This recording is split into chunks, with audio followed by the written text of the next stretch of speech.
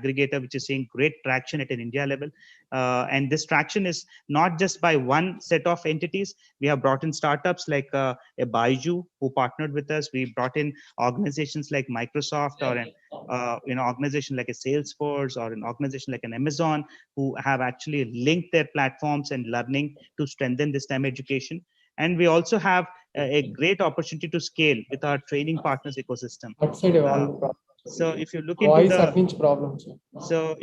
the ecosystem, we have NSDC has a presence in almost every district of India, and that's a kind of a scale with which we operate. And we have more than 680 partners who have further 20,000 training centers. So our initiative at a national level, aligning with the Prime Minister's vision, is to strengthen this ecosystem using technology, and also ensure. Can please be on mute, please? There's a background noise. Yeah, thank you.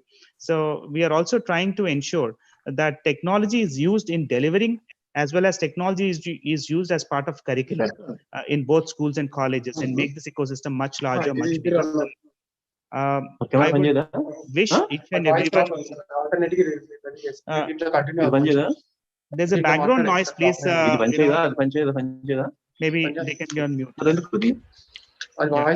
It's from Mr. Bangara Raju's side, so if somebody can. Yeah. Thank you. Thank you for that. So, I think with this initiative of the National Coding Summit, what you have, and I have seen great lineup of speakers, each one of the industry startup guys and also the folks at the government, if they come together and they work in a collaboration mode, we can make a lot of difference to this nation. I think collaboration is the key, and I hope and wish all of you, especially the students who have joined today, the faculties and the teachers, industry participants, startups, a great day ahead.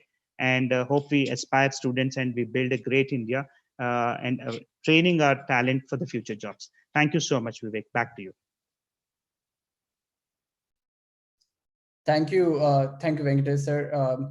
Again, really insightful learnings here. I will hand over to Jagruti to introduce Mr. Bangara Raju Garu, sir, and then over to Bangara Raju Garu, sir.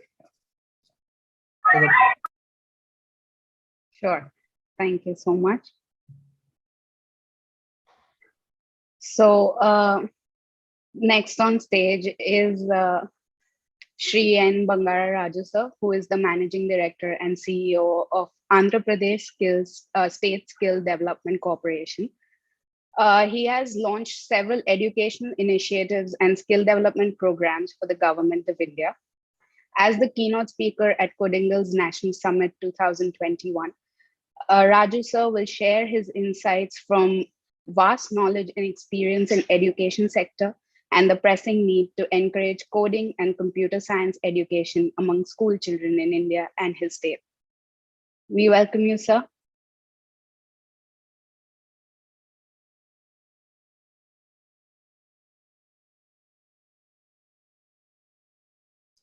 Sir, you are on mute. Oh, you will have to unmute yourself.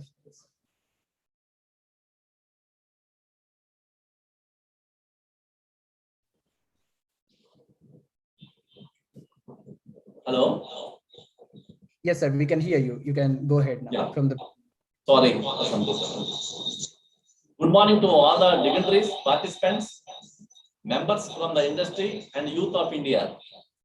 As a nation, we are entering into the 75th year of independence, and in the words of our Honorable Prime Minister of India, Shri Narendra Modi ji, it is our endeavor to create an ecosystem which enables every Indian to reach his or her full potential. The vision is exemplary and the road towards its achievement needs to be understood. Skills are agnostic to gender, race, religion, socio-economic conditions. Skills have the ability to trigger sustainable livelihoods, decent living, break intergenerational poverty, and drive India and the world towards an equitable and sustainable future. The World Youth Skills Day is a celebration and a reminder to India as a nation with the largest youth population to invest and build capabilities for now and beyond, and to drive the aforementioned vision. Further, the pace of technological change is being perceived across all the sectors, and digital is at the intersection of all these skills. It is becoming the fundamental and essential skill in the employment market nationally and globally. This thought is further reinforced by the World Economic Forum in its Future of Jobs and Skills report. The report says 65% of children entering primary school will ultimately work in jobs that do not yet clearly exist. It is also loosely translates to a majority of the existing jobs will be automated. The fourth industrial revolution is pushing these changes and would require the workforce to be abreast with the cutting edge technology. In both the aforementioned transition to automation and emergence of new technology, coding is at the heart of both these shifts. I see coding as an essential skill for the youth and a must-have future skill for the next generations. To contextualize this change in skills and emergence of new technology in India, as per NASSCOM FICCI 2018 report, it is estimated that by the year 2022, 9% of the workforce would be deployed in new jobs that doesn't exist today.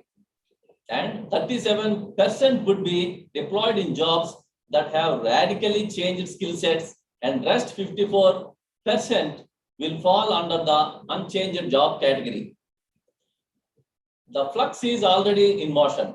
Moreover, the inability to meet this change has been estimated to have potential impact on the economy, with some reports suggesting that if skill building does not catch up with technological shift, India might forego 2.3% points from its annual growth rate over the period 2018 to 2028. This is massive. This rapid change is and will keep creating a growing disconnect between labor markets and education systems. While the industry has moved from the first to the current fourth industrial revolution, the education and the current skilling ecosystem should match the pace of changes in technology. There is a need to create new skill development and vocational training models to meet this challenge. The changes in the curriculum, content, delivery, teacher professional development, and other modalities for introducing STEM and coding to children as a basic skill in schools and colleges should be pursued as an appreciation of the increased premium on both digital problem solving and social emotional skills in the coming years. Countries such as Australia and the United States are embedding coding as part of their primary school curricula. There are also global and national coding movements happening, such as Code.org, National Coding Summit, etc. What is also very interesting is that many countries and the United Nations are moving towards making access to internet a basic human right. Andhra Pradesh State Skill Development Corporation, which is the nodal agency for Skill AP mission, and I lead this organization with the goal to make the state of Andhra Pradesh as a leading supplier of talent in future skills, coding, and other technologies. We at APSSDC have recognized and identified these gaps in the formal school and higher education and the need to impart coding and other future skills to the students, and have already begun these initiatives since the last couple of years. In fact, we have also transitioned away from classroom-based delivery to online and virtual trainings in the recent times.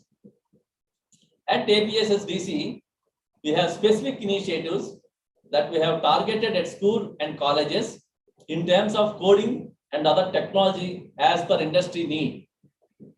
We have developed two models of delivery.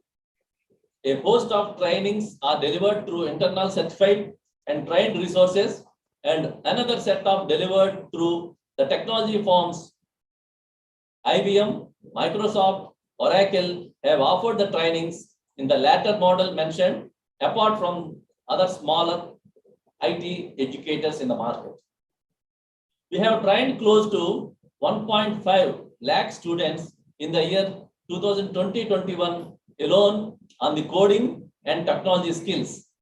These trainings also offer a certification to the successful students completing the set of objectives of the course. Furthermore, hackathons, Scratch, mobile STEM labs have been introduced to the school-going children through a mixed model approach by leveraging on internal and external players. These initiatives have been well received across the colleges, all colleges, degree colleges, engineering colleges, polytechnics, and other technology colleges, and schools especially. In fact, now we are also addressing a larger problem at hand. To build the future skills among students, there is a need for qualified trainers and teachers. The teachers and faculty at schools and colleges have to be upskilled. At APSSDC, we have upskilled 25,000 faculty to meet the future challenges of providing coding and other digital skills. The need for this is also reinforced by the relatively minimal penetration of the internet and alternative digital learning environments, platforms in the rural areas, and upskilling the teachers is a strategy to adopt. There is an existing huge urban-rural divide in terms of social development indicators, and it is imperative to avoid such a divide or barriers for students and youth of rural geographies and from the marginalized sections in the areas of future skills and coding. In this context, it gives me immense pleasure in mentioning that we have created a focused program called Naipunya Vikasam, targeting tribal and welfare school students to impart computational thinking, basic IT, coding, and language skills. This was successfully implemented in 427 schools and benefited more than 1.8 lakh students. I believe as a nation, we are at a tipping point to embody coding and digital skills into the education ecosystem and build the capacities of the youth and the next generations. Having said that, it is important to rapidly experiment, introduce new models, policy changes, and collaborations to ensure the road ahead offers bountiful opportunities for our youth to realize their true potential. I close my speech with an appeal to all the states, private sector, and civil society to work together to achieve this dream, make coding skills affordable and accessible to all. Thank you. Jai Hind.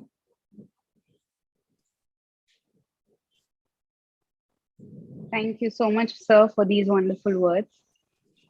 Next we have with us is Ms. Pallavi Arora, who is the Vice President of Cisco Customer Experience Centers. She has more than 25 years of experience in the IT industry and has been working with Cisco systems for the last 18 years. She is currently the Director of Technical Support. Pallavi started and led the Cisco Connected Women Diversity Initiative at Cisco India. She has also led many career development and student-focused initiatives. She has an acute understanding of the workforce and the technologies of the future. She has worked with the government organizations to formulate and implement policies to boost skill development and training. As brick and mortar classrooms have been replaced by virtual ones, we look forward to hearing her speak about the impact of technology on K-12 education. Over to you, Pallavi. Thank you, Jagruti. I think never before the whole technology has been so important. Um, as we all saw during the pandemic, the classrooms got converted into in-house classroom to online. This would, had this happened maybe about 5 years back or 8 years back, this would have been almost impossible. I do realize that this was much more easier in the cities than in the rural communities where the network connectivity is a challenge. Not all the kids have access to digital devices, the phones or the iPads. But having said that, I think this is also a wake-up call for the education systems, as well as this was a big wake-up call for a lot of businesses to see that they have to have an online presence, right? A lot of brick and mortar companies had to go under when they realized that they can't sell online anymore. So you will see a lot more rapid digitization happening over the following years, where a lot of the companies will try and get an online presence. It's not that hard anymore with the like of the cloud becoming so pervasive. It should be easy for a lot of the startups and businesses to get online and have their presence online. And today, India is very proud that even in remote villages, a lot of people do have access to phones, smartphones. Many people have adopted to doing their businesses over WhatsApp, and the reach has been much more compared to what it used to be. Having said that, I'm very proud to be part of Cisco, where we have had several initiatives and programs around education for nonprofits to get students excited about learning, in particular about science, technology, engineering, and maths, all of the STEM education. Very recently, a few months back, Cisco partnered with an NGO organization called as EMA organization, which is based out of France. And this was a joint initiative between the government of India and France to power coding sessions for children and young adults across India throughout March and April. Some free programs that parents and teachers can use to engage children in learning online from anywhere. We have a program called as Global Problem Solvers. This is an animated web series, explores entrepreneurship, 21st century skills, and how to use, say, technology for social good.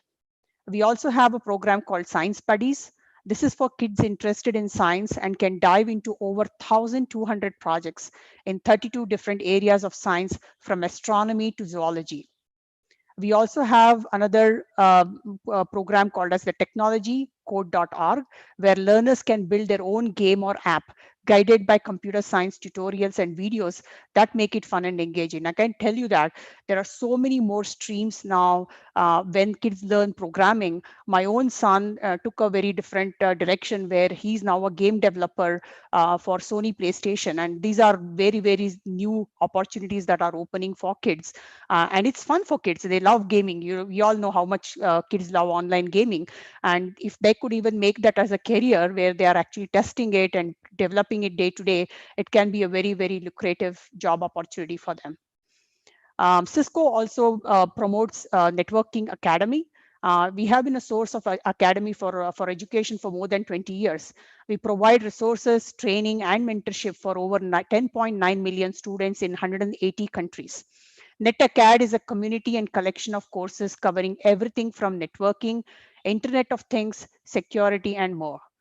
Because of this Net Academy, we have students trained in every background in IT, and it closely aligns with Cisco goals of creating a more inclusive future. As you all know, as people get online, security becomes a big criteria for us, right? We constantly hear news about hacking, where people are doing, you see ransomware attacks, you see identity thefts. So Cisco Cyber Defense Clinic is a free lab environment to encourage students to interact with cybersecurity and possible close that skills gap in the future.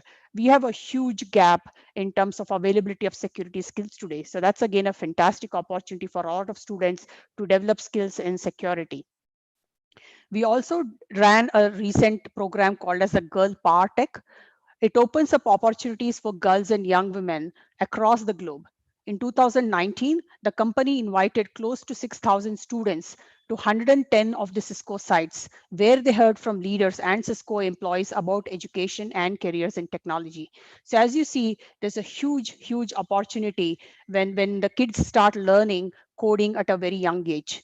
And needless to say, I'm proud to also say that every year when we are hiring from the university, 50% of our hiring is diverse. We do hire a lot of women students from various engineering colleges across all the country. So it's a great time to actually learn programming as a skill. With that, thank you for this opportunity. Back to you, Jagrati. Thank you so much, Pallavi. It is nice to hear from you. Next, we have with us Ms. Vinnie Johri, who is the Director of Education Advocacy with Microsoft. Ms. Vinnie is an educationist with a rich blend of academic leadership and successful collaboration with government education bodies and corporations. She is the Director of Education Advocacy at Microsoft and works towards creating a larger impact on the education segment. She has rich experience managing large-scale education projects with state and central government education boards, leading to a strong learning outcome for both educators as well as students.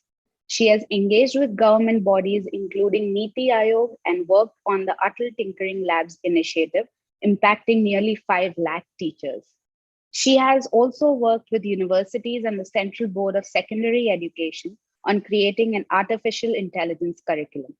Given her vast experience across technology, education, and training, we really look forward to hearing her take on how we can code a better future for India.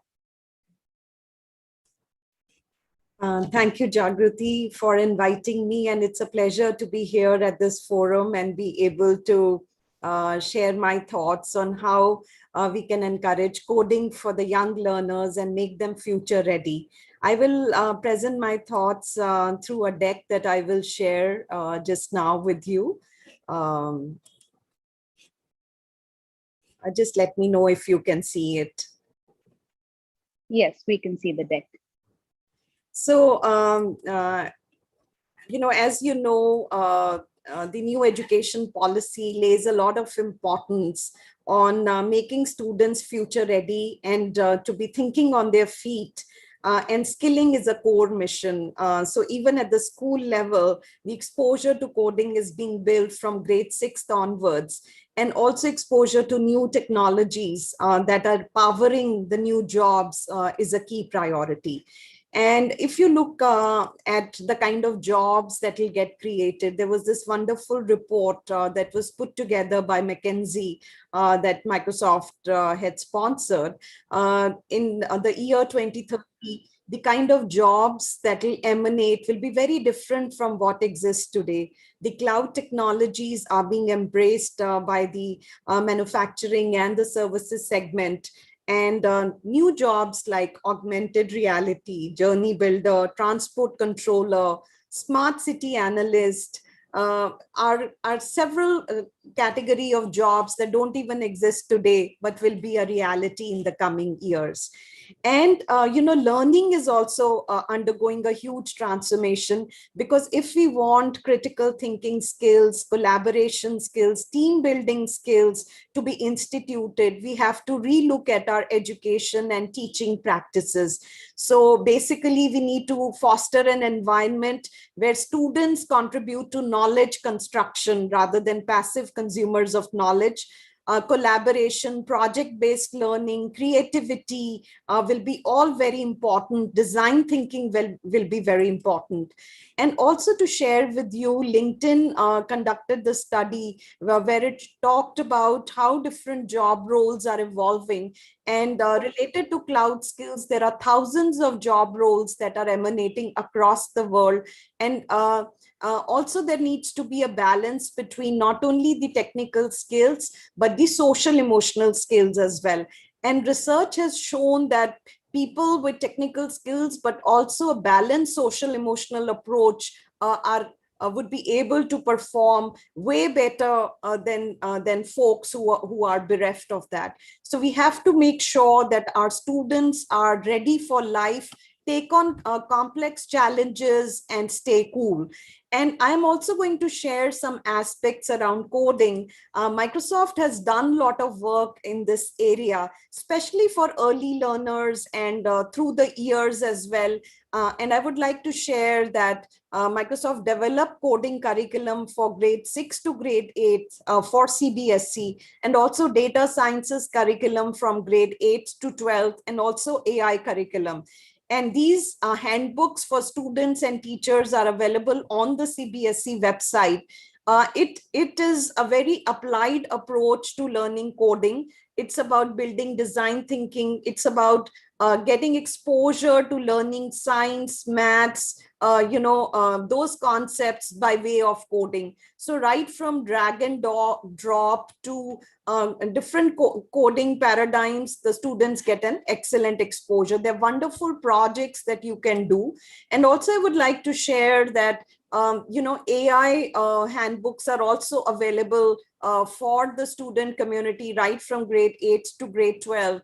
And with the exposure on the projects, you can develop chatbots. In fact, we have a school in Punjab where as young as 13-year-olds have developed an AI chatbot and created such wonderful experiences for students across 60 villages to learn AI and coding. So there is a huge opportunity, and even on Microsoft website, on cloud, which is Azure, you have such wonderful, coding instances, machine learning instances that you can use for developing projects around security, around facial recognition, on cognitive applications as well. Also in the coding curriculum, Microsoft has has made use of the open framework called MakeCode, which works across multiple age groups, and very, very intuitive and immersive experiences, and an inclusive approach to computing education. This platform is easily accessible, and if you download the handbooks on coding from CBSE website, you will have so many projects that you can do on the MakeCode platform. And all these resources are available free of cost, and you can design wonderful projects, interesting projects that matter to your surroundings as well. And also on the coding, the MakeCode platform integrates with Minecraft as well. And on the Minecraft, again, I would like to make an introduction. Minecraft is a game-based learning approach. There is a Minecraft Education Edition. Just like you have Lego toys where you build stuff by using blocks, here what you do is you are using digital assets to create worlds. Like, for example, you can create a smart city. You can create biomes, let's say deserts, mountains, oceans. You can create the organisms living in there. For example, in Pune, a school led the competition with the Municipal Corporation of Pune, where they designed how Pune should evolve as a sustainable city in the years to come. And globally, for example, in US, in multiple cities, the schools are working with the urban development bodies so that students' creativity can be channelized to think of a more sustainable futuristic studies. Likewise, you can have amazing cultural experiences. And the beautiful part of Minecraft is that it's not a game that is like you have to go on a charted path. You have multiple kind of assets, you have colors, you have materials online, and you can create these worlds out of imagination and have solid learning outcomes across multiple disciplines, whether it's science, math, social sciences. You can create, for example, students have created Taj Mahal, or somebody has created palaces of Ayodhya, or recreated Ramayana, or structure of an eye, or, for example, engines of a car. And the use case scenarios are endless. In the Minecraft Education Edition, you need to log in with Office 365, but Minecraft integrates with wide variety of devices beyond Windows 10 as well. You also there are several lesson plans that you can leverage on the Minecraft website. And as you develop the worlds, imagine the code gets generated on the site. So you can use drop and drag coding experience. But on the other hand, C++, Scratch, there are other coding techniques that you can learn through Minecraft. So you don't have to be a very sophisticated code writer to develop these worlds. You can choose the worlds you want to create, and there are specific learning outcomes that you can accomplish. And also you can reflect on what you build. So comparing and contrasting your work is an important element in Minecraft. So imagine there are 35 million users of Minecraft in over 100 plus countries with 500 lesson plans across age groups and across disciplines. And more than 150 million hours of code have been implemented on Minecraft. And we have amazing Minecraft teachers available who can support and inspire you to learn in an unconventional manner, because it brings out your best. You don't have to memorize anything. In fact, in the last 6 months, we have trained more than 30,000 teachers across India on Minecraft. And here, it's just a couple of minutes video, and I want you to be inspired by this young girl of grade 7 in Punjab, who is a mentor to teachers in India, Finland, and Russia, and runs her own YouTube channel on coding and gamified learning on Minecraft. And you can see across maths, history, culture, language, the applications are phenomenal. I'll just play this video for you. One day my mother gave me her laptop for a project in my school, and I saw something called Minecraft. I thought, what is this? First, I only used to think that it's just for playing, but then I understood how it can be used further. I created the Egyptian civilization in Minecraft because I thought that a child thinks it is quite boring reading the lessons through the book. But I thought that this also enhances the visual aspect of the child, and he finds it interesting. I have mentored students in our school, teachers in our city, state, country, and various educators across the globe also, namely countries like Finland, Russia, Vietnam, Thailand, and many more. I believe that each one can teach 10, and those 10 can teach more other people who will educate other people, and then there will be no one left in this planet who is not educated.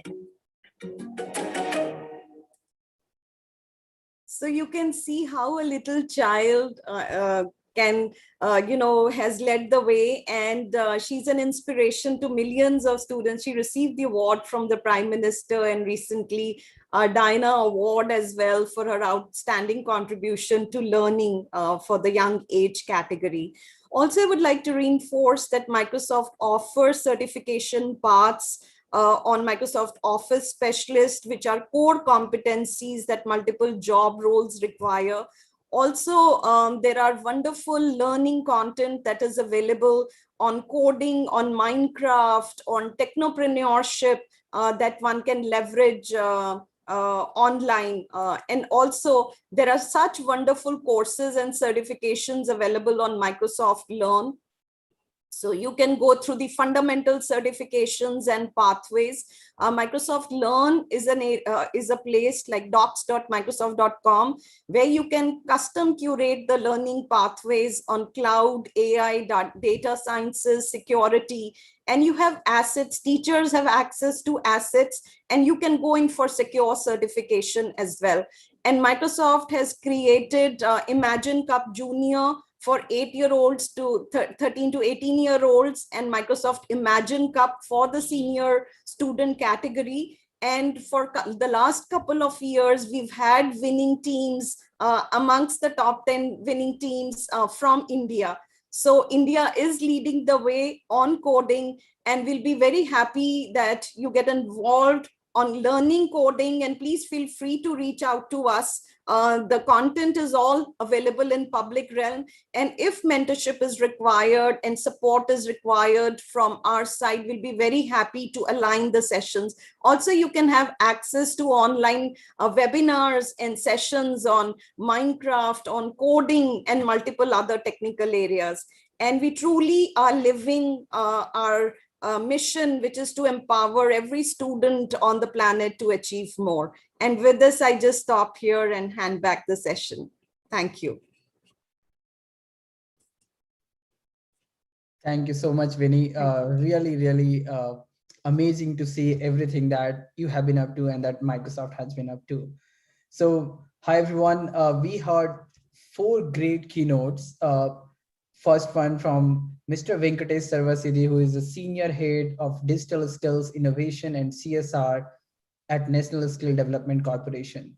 Venkatesh is also actually an IIM Calcutta alumni, and he has over 20 years of experience across policy making, education, technology, and skill development. And all of you heard from Venkatesh that how technologies are the future, how coding is the future, how learning all of this 21st century skill is the future.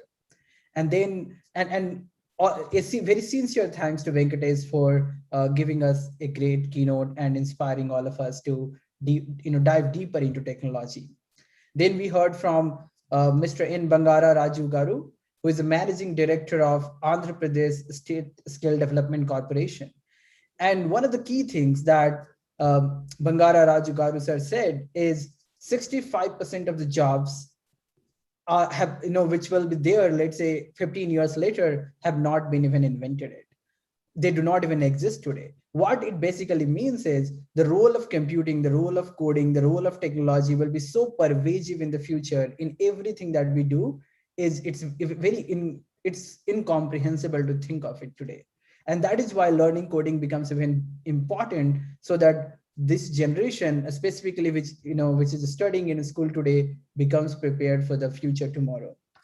And then we had, so again, sincere thanks to Bangara Raju Garu sir for giving us great insights, and again for all the work that he is doing as part of the Andhra Pradesh State Skill Development Corporation, that also very clearly says and displays the focus that even the government bodies have and policymakers have on imparting coding education starting at a young age.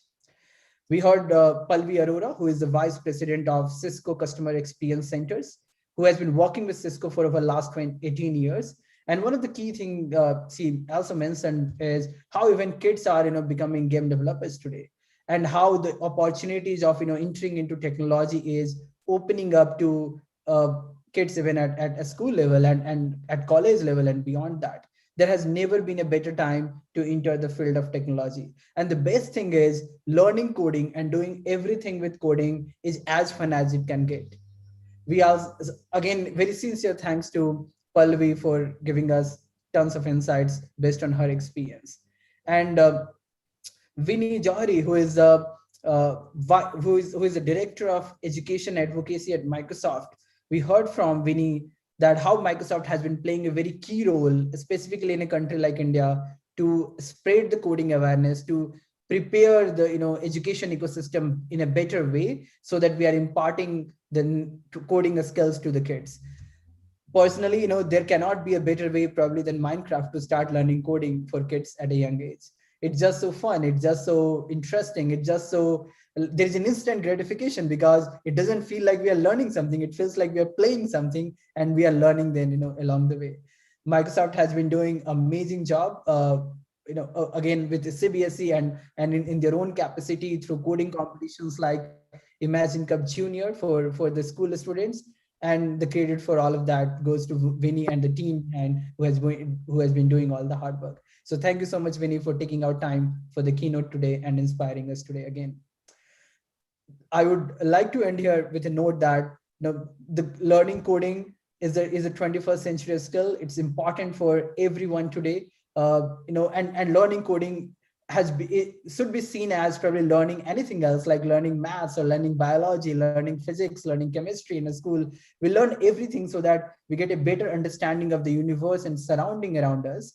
And the same way, we live in the world of technology, we live in the world of computing, and learning coding gives us a better understanding of the world of technology around us. And then when we do that, we just start understanding the environment and the new ways that we are living in a much, much better way. So thank you so much once again for giving great insights, great talks, great keynotes, very, very informative, extremely useful. And now over to Jagruti to kick off the next event, which is the Hour of Code. Thank you so much, Vivek. So we will be starting off with individual panel sessions. The first panel session will be called Hour of Code, Global and Indian Perspective in K-12 Education. This panel discussion will be on the trends of K-12 education from a global and Indian perspective, with a specialized focus on coding and emerging technologies. The session would be moderated by Mr. Venkatesh Sarvasiddhi, and the panelists are Ms. Pooja Sun, Mr. Dheeraj Gyani, Mr. Satyam Barambal, and Mr. Rajesh Nambiar. Thank you, Jagruti, and thanks a lot. And I had a great opportunity to hear a lot of interesting keynotes this morning, from individuals doing work at the corporates as well as at the state level. We have heard from the MD, AP, SSDC, the kind of work they are doing and the progressive way they are thinking about changing the ecosystem. And today is a very interesting day, aligns with the World Skills Day. In fact, our Prime Minister would also be addressing the session soon today, addressing kids, millions of kids. And we have a very interesting, India as a country has a demographic advantage of being the youngest nation. And today the forum or the panel is also quite interesting in terms of talking about the Hour of Code and global and the Indian perspective from the K-12 space. We have with us 4 eminent speakers coming from different aspects of life. We have Pooja joining us from Microsoft Seattle. I know it's a different time zone. Thanks for taking out time. She's one of the very well-known personalities. She's working with Microsoft as a director, leading the technology innovations. And more than that, she's also been an active contributor to the diversity angle. She's been on the board of various diversity initiatives to drive technology and adoption of technology. Thanks, Pooja, for being here today. I know it's a different time zone, but thanks for taking out time. We have with us Dheeraj Gyani. Dheeraj used to be with Microsoft for a couple of years, led interesting initiatives, especially in strengthening STEM education, engaging with various governments, state governments, and driving the ecosystem. Now he is leading that initiative from GitHub. He's the head of education for GitHub India. And that's a very interesting opportunity. In fact, I had an opportunity to work with him when I was with Microsoft. So welcome, Dheeraj, to the forum. We have, moving on to the next set of speakers, we have Rajesh Nambiar. Rajesh Nambiar heads the education ecosystem at UiPath. You would have seen how UiPath in the recent time has actually seen a great trajectory journey right from its inception, the way it's been founded, and also the fastest growing company, I would say, in the tech space in the last few years, and with their fantastic IPO, which happened recently. So UiPath is actually changing the way we look at robotic process automation, and Rajesh leads that initiative from the UiPath, engaging with colleges, engaging with the education ecosystem, schools, and all in changing and bringing that RPA, which is the future. And they're doing fantastic stuff. Welcome, Rajesh, for joining us today. And we also have Satyam. Satyam comes from a startup ecosystem. He's the co-founder of Codingle. So Codingle is a Y Combinator startup. And Satyam been teaching kids from schools. That's one of his passion. And he's an alumni of IIT Dhanbad. And he has done some fantastic work in building Codingle, which is now a Y Combinator startup and being funded by Rebright Ventures, GSV, Java Capitals, and all. So Satyam is actually on the forefront of changing this ecosystem, especially driving coding in K-12 ecosystem. That's an interesting space. So welcome, Satyam, and hope you add a lot of value to this panel with your interactions with the young kids and being in touch with schools, millions of what you call parents who are engaging today in an online format to drive coding as part of kids' journey. So the format of this is I would probably go to each of the panelists and discuss on certain areas which are meaningful interventions around coding, especially in K-12 or in the education system overall, aligning with the National Education Policy 2020. So if you look into 2020 National Education Policy, coding is now part and parcel from class 6 onwards. That's a very interesting move that's been taken by the government at the Ministry of Education. That means, look at the Indian ecosystem. It has 1.65 million schools. India has in fact 4 times more schools than what China has. That's a very interesting thing to note. And and whether you look into the government schools, whether you look into private or international, state funded, so different varieties of schools. But the interesting thing is an introduction of coding, into the school ecosystem at a class 6 can make a remarkable difference. We have seen the growth journey of Indian IT services firms like Infosys, Wipros, or TCS or HCLs, how they have moved from 1980 to 2000 and and beyond. And now we are seeing the startup ecosystem. In fact, I'm highly excited to see Zomato's oversubscription within few hours. That shows that India is actually moving into an ecosystem led by technology, startups, and into a new world. That's a very interesting aspect of journey, what we are noticing and what we are seeing. So, today, to begin with, Pooja, you've been in the tech space. You're leading tech initiatives. You are a kind of a role model to many young girls and women. Leading such an initiative from Microsoft Seattle, driving innovation in various aspects. So, would like to hear from you. What do you see? How do you see the K-12 ecosystem in India, in US, and certain things as a country, what we can do, because we are just introducing that as part of our class curriculums. How do you see both the countries? Because you've been in India, you've been in US, you understood the ecosystems here. So, can you give us a little bit idea about how is it changing, maybe some perspective globally and also some perspective from the Indian ecosystem? First of all, thank you so much, Venkatesh and the team, for inviting me. I'm blessed, and I would just say I'm privileged to be in the company of such an esteemed group of audience and people who have come from different backgrounds. I was just closely paying attention to what you were telling in terms of backgrounds of all the people. If I have to draw a common thread between all of us, I think we are all connected, just not on the human to human basis, but and also not just because we all have Indian origin, but because of the work, the impact that we all are trying to drive, whether it's at in a country level or at the global economy level. So with that, I would just like to say that digital transformation is happening. It's happening everywhere, no matter where you are, whether you are in the school learning how to code, or you are just entering into the 6th grade, or you are in the education sector working as a professional or as a teacher, or you are the dean. No matter where you are, the work that you were doing before manually, everything is going to be automated. It doesn't mean that machines are going to just replace human efforts. What it means is you are going to be replacing the mundane tasks that people were doing before, and you're going to apply intelligence and reasoning on top of it.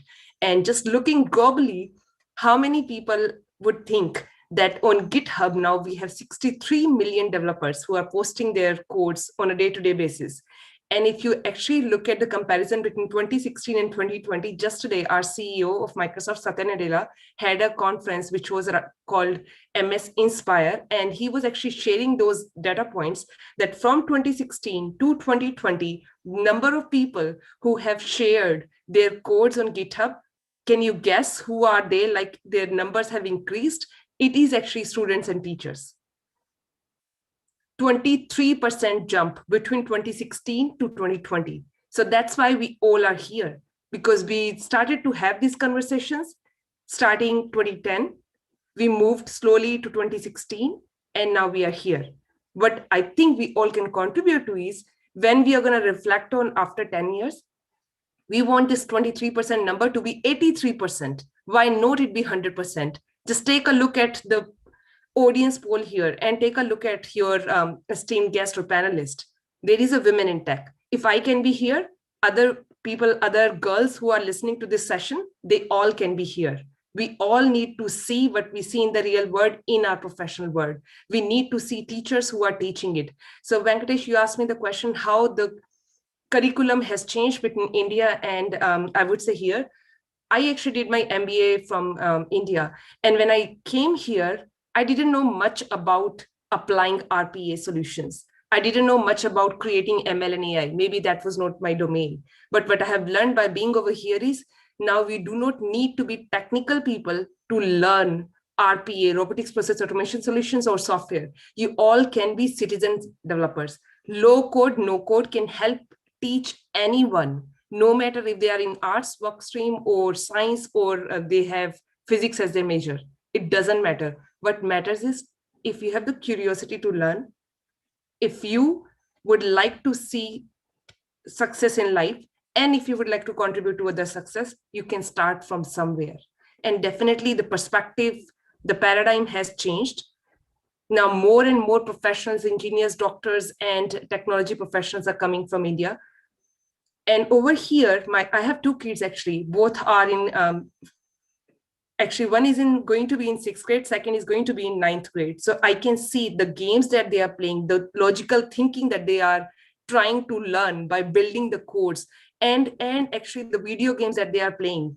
It all is actually helping them think about solving problems. And if you look at learning about something, just try to learn from a different angle. That's how Hour of Code can help. So I would say, I think directionally, whether you're in India or over here, everywhere transformation is happening. It is happening at a faster pace than you can think of.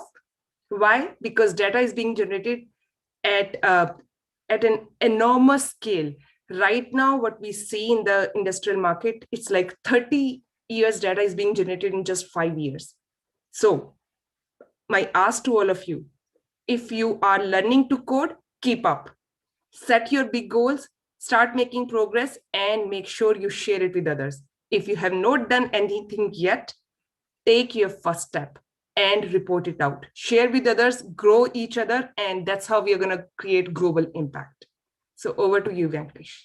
Thanks, Pooja. I think it's very well said. And of course, you are a motivation to a lot of kids now listening, and especially girls, because there's a lot of effort even by country, and our Honorable Prime Minister's vision is also to drive a lot of skilling programs around diversity and inclusion. So it aligns with that, and you bring in a very interesting perspective of your own career, of your own education ecosystem, and how you move, and looking at, from an viewpoint at a global scenario, how things are changing and how important it is. Moving on to Dheeraj, one of the things, Dheeraj, I feel it's very important when we look at a National Education Policy 2020 is content curriculum to power up that ecosystem. And GitHub being a leader, world leader, how do you see the integration part of content and curriculum?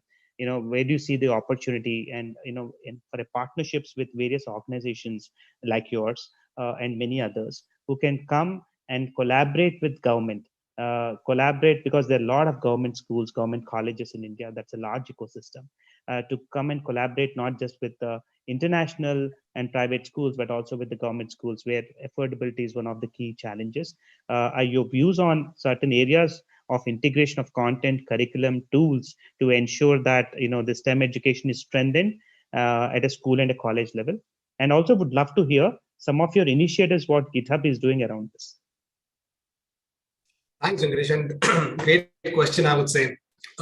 Before I actually get deeper into the question, it's important that we understand our education ecosystem in India. And I'm sure, all of us have been in this industry, we understand it very well. The challenge that we face, and I'm sure even Rajesh and everybody who are serving the Indian education ecosystem have this problem, that we have some set of schools, whether it is a K-12 school, whether it's an engineering college, which are coming from the urban cities, and then we have hundreds of schools which are in the rural sector.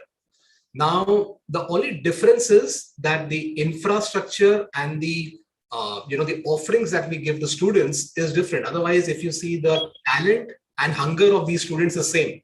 A student coming from Mumbai or Delhi or Hyderabad versus from a student coming from any tier 3 or tier 4 city, they will all have similar aspirations.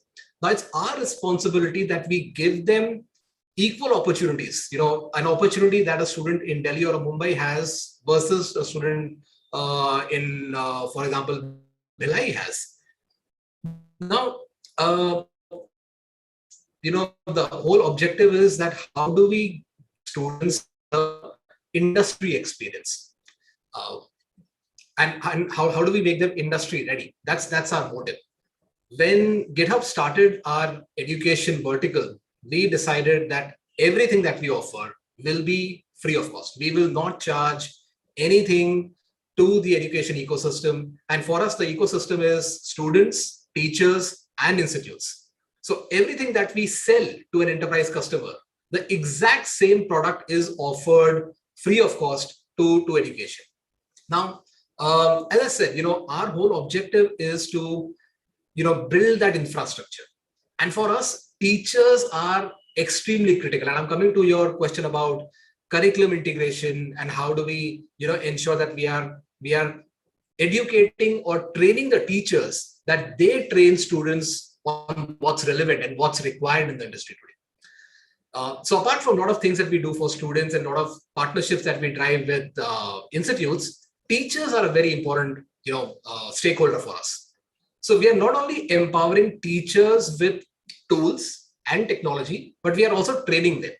And I have been watching a lot of initiatives that you have been driving, Venkatesh, at NSDC. We would love to partner with those, especially in these areas of teacher development, because we believe that coding, there is a lot of enthusiasm in students, there's a lot of hunger, but when it comes to educating them, I think there is a gap. And that's where I think the teacher education becomes a very, very critical piece. I personally believe that integrating into curriculum is, of course, is great. We need to ensure that there is a specific hours designed for that, and there is a proper integration. But the technology changes almost every day today. And we have seen in India, whenever we integrate or introduce a curriculum, it just continues for years. So the external involved, we are still teaching, archaic old technologies to our students. So I personally believe not, defining the curriculum is not the good idea, but I think ensuring that our teachers are updated and they are abreast totally with what's happening in that industry, that will help. I'll pause here with my some thoughts and I'll come back. I think that's really nice to hear, Dheeraj, the way you are looking and thinking about empowering students and teachers, and also from the curriculum perspective. Us, of course, at NSDC, we are looking at partnering with many organizations, not one, to see how we can bring in that collaborative angle. So one of the key things I feel is, academic institutions, organizations like yours, even startups like a Codingle or a White Hat Junior, and and then the policymakers. So until all of us come together, this is not a problem that can be solved by one entity. So it's collaboration that is key in addressing and fixing this, and making sure that the national education policy falls into the right track of execution. And that's what is the key in the need of the hour. So moving on to Satyam, you've been a founder of Codingle. You have you've been in touch with students actively every day on a day-to-day basis. So how are you seeing this change, Satyam, from a pandemic perspective? How are students and how are parents reacting, and how do you see the interest among parents to enroll their kids towards coding? And also, give us some experience, give us some background of what's happening on ground in the last 1 year or 6 months. If you can give us some insights, that would be very helpful to know. Great. Thank you very much, and thank you for everyone for being here. So basically, like last 1 year has been like a kind of a huge change in we see that like in terms of learning criteria and the way kids are learning, so more impetus is being given to personalized learning rather than industrial school, a kind of industrial model of learning, where with the help of softwares and with the help of gamifications, teachers and the schools and the institutions as well are using these tools or the softwares to make the learning outcome better for kids. And on the parents perspective also, they are also liking this new way of learning, wherever gamification or even a leverage of technology is being given. In terms of coding and STEM related skills, we have definitely seen a rise in parents who are willing to experiment with their kids going and learning code. And especially like in our case, we have seen girls, especially girls, have a larger participation in learning to code, which has been our mission from day one itself, that we want more girls to learn coding as well. So we have taken care that more girls come into it, and we are seeing more parents are also inclined towards the same. And like as we know in the like country level as well, like with more people working for MNCs. So in US, like last year we had like all the states, 28 states passing out more than 42 policies to make computer science mandatory for K-12 kids. UK also did the same thing. They made coding and cybersecurity mandatory for kids for 5 year and old, so and older. So uh, our parents are following the same trend because now they understand the importance of coding and the importance of automation and AI that is happening at present. So I see a lot of interest right now, and specifically why I'm more know these changes. So when I started teaching coding to kids, it was almost 4 years back in India. So when I started, like I used to go to Infosys campus and all in Pune, and I used to tell parents that okay, like we teach coding to kids, and they said coding to kids, and that was the reaction, like why we would teach coding to kids. But with time it has changed. Now they understand that okay, coding to kids is something that is important, and along with basic numeracy, like numeracy or literacy skills like maths, English, so it has also become important.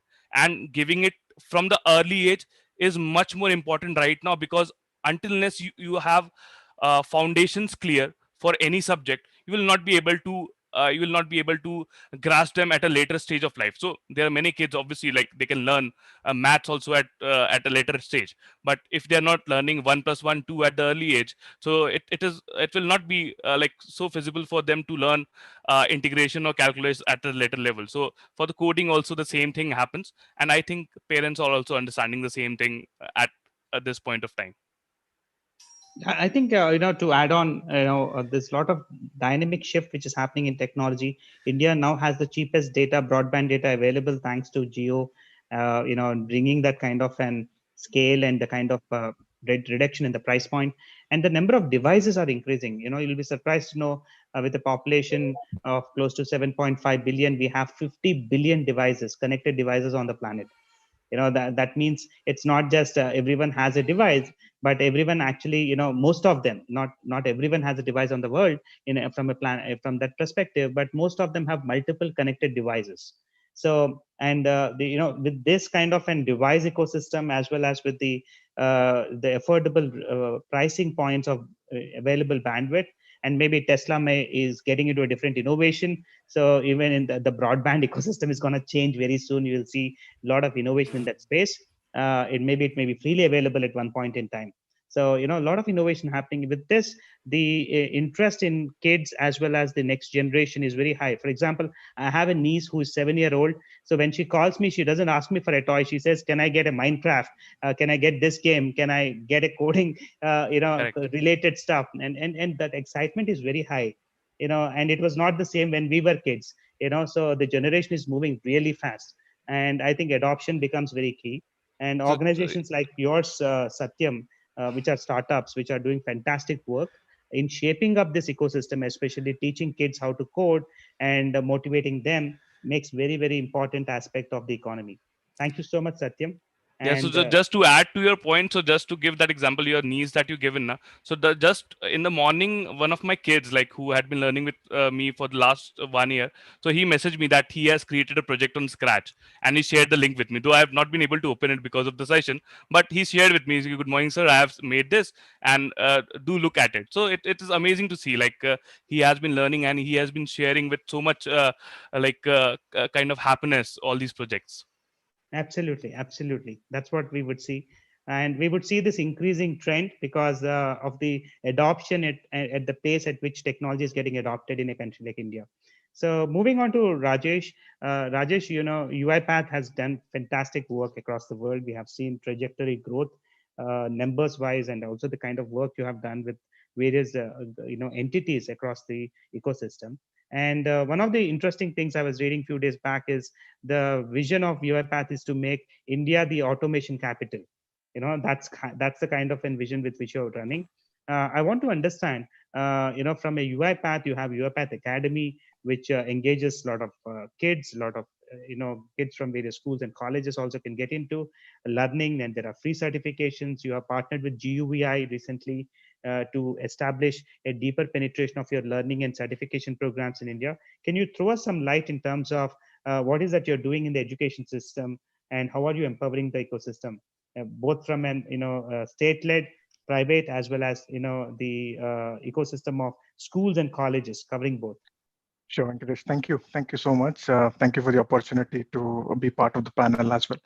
I think the first thing that we need to understand here is while we are part of this panel, the whole theme that we are trying to address is around how do we get students to become more creative, become more, look at problem solving as a solution for them, and also help them use their logic, right? The whole idea of national education policy was to inculcate this habit at a very early stage, right? And that will, directly or indirectly help the country in its national building effort. Now, the same applies for what we as an organization have a vision with robotic process automation, where we believe, the technology can help humans free up their time. And when you have ample amount of time, you will also look at doing innovative or creative things for that, right? So that's the whole idea of robotic process automation growing out in that ecosystem, right? So, and at UiPath, we believe that can be a true enabler or a life skill, a skill that students or anybody can actually look at. Now, what are we trying? And we understand that this is a new technology. It's in the early stage of adoption. Organizations are slowly accepting the fact that, okay, I can probably look at 80% of my workforce as physical workforce, and maybe 20% of them could be done by software robots, which can, which can work tirelessly and then just relieve some of the workload that my organization, my employees are actually taking. So we believe that's the future of work, where we will see physical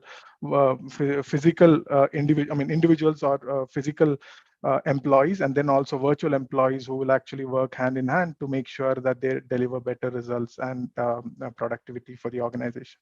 Now, while this technology, and this is altogether a new concept that we're talking about, right? We are talking about virtual, employees that are going to work, and we understand this will take some time for the industry to adopt. The second is we also understand that once we see more adoption of this technology, this will also be disruptional for the industry, right? You will see a lot of new jobs being created, new opportunities coming in. And from day one, UiPath has been committed to the fact that, yes, the technology will disrupt our workforce, and we believe it is our opportunity to give back to the society, right? So one of the things that we did right from the inception of the organization was to make sure we give, the two things that are predominantly needed for somebody to acquire knowledge, which is software for free. So we have our community edition, which is available for free, and anybody who wants to play around with the software can actually download it and then play with the tool. The second thing that we have done is also, while we give the software for free, we also understand that the knowledge has also, the knowledge to use the tool, the knowledge to, apply it also needs to be given. So that's one of the reasons we've kept the learning also free, which meant, today, if you have to learn RPA, you do not have to spend any money. You can just start your, learning journey on our platform called UiPath Academy. Now we've had a lot of users take up learning on our platform, but then one of the things that came up about 3 years back when we started looking at aggressively taking this technology to more masses was to see how best we can take it to schools, colleges, and skill development organizations, right? So 3 years back, we actually launched this program called Academic Alliance with the vision to work with universities, colleges, and primarily teachers. So our single point of contact, our point of contact, these institutions was to give knowledge, the training, all that is needed for a teacher to understand, the technology and see how best you can adopt. So today, what we are seeing is, today we see management, not just technical, engineering colleges, teach RPA, but then we are seeing management schools, we are seeing finance, accounting, HR functions, different streams of work stream, of education actually look at using RPA as part of it. And we believe that's a big opportunity from the perspective of making this ecosystem understand the value of the tool. At the end of the day, we are looking at making them better productive, right? So we have Academic Alliance program that where we have close to about, I think yesterday we were looking at our report, we had close to about 400 partners in India that we work with. Most of them are higher educational institutions, and for a small company like us to have something in the last 3 years, I think it's a big achievement for all of us as well. That thanks to the teaching ecosystem that is there now. While we, and again, when I say higher education, these are full-time students, right? And then there is another section that we are looking at where we believe there is another opportunity to democratize learning through learning platforms, right? So a lot of startups that are in the ecosystem in terms of skill development. So one of the organizations that we've joined was, as Venkatesh said, was a company called Guvi, and the whole vision was to make knowledge accessible to people in their localized language as well, right? So as our Prime Minister says, language should not be a barrier for knowledge. And one of the visions that we have here is also to make RPA knowledge available in local Indian languages, which means it is easier for somebody to learn and then start experimenting, right? So overall, we are trying to build this ecosystem. And again, the vision for us is to help people learn this technology, and then you can do magic with it, right? So even today, when we talk about a lot of inefficiency, corruption, and other things that we're looking in the system, I think one of the solutions that we can look at is if somebody can use the technology and build on top of it with other AI capabilities. I think that can be a big disruption in the market. So we are also not just imparting knowledge, but then we are also trying to create the next generation entrepreneurs or innovators who can actually, work for the society and help build, the new India that everybody is aspiring for. I think that's really nice to know, Rajesh, and the kind of efforts you are doing and the number of partners. In fact, I'm amazed to know you have more than 400 of them. That shows the kind of quality of work and also the opportunity in a country like India to scale these initiatives. It's, I think it's a great move in that direction. And to the audience who are present, that we have audience as teachers, faculties, and then principals of various schools and colleges. So if you have any question, use the Q&A section, pose your question. I'll try and see to pick up few questions towards the end. And moving on to you, Pooja. Diversity is always considered as an important aspect in the workforce development. In fact, we as a nation are looking at a 5 trillion economy, and our Prime Minister keeps talking about it. And of course, that would be achievable very soon. You will see that. But there's an interesting report which says if 1/3 of our female labor force in the country who are right now not working, if they join back the ecosystem, India would be a $30 trillion economy. Look at the kind of an insight. That's like, the power of women joining back the ecosystem can take us to a 30 trillion economy. So with this, I want to ask you, diversity in STEM. You've been on board and advisory, contributed a lot to Anita Borg institutions and others. How do you see the diversity and STEM story coming together, especially in a country like India? What are your thoughts on diversity and the role what each one of us has to play in strengthening that ecosystem so that they're committed to build their careers on STEM? Thank you so much, Venkatesh. Before I'll answer your question on diversity and STEM, I actually would like to append to something that Rajesh said when he was talking about the power of working with partners to create this learning. I would actually like to give kudos to UiPath because I also teach at University of Seattle, and I teach the grad students, Masters in Accounting, and I'm teaching them how to use RPA solutions. I actually worked with the UiPath partners team, and I said, you know what, I'm teaching this course. I'm looking for an expert to come and help me land this message in a better way because the students belong to accounting and I have finance background. I'm working in the engineering team. I would like to actually blend these three disciplines and provide that also, in your words, Rajesh, impart that knowledge to students. And guess what? That session landed pretty well. Now they're asking me if I can actually find a person who can teach them predictive analytics and who can actually go rather than level 101, level 202 of RPA. So I would say for people who are listening, as Venkatesh said, teachers, university professors, dean, whoever is listening, if you have not tried out RPA yet, it is the way to go. And anyone can learn it. You just need to have the curiosity. Just raise your question mark, and Rajesh, Venkatesh, and teams are here to help you out. So just raise your hand and go forward with it. Venkatesh, now coming to your question, diversity and STEM. First of all, if people are not going to raise their hands, if women are not going to come forward and ask for something, they are never gonna get it. So what is holding us back? In our circle, or let's start with our family. I know that my mother-in-law left workforce and she's old. It's okay for her not to continue and come back to workforce. But I'm encouraging my sister-in-laws who are here.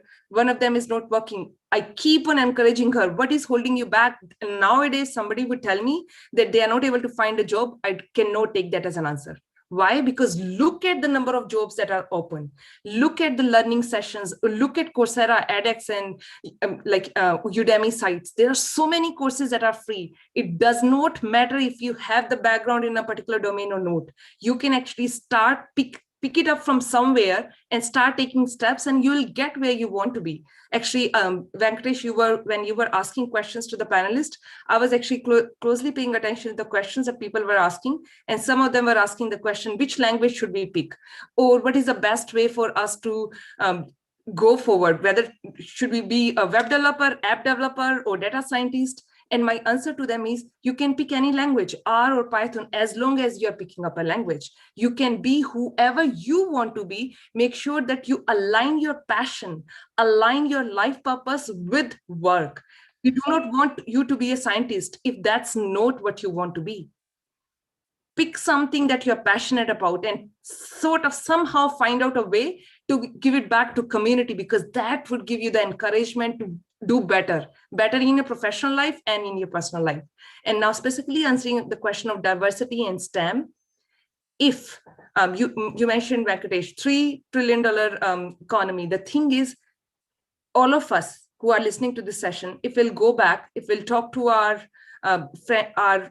let's say sisters, wives, or siblings or nieces, we need to encourage them that, you know what, when you will go and reach a certain age, you do not need to be a housewife. You can still be a person who would contribute by just being a teacher, or you can be someone who can learn code by joining Satyam's team. There are so many ways for us to contribute, because once we'll stop learning, we'll stop growing. And that is the key here. When I look at the number of products that Microsoft is building, like let's take a look at 7 billion people here, and the products that Microsoft is building, 1 out of 7 people in the whole globe are using those products. If we are going to be just a male-focused company, we are going to leave women from equation, and women are responsible for, I would say, more than 50% of buying. So your nieces or the student who call you, all of them, when they are at their home, when they're trying to buy a new Minecraft game or Xbox game, guess what? Who are they reaching out to? They are either reaching out to their older sister or to their wives or to their mom saying, hey, mom, can we have the additional money? If we are going to train those minds, we are actually going to contribute to the economy. So diversity to me starts with just being intentional about your thoughts, just being open about the idea of bringing everyone together, because when we'll bring everyone together, we'll code together, we'll create impact, and those products are going to be used by everyone. Absolutely, Pooja, I absolutely agree with you. And the kind of today technology brings an advantage was not there a couple of years back. Whether it is on content, whether it is on new age tools, or whether it is on devices, or whether it's an accessibility. There are, in the pandemic we have seen, in fact, there was a strong push towards moving things into an online ecosystem. So, if you look into the last 1.5 year, of course, each one of us have gone through tough times, and we are still finding a solution to fix, and it will take some time and its own process. But technology has evolved very strongly in supporting whether a forum like this, or even in family to family connect, people talk using live mediums now because you can't travel much. So I think the technology push is really, put us into a frame where accessibility is becoming a very nice aspect. So kids can access the same lesson plans and classes, what is being taught at a Stanford, to some of the best sessions of an MIT available through edX, or startups which are curating stuff and helping them prepare for towards either test preparations or increasing their efficiencies on pedagogy or driving coding or multiple things. Actually, I think this is the best time to be to leverage, and especially if women can come forward, girls can come forward. There's a great ecosystem, and STEM is one space where it brings in equality very fast because of leverage of technology. So that's a good point from your side, Pooja. Moving on to Dheeraj, students, especially in schools and colleges, love communities, love community approaches. They are very active in communities. So do you have any community engagements to create an outreach? Especially GitHub is treated as one of the marquee organizations by kids, quite aspirational. So how are you driving that excitement in schools and colleges? Do you have any student communities? How are you empowering those student communities towards better learning and outcomes? Thanks again. Great question, Venkatesh. Just to, the diversity topic is again very close to my heart. I'm very proud to say, and while Pooja mentioned about several statistics about GitHub, in India, well, I can't reveal the exact number, but very proud to say that women developers on GitHub in India surpass men. So, that's a moment to celebrate, seriously. I think it's a very nice data what you shown today in this forum, which aligns also with this. So very nice to hear this. Yeah. So it makes us very, very proud, because the points that you were mentioning, extremely important. So we continue on that journey, and communities play a very important role. Now, while as GitHub, we believe that every developer, every person who's on GitHub, who's contributing, who's engaging, is part of the community. We don't believe in creating separate communities within. But at the same time, we often see that, humans, we always love to work in groups or work in cohorts. So there is a lot of things that happen organically without we pushing for it. Coming to education, I think that's another very interesting community, because students love to innovate. They love to sort of, push the boundaries and go beyond what is offered to them. They'll create what they want. So I think about 5 years back, we launched our GitHub Campus Expert program, where we sort of recognize individual students and completely empower them to talk about coding and talk about DevRel as a profession. We don't expect them to roll and talk about GitHub, but developer as a career, developer relationship as a whole community. And these guys are doing a fantastic job. In India, we have the largest number of campus experts come from India in GitHub, about 75 today. And these guys are going and building their own communities. Now, these could be regional communities. It could be communities within specific colleges and campuses.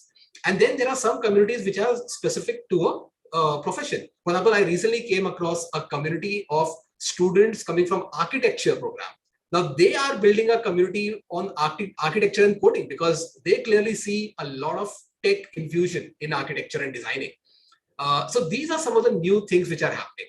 As GitHub, our role is to really support and empower these communities. I was talking about, while in your first question, our approach is to provide tools, training, and then give them the industry exposure. And that's where, about a couple of months back, we launched a program called GitHub Externship, where we partnered with about 20 startups and mid-sized companies who are providing internship opportunities from these students coming from specific engineering colleges. Now, so this actually for us, is completing the circle. So we train the students, give them the tools and technology to sort of play with, and then give them the industry exposure. So we almost bring them close to getting a job. And then we leave it to the students that, okay, now you perform and make your career. And we have seen that these communities are extremely helpful for every student because they learn, and open source again is a great philosophy, I would say, which is always helping students to build on each other's expertise. So communities are enabling open source in many ways. So yeah, I think I'll again pause here for. Of course, yes. I think Dheeraj, as you said, kids are highly excited about open source. Whenever I talk to kids or we talk to institutions, they are betting big time in terms of jobs and enabling them through your internship model or extending support to connect them with startups, because the next wave of jobs in India would certainly be created by startups. That's my personal belief. Of course, the large major IT players like Microsoft or an Amazon or a Google or a Facebook will nurture these startups. They're aligned and they grow with the ecosystem. They have become very big. Of course, but the next wave of jobs, if you look into an Ola to a Zomato or an Urban Clap, to a Baiju or a Vedantu or an academy, you are seeing the number of unicorns in India growing. Almost every day you have a new unicorn added to the list. And India has a large ecosystem. In fact, you'd be surprised to know India has almost 5,400 edtech startups. And not everybody would be a Baiju, but of course the journey is like the ecosystem is so big. And slowly you will see, a lot of unicorns coming in from this ecosystem. And there's a lot of funding which happened globally. Now all of them are also lining up for IPOs. So there's a lot of domestic capital rise also through the stock exchanges. And you would see the edtech is a very, very big space in India. And in the coming maybe 5 years to 10 years, I would say most of the unicorns would be from Indian ecosystem. And that's where you're seeing the valuations of Baiju's and others crossing the 10 billion marks and getting into the next wave. So there's a huge opportunity, and if we can connect the startups with colleges, with schools, if they work together, I think we can fix the problem somewhere. So coming back to Satyam, content and curriculum, the biggest gap I see in the Indian ecosystem is the requirements from the industry to what we are teaching. We have tried to address that with the national education new policy, which is actually bringing industry and academia close. But when you step in as a startup teaching coding, what is the reaction of the computer science teachers in colleges? Do they feel that, hey, no more they require us because these platforms will take on? And how are you engaging with that? Because that's a large community of teachers and faculties who teach computer science. And how are you enabling them? How are you working with them? What is their thinking? And they also play a major role in motivating kids, because teachers' role always remain relevant because of the kind of motivation and the inspiration. But how are you marrying both the things, your platform and the kids' interest, and also teachers? All three put together. How are you managing that ecosystem? Can you share some thoughts? Sure. So, I would like to start from where you asked Pooja and also Dheeraj. So, in terms of diversity and also community. So, right now at Codingle, we are incorporating both of these things together. So, we have most of the teachers that we have are women who were out of workforce, those who have technical degree out of workforce, but and we are taking those women and they are becoming our teachers. We are training them, skilling them on a day-to-day basis, and they are becoming our workforce. In the next 3 years, we have plan of onboarding those 10,000 teachers. So that's the plan we have, and 10,000 teachers will come into our platform and they will teach kids. And in terms of community, we also believe in creating a community of students where we are engaging them in competitions, where we are holding competitions with IITs and then leading companies of India and the world, and letting kids explore their creativity, letting them understand where they stand in terms of kids around the world as well as India, and also let them refresh their learning, whatever they are getting on ground. Coming back to the pedagogy and curriculum part of it, so we as a company have tried, so as I was talking earlier, so we wanted to build it as a foundational skill where kids can learn from an early stage and go in a stepwise approach. If somebody has to learn like a table, one table of 2 or table of 4, they have to understand addition first. So in the same way, that is how we are approaching curriculum. So once we start with a basics of curriculum, maybe block based programming or a very early programming where they just have to code like Turtle, where they just have to code 1 or 2 lines using some mathematical concepts. So then they graduate on and they go on to a higher level of programming language. So that's how we have designed, and we believe that that's the right way of going forward. Why? Because until unless we give them basics, they at certain age, like if you tell them to go and start learning coding after 12th in colleges, you'll see a lot of graduates like they drop out of coding or programming just because they don't understand and it's too boring for them. Personally, I in class 11th, I gave up C++ after 3 months. Why? Because I thought, okay, it's so boring. So why we should learn C++? Why? Because it's the first time I had seen computer programming language. There was no computer concept, like we didn't have personal computers. But right now kids, they require, obviously they require personalized learning, and they want learning that is adaptive to them. So in that way we are working, where we are giving them an adaptive learning environment, curriculum which is more suited to their age groups, and then graduating them as per their levels. And also we are increasing on the intensity of program, because unlike other subjects, programming is so age independent. A 6-year-old kid might know much better than a graduate, college graduate. So it can happen. A 10-year-old kid might be like super level programmer. So there's no age barrier to coding. So we are trying to cater to that by providing a customized curriculum. And as I said, our teachers are getting trained. There are lots of professors also, those who have joined our platform, and they teach kids. So they are getting skilled along the way. And also we tied up with like IIT Madras a few months back, where we were educating, skilling teachers as well on coding language Scratch, because they didn't have much idea. So we want that more and more teachers should incorporate coding in their classroom level, because coding as a language or STEM skills can incorporate all other languages. You can create a geography chapter, a lesson plan in a program like Scratch. It's much easy, like it's a drag and drop programming. You can make a HTML web page of any concept that you want. So it's so inclusive in terms of learning, that anybody can learn to code, and all teachers can get skilled and trained to teach coding at lower level, at as well as the higher level as well. Yeah, that's interesting to note, Satyam, the kind of interventions you're doing and bringing in partnerships with IITs and all in further, empowering teachers and their technology adoption, especially with the latest changing technologies. So that's really nice. I think one of the things I would see, because I keep talking to many interesting startups, in future we would see a lot of the teacher workloads getting automated, so that they have more time to spend with the kids. Their efficiency levels can be much improved, and a lot of workloads which are repetitive in nature. When we were kids in schools, there was a lot of repetition workloads for teachers, which they do every class passing by. So I think those automations will also happen very soon. There are a lot of interesting startups like ByteLearn and all who are doing fantastic work around this space, and there is much to come in that particular ecosystem. Moving on to Rajesh, for individuals, there are a lot of schools and principals and teachers and students.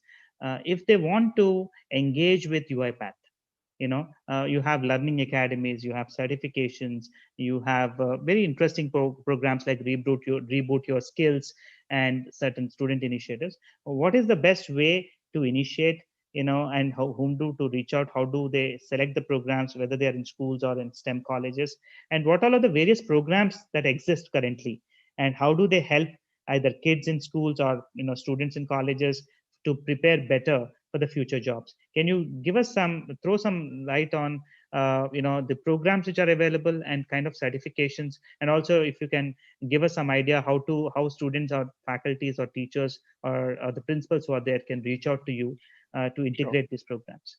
Sure, Venkatesh. So as Pooja and Dheeraj had mentioned earlier, right? So for any knowledge to actually grow, there is a three-prong approach, which is earn, learn, and then connect, right? So earn is basically you learn learn everything. Earn could be anything related to certification. It could be even doing small projects. It could be a social project that you can take up. It could even be a session that you deliver at somewhere else. Some other college sharing your knowledge, right? So that's the earn part. And then the last one is connect, which is your community, because at the end of the day, what you can do in isolation can be very minimal, but then when you have at least 4 or 5 of your friends coming together with the same intent to learn, share knowledge, I think the power of 4 or 5 of you together is much powerful than what you can individually do. And I think that's the philosophy across all the ecosystems, that whatever technology ecosystem that we're looking at, and at UiPath as well, we believe in that same, right? So of course, if universities, colleges are interested, schools are interested, they can just look for UiPath Academic Alliance. That's the place to start off. But then, as I said, when you take a decision to apply for membership, one of the things that you would have to look at is you have to look for a champion at your institution, and today the champion at your institution has to be a teacher, right? Because finally the knowledge has to go down to the students, and it has to happen to the teachers. So while you apply for these memberships or take interest to take these programs to your students, try to identify a champion in your institution who can actually play a pivotal role, and then look at being part of it. Right. Parallelly, for somebody who's not part of a university or a college, but then still would want to look at starting off something around RPA, I think what's more important, as I said, keep the same three mantra, which is earn, learn, and connect. And then, if you look back, there are a lot of online events that we do where we, primarily we use our community to help evangelize RPA. So you don't have to pay money for that. You can just come in, attend these sessions, and these are good for women who would probably want to start off restart their career and look at RPA as a career opportunity or add value to their existing job roles, right? So these are typically meetups. These are, there's a global program called Reboot Your Skill program that we do, right? They could be part of it. You can do a Google search, you can find all these information, and these events are, over weekends, which you can come and be part of that, right? So ideally, you can learn all that skills that you require.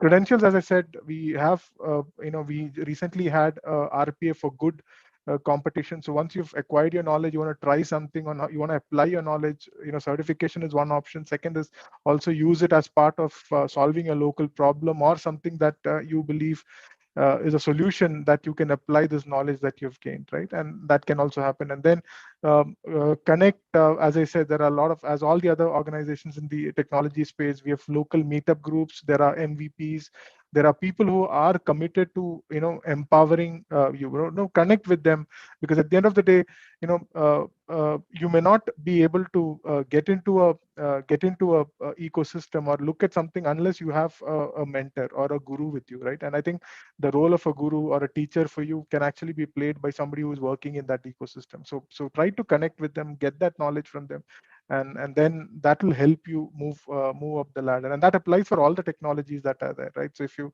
are looking at any programming skills, I think each one of them have their own ecosystem that they've built, and students should actually look at leveraging, right? So finally, how do you take it? It's your intent to do it, and just keep the three things in mind, which is earn, learn, and connect, right? So that's the thing that will help somebody to move up. Fantastic. That's really nice to know the efforts UiPath is making in this direction. And of course, for all the listeners, they can connect now with the relative local ecosystems to build such academies and leverage the industry wherever you can. That makes a lot of difference in the kind of skilling what you're doing, in the kind of education what you're imparting to your students, bringing in that industry connect. Now, I think we have 3 more minutes or 2 minutes left. Let's do a fastest finger kind of a stuff. I'll come to each of you with one message you want to leave that for that particular audience. Starting with Pooja, one message you want to give to all the students who have joined us today. What's your message, single 1-point message to all of them? Strive for excellence, never be satisfied with the second best. Thanks, Pooja. And Dheeraj, if you have to address all the the state officials, there were a lot of state officials also joined from various sector skill councils and all. And what is your message to work with the industry? I would say, but first of all, plus one to Pooja, I would say do not govern the education system. Don't try to restrict the innovation that we have. Yeah, I think the better is an open ecosystem where everybody collaborates, and we have a fantastic way of driving values from many entities together. Satyam, your message to to parents, who can't, because especially in coding, especially at K-12, a lot of decisions are taken at parents level. Your message to parents today. So don't worry about the future. What will happen? Just let kids explore the skills, whatever skills they can explore, and let them find the right path along the way. Interesting. And Rajesh, to you, your message to faculty and teachers, in enabling the new age generation skills and driving towards the future of jobs. Well, I think the message is clear. The country looks up to all their teachers to build the next generation talent, right? And if we have to fulfill the dream of our Prime Minister, I think it's the teachers that have to play a very instrumental role in this. Fantastic. I think, we have summed up very nicely addressing parents, teachers, faculties, and the state officials who are joined us today. Thank you so much for your valuable time. I think we are right on time, 11:44, and it's 11:45. So, with no more, wasting time, I want to give it back to the next panel. Thank you everyone for joining us today, taking out your valuable time and making the World Skills Day a huge success with your thoughts, with your insights, and inspiring a lot of students, parents, teachers, academicians, faculties. Really appreciate each one of your time and look forward again connecting with you. Thank you so much. Back to you, Vivek. Thank you very much. Thank you, everyone. Thank you. Thank you.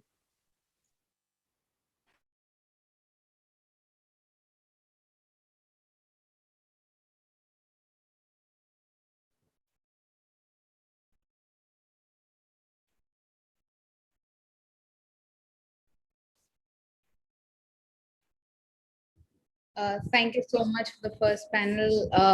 There have been such insightful thoughts that have been shared in terms of diversity in coding, in terms of how we as students, as learners, as perpetual learners can do so much more with the kind of knowledge base and the resource that we have available to us thanks to technology and the internet.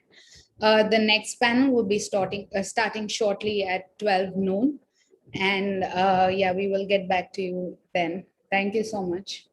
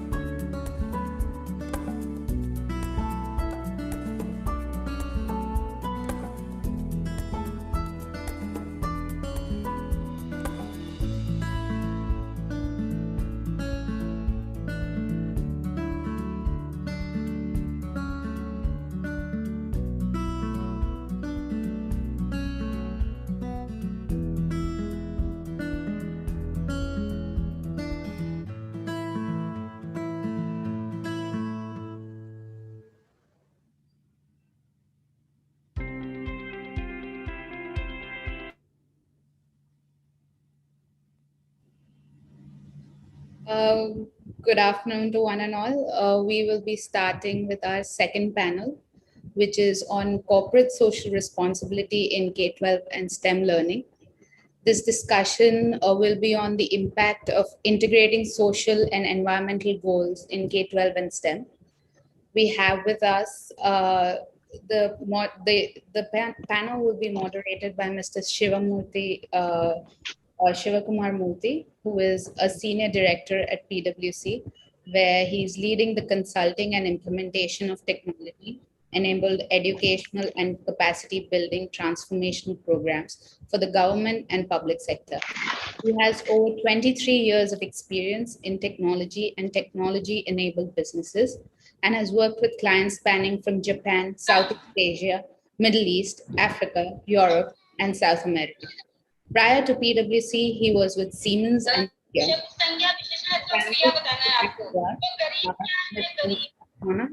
She has over 19 years of leadership experience, holding expertise towards social entrepreneurship development, project planning and implementation, government liaising, and developing talent capability. She is the recipient of the 100 Most Impactful CSR Leaders Award and CTZ Award for leading innovation engagement.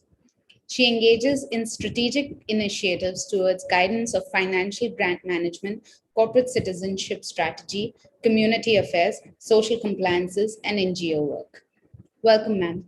The next panelist we have with us is Ms. Sanyukta Chaturvedi. Lieutenant Sanyukta Chaturvedi, retired, is the Director of Digital Equalizer at AIF's India Country Office in Gurgaon.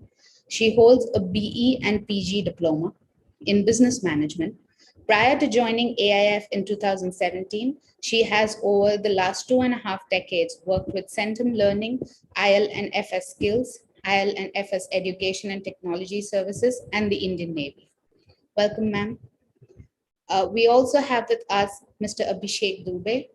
Mr. Abhishek Dubey has co-founded Muskaan Dreams Foundation in 2014 to improve the quality of education in India by providing schools with e-learning tools. His efforts are centered towards bridging the digital divide between the rural and urban India. He is part of the 30 under 30 Forbes list in the sector Asia, Social and Entrepreneurs. He was also featured in a CNBC series, The Changemakers, for his initiatives undertaken by the Muskaan Dreams Foundation. We'll be shortly joined even by Ms. Kanika Paul. Ms. Paul is a sustainability, corporate social responsibility, and communications professional with 15 years of experience, currently leading the community development initiative called Project Prabhat for Hindustan Unilever Limited. She is featured in CSR Works list of Asia's top sustainability superwomen and was also the recipient of 50 most talented CSR leaders citation at World CSR Congress. We have with us Mr. Prabhat Saxena. Prabhat Saxena, the founder and CEO of Srijan Kasankalp and an alumni of IIT Dhanbad, is a senior reservoir engineer at the North Oil Company, Qatar. With Srijan Kasankalp, Prabhat has been endlessly working towards guiding, motivating, and encouraging small town boys to get into premier engineering institutes. In the past 15 years, Prabhat has been transforming the lives of thousands of children students in and around his hometowns and is going to take his efforts at pan-India level. Welcome, panel. It's wonderful having all of you here.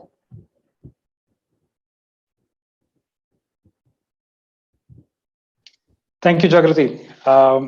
Good afternoon to one and all, and welcome to a very interesting topic for today's panel. Now, we have so far heard and we know of CSR involvement in K-12 space, but what makes this session very interesting is CSR in STEM learning itself. Now, STEM itself is not new, and there are many governmental initiatives. You also heard the previous panelists about a lot of the initiatives that have been taken, NSDC, of course, being the most prominent. We also have the initiatives from the government like the Atal Innovation Mission and the Atal Tinkering Labs. But all this is not restricted only to the governmental programs and the programs that are done in the school, by the school. Like Venkatesh said in the previous panel discussion, we need anyone and everyone who's willing and capable of helping actually to join this movement itself. And today we have a distinguished set of panelists, both from the industry and the non-governmental space. And it will be very interesting to hear your views and perspectives and insights into how CSR can really help bolster the STEM learning. Now, the key to any change or initiative is when all the stakeholders in the ecosystem, and education being a classic one, are aware, they are interested, and they are enabled to embark on this journey. And now the center and the focus of anything that we do in education is the child. So to kickstart this panel discussion, I would first address this question to Prabhat, because he has been working with children in remote areas, by asking you, what is the perception of STEM in children in remote areas? Do they see this as something that's going to really skyrocket their career when they come and join the higher education space? Hi, good afternoon, everyone. Thanks, Shiva. Thanks, Jagruti, for the introduction. I think this is very interesting question, right? Talking about remote children, remote students, and talking about STEM. So STEM is something like that is kind of advanced education for the kids and add-on to gain more skills, which is currently required for the fast-paced world. But unfortunately, we are working in the remote areas of Bundelkhand in two districts, Hamirpur and Amahabad district, and we have about 5,000 students we interact with. And STEM is something that they do not have any perception about, because the kids who are studying in villages and especially in the government schools, so the access to education itself is quite difficult. And when we talk about, so they know science and they know maths, and what connects in between, like technology and engineering part, is currently missing. And to cope up with that technology and engineering, to connect that science and maths is quite important. And that there we come as an enabler for those kids to bring technology and tech into the remote areas and enable kind of understanding. Right now, if you talk about people perception, students perception, they are not fully aware about what is STEM. Like if you go and ask about STEM, probably you would find 2%, 5% students know about it. So I think this is the right time that we kick off STEM and tell them the process. So basically our education system is quite result oriented. Like you study, you give tests, you pass, and you move on to the next grade. But to understand the entire process and to understand, kind of how it happens, right? So I'm in Qatar and I see kids from British curriculum, American curriculum, and Indian curriculum, right? So STEM still is not part of our curriculum, right? Which is the need of current. So I work with different nationality, and I see people coming, and they, let's say, if we want to go from point A to point B, so they see the process, they don't see the target. But in our case, STEM is, in our case, education is mostly target that I study, I will qualify IIT, or I'll qualify medical exam, and I'll qualify. So basically, we need to imbibe the thought process into the students that, okay, education is something that we need to learn the process, how it happens.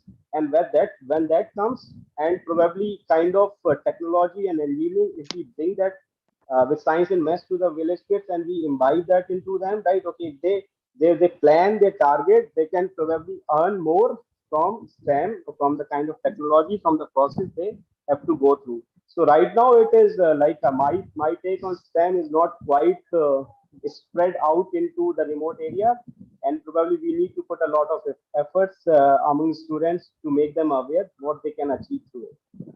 So that's my take on that. No, thanks for that. So I think this is very important, because if the students themselves do not perceive the benefit of STEM, then it would be like you said, just like any other subject or any other topic, and they would just read for passing exams. And I think that's where it's very important to involve the community itself. And I'm going to now direct this question to Sanyukta, because in her digital, sorry. Before I conclude, right? So one thing that I missed, and it's not only about students, because there are two parts of it, right? One part is student, another part is kind of facilitator, you call it teacher, or you call it mentor, right? So those are the, we need to bridge this gap, right? To develop the skills into the youth and then pass it on to the students, right? So that's how I see it, actually. No, absolutely. You're bang on. So to even bring up or let the students and the parents in the community feel that there is a need for this, I would like to ask Sanyukta on what are the programs that you have done as a part of your Digital Equalizer initiative to actually bring the parents and community on board to say, yes, this is something which the children should look at or look up to. Thank you, Shiva, for asking this question. And Prabhat has brought out some very valid, inputs, which need to be aligned to the realities of the public schools, especially the government schools. And what I would like to share that the AIF program, Digital Equalizer program, brings in technology and integrates STEM-based learning into the curriculum. As you rightly said and shared by Prabhat, the children might not have the conceptual understanding of per se STEM, science, technology, engineering, and math. But then when we integrate them to the schooling environment, the projects that we have looked at and very interesting 3 models that we've integrated into our program across the geography where we are working is aligning STEM-based learning by creating STEM labs wherein experiments, project-based learning, computational thinking are integrated to the academic input of the grade-specific classes. So it becomes an integral part. Science is all around us. If you see, science is all around us. If I talk of water, how do we get water supply every day? Electricity. How are we getting our electrical supply? If there is a bulb which is not working, why is it not working? How do we make correction? So building this inquisitive, problem-solving approach by integrating to the academic input is one of the models that we are extensively using. And it is an integral part of the Digital Equalizer program, where we set up STEM labs. We align to the math problem, science problem, and conceptual understanding by helping the teachers, building their capacities when it comes to the pedagogical skills, project-based learning, and activities around it. The second, the program and the model that we are using, realizing that we are working from grade 6 to grade 12, and there is a need of preparing the students for the emerging tech and the science world and the changes that are happening on a day-to-day basis. That we have set up, advanced level of STEM labs. I would say robotics lab, coding labs, and wherein students are getting an opportunity to participate, and one is identify, ideate a problem, try to understand what is the problem, and then work along with the resource persons and the trained teachers to build up their conceptual learning, their computational skills through coding skills, through technology, through robotics activities. Here, I would also like to share that what we have realized, which is a very important element in our ecosystems, and when you're talking with the community, is looking at focusing an inclusive education, where everyone gets an opportunity and ensuring girls are becoming an important element. I myself am an engineer, and I realized when I was in college, we were just 5 in electrical engineering. But if I look back, and I've been talking to some of my experts who are from the IITs and the IIM, the percentage of women folk is still pretty low. So girls, STEM-based intervention for girls is another interesting project that we are doing, and it is with the support of one of our leading corporate partners, IBM, where we are doing SFGI program, STEM for Girls program, where we focus bringing in technology, coding skills, gender sensitization, and an important element which you're talking about, the community engagement. Because what we realize, it is very important to have the community working with the children. When I say community, it also includes the parents. So as part of the model that we have devised, we have ensured that parents as a community, as a change makers, as motivators, especially mothers, are also engaged through certain workshops and activities that we do. We do a lot of showcase of the work, the project activities that children are doing, and they are part of it. So they become one of the impetus in ensuring their dropout does not happen post grade 8, because that is the time the child realizes that my math skills is low, my science understanding is low, and then there is a dropout that happens. The other important, concept that is important when we talk of the community engagement is the SMC members, because STEM-based learning approach needs infrastructure, be it the technology infrastructure, be it the STEM-based kits, be it the robotics kits, and there is a sustenance element, which is very, very important. So the responsibility and the ownership that is built from the starting of the program to the life cycle of the program, and the responsibility taken where they upkeep, upgrade, and be part of the community, ensuring children are able to use it. The technology is upgraded along with the government, along with the corporates who are supported. So there it becomes a very important element. One aspect I would also like to touch upon, in the community engagement and the program that we are doing. While the Digital Equalizer program is looking at the urban and the peri-urban geographies, in some cases the rural geographies, we are also working in the geographies, where there is a lot of migration. And what we realize it becomes important for us at the village level. We have developed learning resource centers, which has technology built in by having tabs, projectors as part of the kit, plus also the STEM kits, and ensuring some sort of foundational skills, both at the level of literacy and mathematical, inputs are built up for the students, especially for K1 to K6. So as Prabhat did say that while the children might not be aware about this concept per se, STEM concept, but if we are able to integrate it into the learning in a very fun way, ensuring the foundation skills are being set up, resource persons are there at the village level, at the LRC level, parents are coming to these LRCs and they're engaging and being part of the learning, and sharing exercise that happens. I think we are in the right direction, where we are integrating the entire ecosystem for the readiness of the futuristic skills and the training and learning that has to happen for the students of today and the young minds of tomorrow.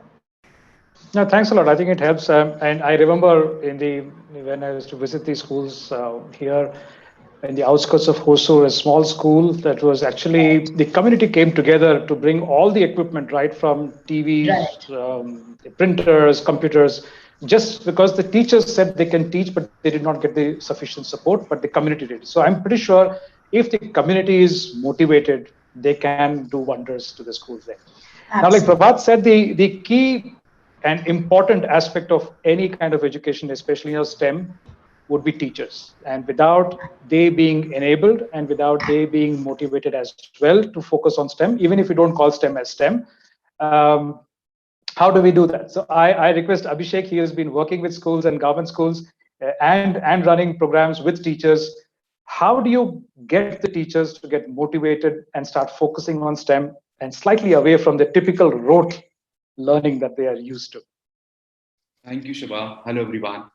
So I think what Sanyukta and Prabhat mentioned is very relevant points in terms of STEM and the rural and the urban both basically. I think the technology is actually making all of us life easy. Whatever we are doing today, it's possible because of we have the access to technology. Absolutely. But I think what we've experienced in the last couple of years that it's actually creating and making life hard for millions of teachers and millions of students basically, because they are not able to use technology in the right direction. And even though, the teachers do not have kind of laptop to use and teach kids, and it's very hard for them to ensure the learning should be continued with the kids. So I think that's where we exist, and we work and we focused with working with state government and helping them in reach and teach kids while sitting at home. So I think, when we talk about STEM and teachers, so there's a huge gap between teachers and technology, right? Because teachers are not ready for that. And I think COVID has actually widened the digital gap and, realized all of us that a school needs to undergo a rapid digital transformation. And I see that, it's not possible for any organization independently to achieve, because the problem is actually on the massive scale. It's not, possible for an individual organization and individuals basically to solve that problem, even not for the government. So I think what needs to be done in order to ensure that, how do we ensure the problem is solved at scale? It required a lot of collaboration among the civil society organizations as well as the government, basically, because without government, you can't achieve scale. And, it happens, it's possible, if we can collaborate. I know Prabhat closely, and we know, each other, and we keep inspiring. I really inspired the work Prabhat is doing. So it's important to work and collaborate together at particular geography. I feel that there is a huge, and we feel that okay, now teachers are ready and they are doing multiple, and they are getting training done on Zoom and Google Meet, but still they are struggling, how to unmute and mute themselves. So these are the basic tic-tac skills required. So we recently planning to launch a program called the Future Ready Teachers, and the whole idea is program to how do we ensure that teachers are ready for the future. And it's not just about teachers, but even if required, to make students future ready. What happens is simply like majority of organizations is focusing on building skills among students, which is, of course, it's important once the students are graduated. But what happens to those kids, basically, they are still in the cycle of poverty and other things, basically, because they are not ready during the school life. So along with those, we are working at skill development of youth. But I think along with that youth, we really need to focus on the school side of the students, especially those who are graduating and ensuring graduating the 10th kid or crossing the 10th standard. So how do we ensure that they are ready for the future? With basic necessity skills that required to entering the market.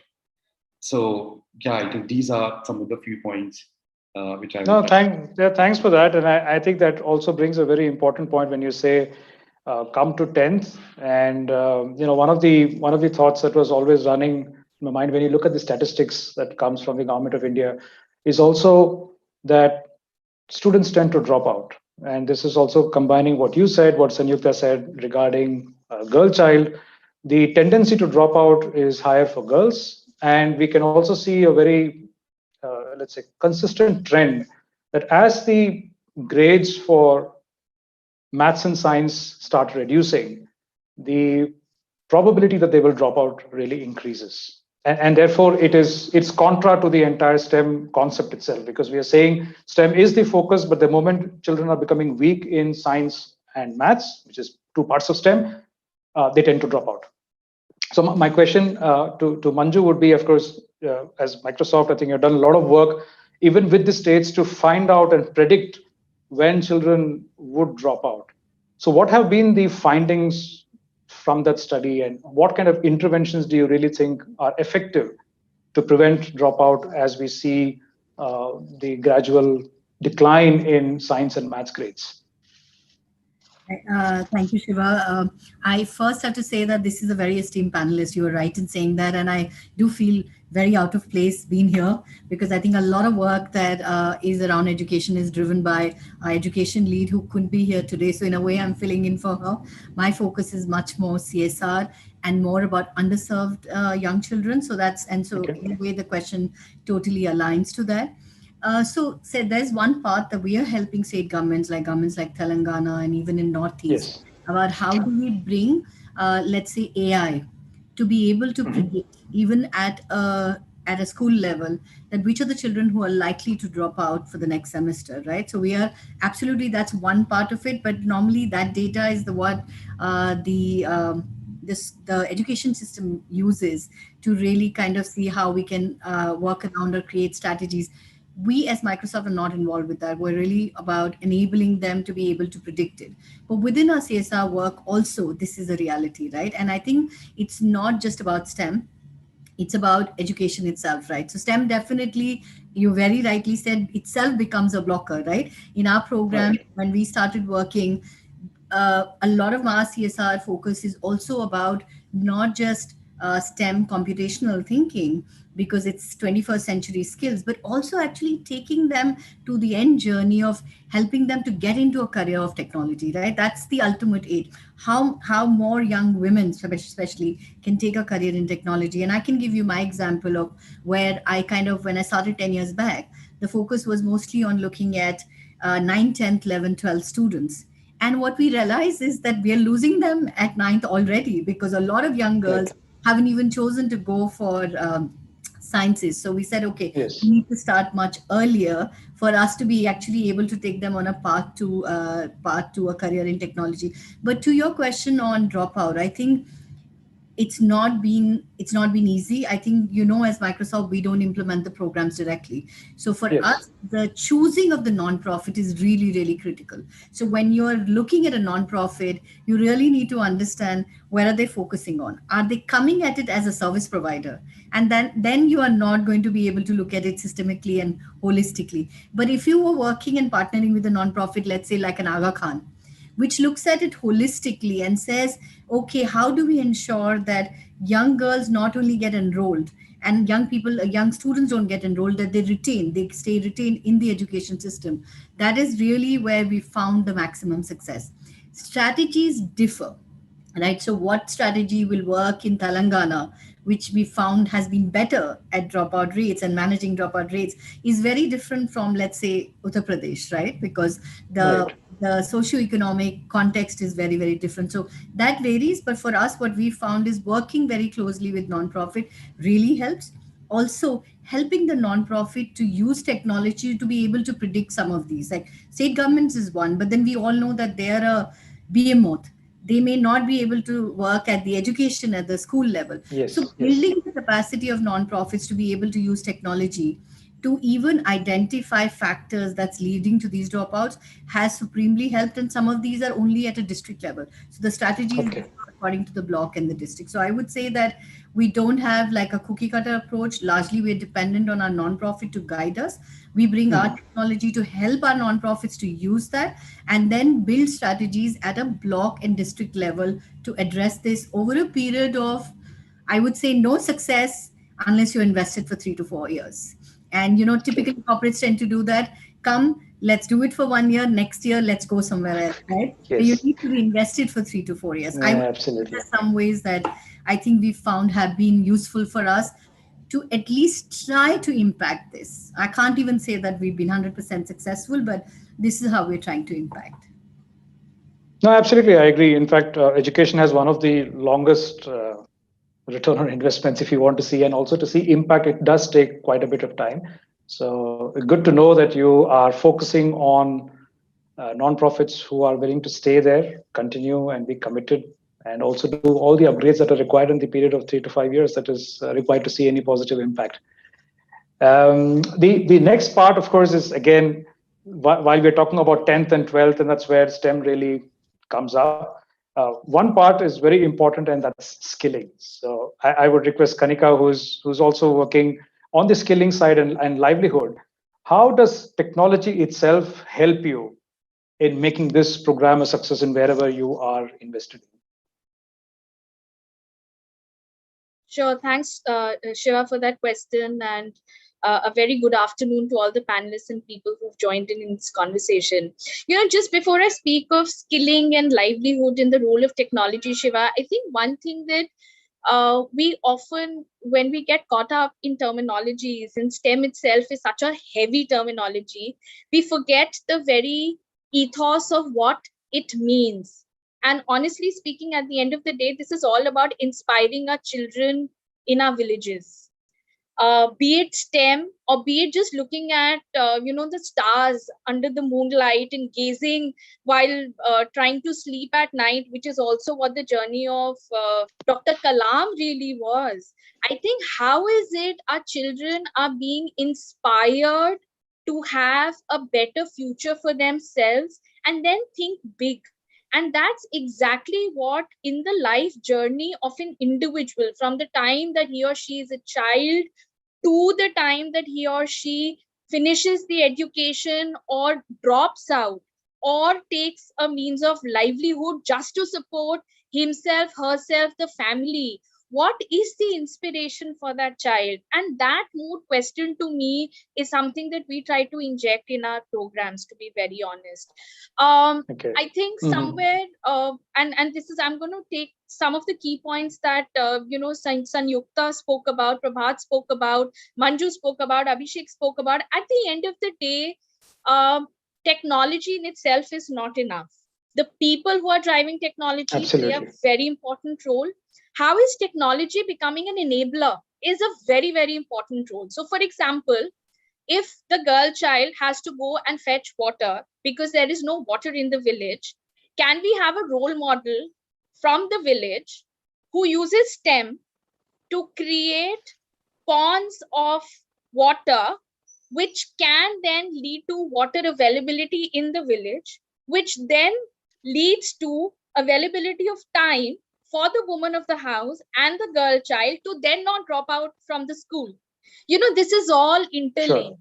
And livelihood for us, to be very honest, in HUL, when we look at community investments in the entire program that I lead, it is very important for us to see how is it through any skill development we are able to solve the local problems of that community. Is it really leading to, for example, an income surplus in the household? Is it really leading to some sort of availability of green energy resource, waste management crisis being taken care of, biogas being made available, and therefore that capacity building of the family on how to make use of their waste more resourcefully, trying to see what kind of an income generation can it do, have a programs on health being linked to, again, technology. So we've launched the telemedicine center, which relies heavily on technology for access to healthcare to come at the doorstep. We have a programs running with dairy farmers, which uses an app-based technology to advise them at the right time of what the input needs to be for cattle. Now, please also understand gender becomes very important. And while the woman may not have access to technology, she is the one who is literally milking the cow and taking care of the cattle. And all of this has an impact on the family and the resources that a family is either is using or doesn't have access to. So to my mind, what we need to do, even be it skill development, be it education, first and foremost, we need to understand what is the reality of the village. What are the resources available in the village? This mapping is super critical. What makes sense in that village? And that itself will lead to certain categorization of a village, which will be more future ready and will have, capability to absorb STEM education, versus the example that Prabhat gave of Hamirpur district. We are in Hamirpur district. I know how backward that district is and what kind of capability building can happen in that district. So therefore, you have to actually very logically be able to first build education infrastructure where girls and boys feel enabled to want to go to school. STEM comes later. Is there toilet for a girl child and a boy child which is separate? Is there a school or are the Anganwadis equipped with the right infrastructure for nutrition of the child? You have to enable the basics being set in certain villages to then make it inspirational for our children to want to look at STEM. And also, I think and now let me just very quickly jump to a village which probably has more capability to absorb STEM. Are we then also creating champions of change from amongst the community who can literally be people that our youngsters or even women and youth can gain knowledge from? For example, can you and I imagine what it takes to make a satellite? Or can we enable our children to make satellite? If yes, then how is it translating to from an urban to a rural population base, and to a space where infrastructure is grossly inadequate? That itself is a journey to cover. So to my mind, the journey from a literacy, having the literacy, to getting educated, to entering into a skill development space for further livelihood enhancement, dreaming big and being inspired on the whole itself is a life cycle approach that one needs to take. And that starts from the very basic of mapping what is the resource availability and capability in villages, to literally then covering that journey of inspiring people to have a better version of their lives injected with STEM. No, thanks a lot. And I think this really very well resonates with the foundational literacy and numeracy that is now the focus, and many of the states are picking that up as well.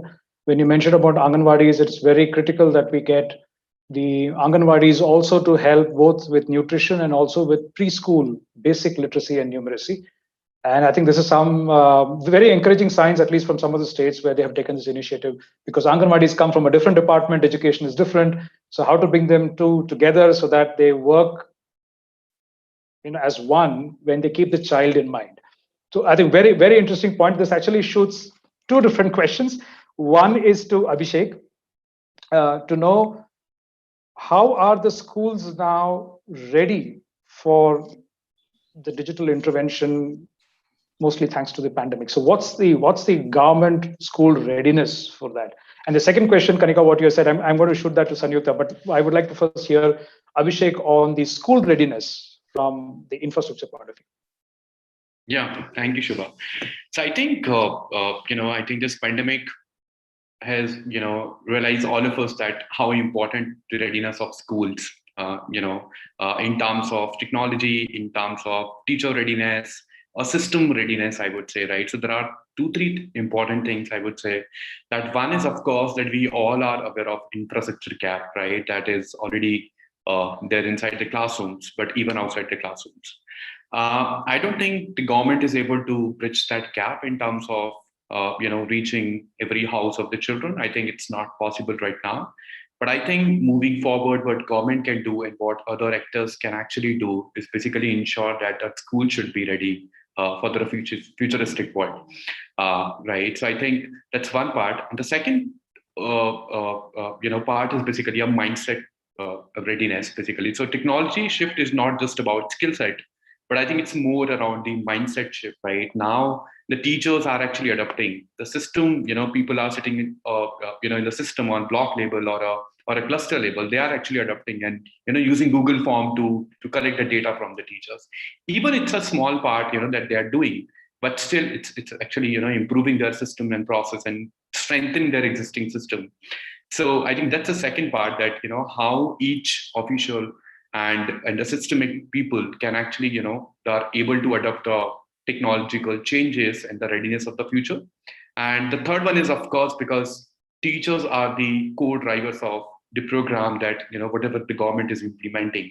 And I think if they are not ready for the futuristic change, then your intervention is not going to sustain for a longer term, because their adoption is very, very important, even more than the students for the futuristic world. Because sustainability is one thing, but it's a kind of ripple effect. You are throwing sand, you're throwing stone to the water, and until you are throwing the stone in the water, it will create a ripple effect. And when you stop the water, like stones, it becomes still again. Right.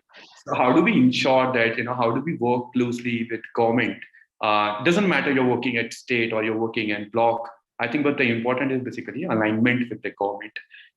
And because these people are and it's just figuring out few officials who are actually good and showing their interest to basically adopt this change at their level. I think that's the most important for the nonprofits, because when you do any kind of change at block level, it will actually gonna impact at least 200-300 teachers for the future. And the good thing happened is basically because we work with schools. And during the pandemic, what we have realized, that many children do not have the devices in their home. So even the government was not allowing, and for the government, the school is closed. But you won't believe that thousands of schools are actually open even during the COVID time, and students are actually going to school, and teachers are actually, taking the risk and coming to the school and teaching the kids even, during the school time. So I think that's kind of things are going and teachers are actually taking risks. But I think that one gap, we all are aware that, okay, we always, try to blame the government sometimes. We also do the same. Many nonprofits do, many corporates do, and I think everyone do in the common society. But I think, when we work closely with them, I think the one thing which we all need to do is basically we should show some empathy towards these teachers who are actually crossing their boundaries, right? We should show empathy towards the officials who are actually crossing their boundaries. And because they have their own pains in their mind, they have the societal pressure, they have the political pressure in their mind, right? But even during the hard time, they are coming to office and trying to do something good every day. So I think that's where, because the change come, when you show empathy towards people, it will not come through your, criticism or anything, I think, and it requires a lot of positive change. And I'm glad that we made some, officials, after COVID, our mind has actually got changed. When we worked hard during the COVID period with government, we realized that, these people are actually trying to do something good. Even, हमें तो लगता था बाहर से बैठ के कि भाई they are doing nothing basically. We were trying to blame that. So I think 2-3 areas basically where people can actually contribute. I think CSR can actually spend their money, to actually sustain and help nonprofits to achieve scale. I think because scale is actually in the nonprofits. I think one thing what government can do is basically they can actually provide that capacity because they have the human resource capacity, which maybe nonprofits cannot deliver or maybe a corporate cannot deliver. But I think what nonprofits can deliver is basically their ground expertise, their experiments, their innovation, what works, what not, and maybe they can help with the system and process strengthening with the government. So I think these are kind of, role I can see of all the actors, basically the part of the program and delivering. And so I think going forward, these are the few things which are required basically. And I think everyone needs to be focused and collaborated. Yeah, thanks for that. Thanks for that. So one thing which triggered, and I'm going to ask Sanyukta to be, give a very, very quick update is when Kanika said, what does it take to launch a satellite? And then I remember we were discussing, Sanyukta, about the, the contribution to a femto satellite. If you can throw light on that, I'm pretty sure that's going to be so inspiring to all those listeners here. Request your inputs on that, Sanyukta. Right. Thank you so much, Shiva. And I totally agree. If I can take a step back and, just knit a couple of points, what Kanika was talking about. I totally agree. What is very important for all of us to understand education and skilling through the life cycle of a child in a village, beginning from the time he or she joins the schooling system, and supporting in terms of foundational literacy, numeric literacy that is being integrated in a very playway method. So while you are making him learn, it is not education per se, it is not a schooling that is happening, it is a lifelong learning that has to be built up. 2 is integrating, as Kanika and Abhishek are rightly talking about, and so as Manju, shared that what is very important, wherein a non-profit organization brings in the value of the holistic approach, tying it together, where it is not about STEM learning. So we need to address what are our day-to-day problems in our life, because science is all around us, as I mentioned it earlier, and then weaving it through into the academic inputs and creating that ecosystem.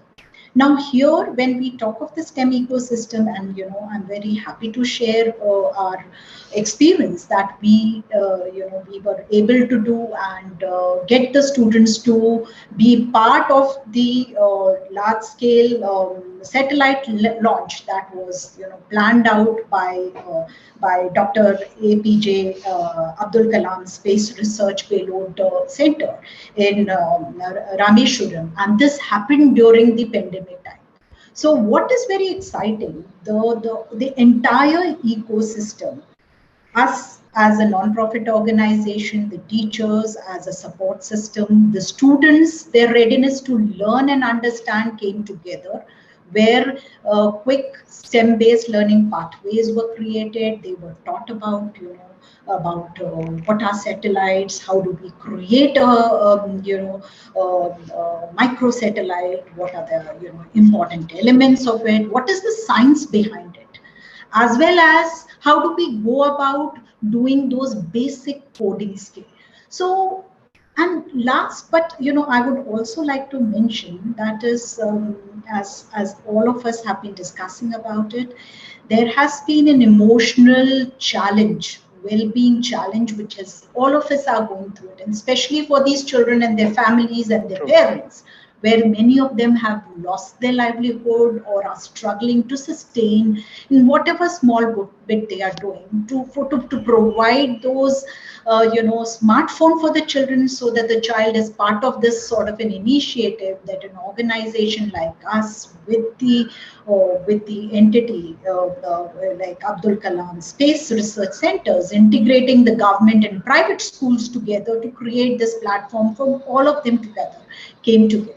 So that also played a very vital role, where the parents became an important element. We carried out, as part of our robotics lab, when we got to know about these opportunities, we went through a selection process where there were around 50 children from the southern part of our, geographies where we are working, specifically Chennai. STEM-based programs have been happening with the support of some very, good corporates, came together to identify the students who were keen to get into it. We started our, I would say, micro planning to learning pathways for 45 days, where children understood what is the requirement for their regular engagement, their continuous engagement, because this was an opportunity for some, while ideally we would like to, democratize it. But somewhere, as Kanika was talking about, let's create those change agent within the system. People get motivated, and then it gets, taken forward in terms No, of. I absolutely agree. And this is where I completely agree on the change agents and the kind of guides that you can have. And my question to Prabhat is, what are the roles of mentors? Sorry, go ahead. Sorry. I will just take a couple of seconds to wrap it up. So what helped us is that the experts from this institution with our teachers as well as resource person came together, and we created femto satellites through these children, 18 of them, and they got an opportunity along with the parents, some of the teachers, to travel to Rameshwaram, because that was a pocket of around 2 to 3 months window when the COVID was not so bad, in the month of February. So they were part of this dream of seeing the learning, translating it into it being flown on top, and also the analytics that they would be doing, which currently we're involving them, because a lot of basic agri inputs, the problem of the village, was fed into the coding activities, which would be pushed back as the data coming from these satellites. So as Kanika said, we are trying to integrate the problem in the village to technology elements, to STEM-based projects, which are higher order projects. They participating, they experiencing, and then they doing the analytics, so that their parents, who might be farmers, or the panchayat, they could give that input and bring in the value of how do we connect the life problem, get a solution through the learning that they have done as young engineers of today to the agri part of their. I agree. So completely. that's Thanks where a lot for the that. entire Yeah, thanks a lot for that. So one point which is, I think, it's coming across, which is common, is how do we really inspire them and make them work? And this is a question I really want Prabhat to help me with, saying, how do mentors really play an important role? What's their role? How do you keep them in the entire process of transformation? Your thoughts on that, Prabhat? Thanks, Shiva, again. And I think we have heard quite a few interesting things. I would pick up this question from what Manju said, right? So from the mentor perspective, like when I go to the villages and we talk about technology, everybody gets scared. You know, technology means something they would never know, something they would never, even though they would try. And the second thing, education, we talk a lot about it, education. But if you go to the remote area, people don't see education. They see education is important, but that's not the solution.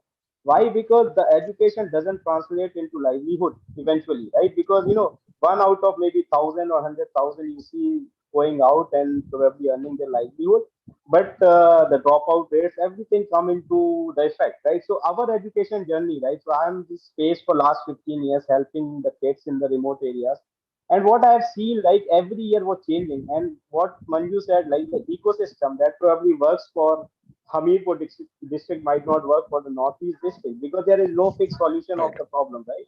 And to create mentor under you know, to create leaders under the circumstances, you know, it takes quite some time where he can lead the entire change champions behind him.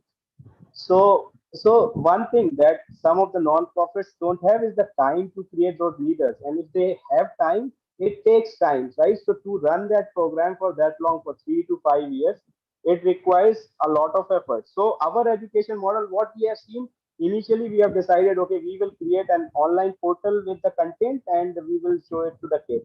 That didn't work out very well because we were not connecting the dots. Then we went into the government schools with the smart and digital classes, and then COVID came, all the schools got shut, and in the villages people did not have access to the equipment, tablets, mobile phones. So we decided another model which probably caters the needs of what we are talking today, that is mohalla education. And one of the pioneer projects that we started was Shiksha Ki Gari.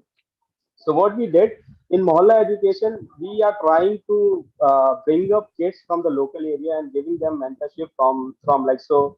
So from our team, we have decided mentors for the local people to train them on what we want to teach. Not necessarily we are talking about STEM, but what we want to teach as a course content for our kids. The first and foremost thing for us is very important, that connection with students. What I have seen, students are not a problem. Problem is the talent there who can educate these kids and who can mentor these kids. And how that connection happens and how that guy who is going to the class is connected to the students would define the success of your program. Whatever you want to learn, whatever you want to actually deploy anywhere.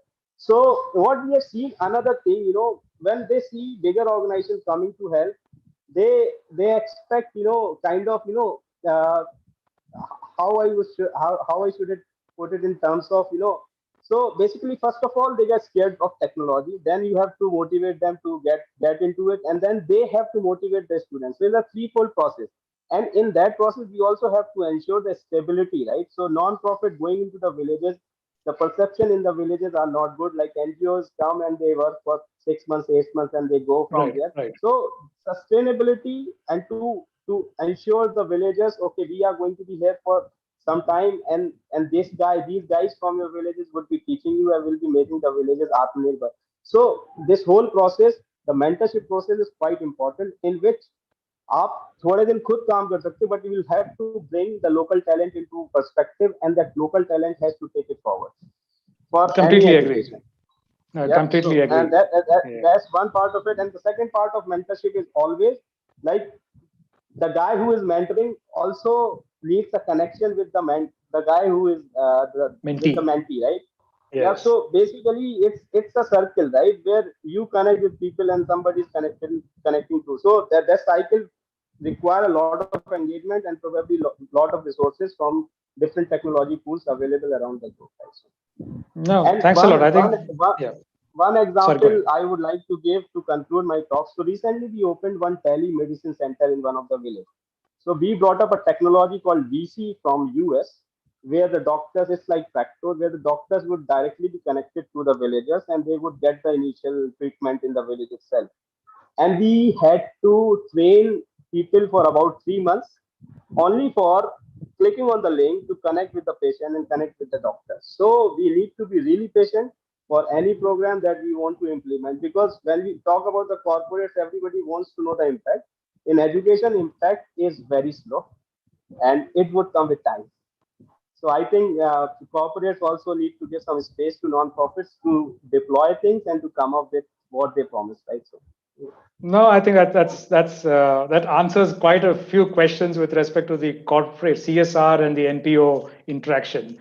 So thanks a lot. I think you have given your input. Abhishek has given. Manju also indicated about how they work with NPOs, which is, I think, very encouraging. One question I had to Manju, you have worked extensively to support girls to code and imparting coding as a skill itself. Now, I want to know how tech corporations like Microsoft or Coding Girl, for example, can really lift the coding quotient of the student population. If you can give a few thoughts and then we can wrap up. We are almost to the end of the session. And I do want to give an opportunity to maybe Kanika to also add to this. Yes, I'm going to ask her as well. Absolutely. Yeah, so, and let me just go very quickly. I think scale is something that I think everybody spoke about. And I think the opportunity to use technology, not just technology for young students, but technology to actually help scale up. So while COVID has had very detrimental impact on access to education, right? We all agree. What we're also seeing is pockets of excellence where rural communities have actually risen up to the occasion and said, we can do much more. So it has also showed up that you no longer as a corporate can say, I'm going to be in 100 schools. You have to think about how you're going to be in 1,000 schools, 2,000, and maybe much more, right? So I think that's definitely one. I think somebody spoke about collaboration.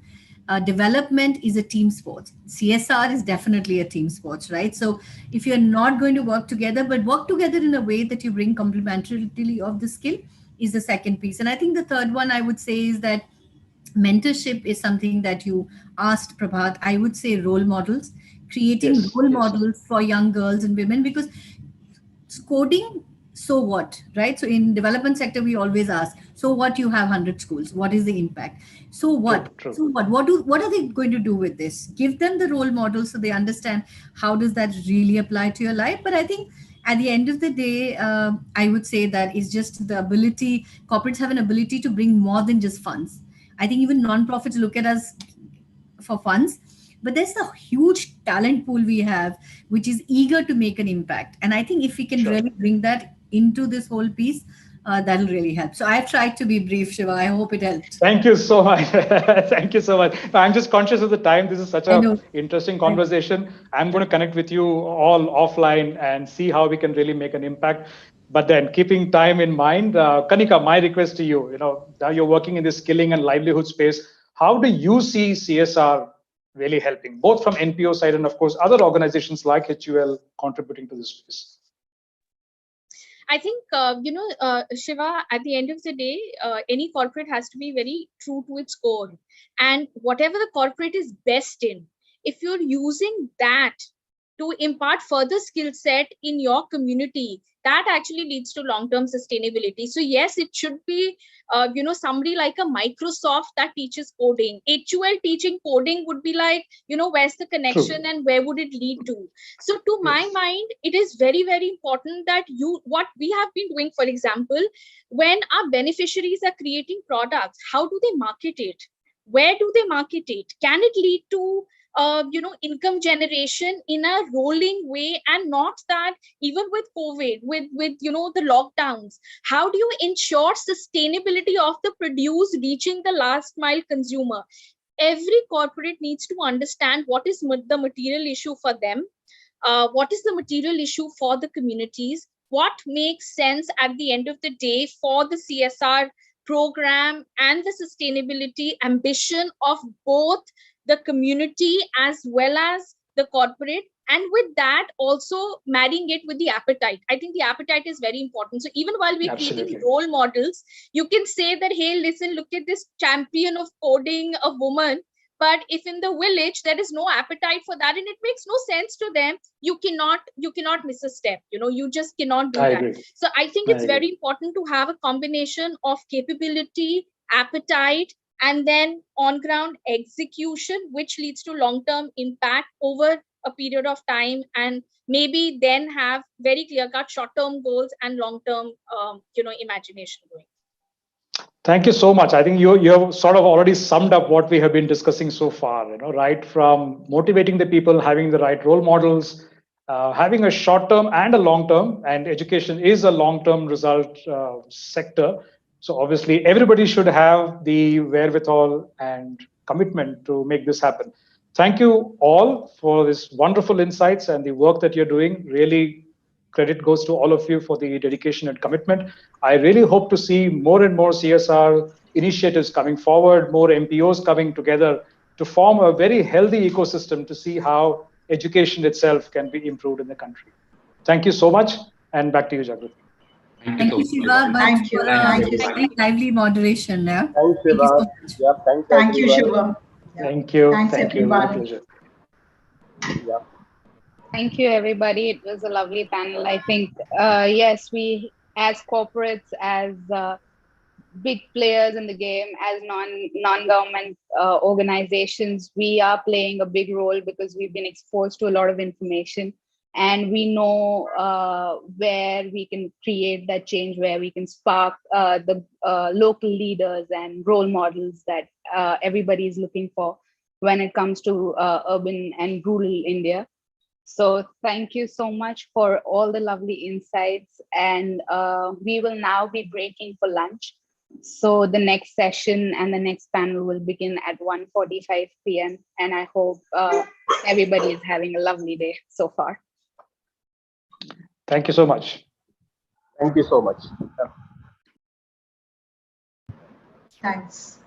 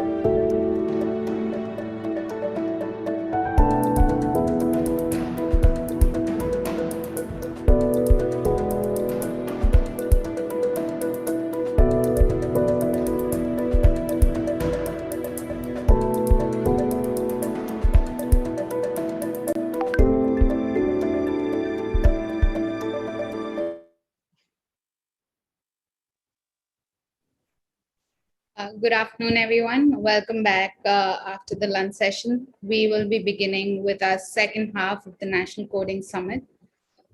This panel will be on industry partnerships and collaborations driving STEM education in India. It will be moderated by Mr. Sumit Singh, and the panelists are Ms. Garima Babbar, Ms. Lalita Sachdeva, Ms. Simran Jha, and Mr. Amit Goel.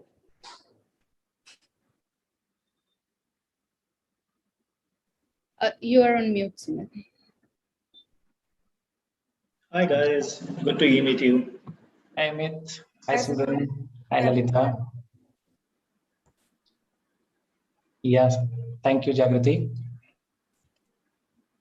Just give me a moment. Sure. Jagrati, can you check if Garima is joining? Sure, I'll have a word with her.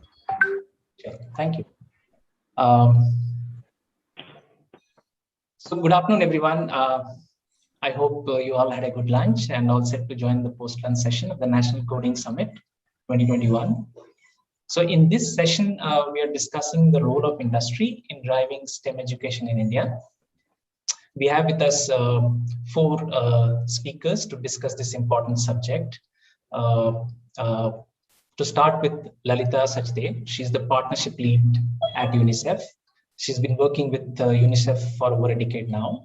Since 2019, she's been part of the core team at UNICEF, which incubates startups within the UNICEF ecosystem.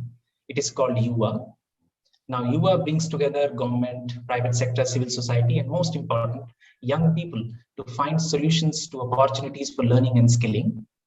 Our second panelist today is Simran Jha. She leads the education skills vertical at Microsoft India. Simran's focus is ensuring that students acquire the right skills with Microsoft education and skilling programs. She also works closely with EdTech startups and other partner organizations. She's a tech enthusiast and holds a software engineering degree from DCE and is quite passionate about leveraging technology to bridge the skill gap in the economy today.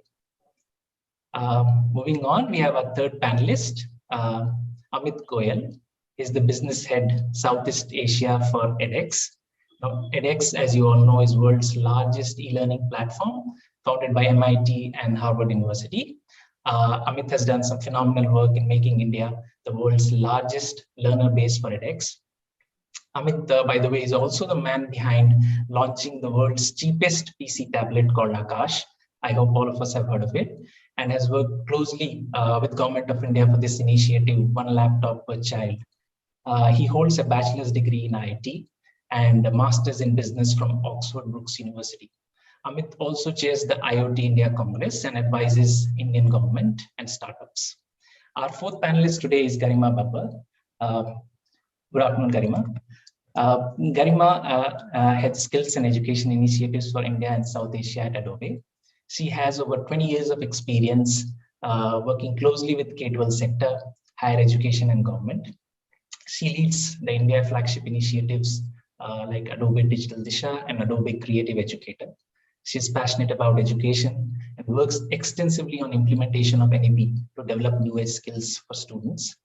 Garima has also worked with NSDC. She was also nominated to represent India in a global conference to promote international education and global citizenship. She works closely with NITI Aayog, NASSCOM, CBSE, AICTE, and is on the board of studies for universities. So here we have all the 4 panelists, some very experienced people who have been working very closely for and with the education sector. Thank you, all of you, for joining the discussion today. And today's discussion will revolve around some of the issues pertaining to STEM education and how our industries and policymakers are responding to it. And as you all know, if India today has to truly take the front seat in building a strong and competitive nation, a lot of work has to be done for STEM education, at least at the ground zero. I mean, at the schools and the colleges. So let's jump straight into the discussion. So Garima, I would like to start with you. You head the skills and education initiatives at Adobe. Can you tell us what are the key goals that you've identified to impact the overall STEM education? And also, if you could, take us through a few initiatives you've been part of. Thanks, Sumit.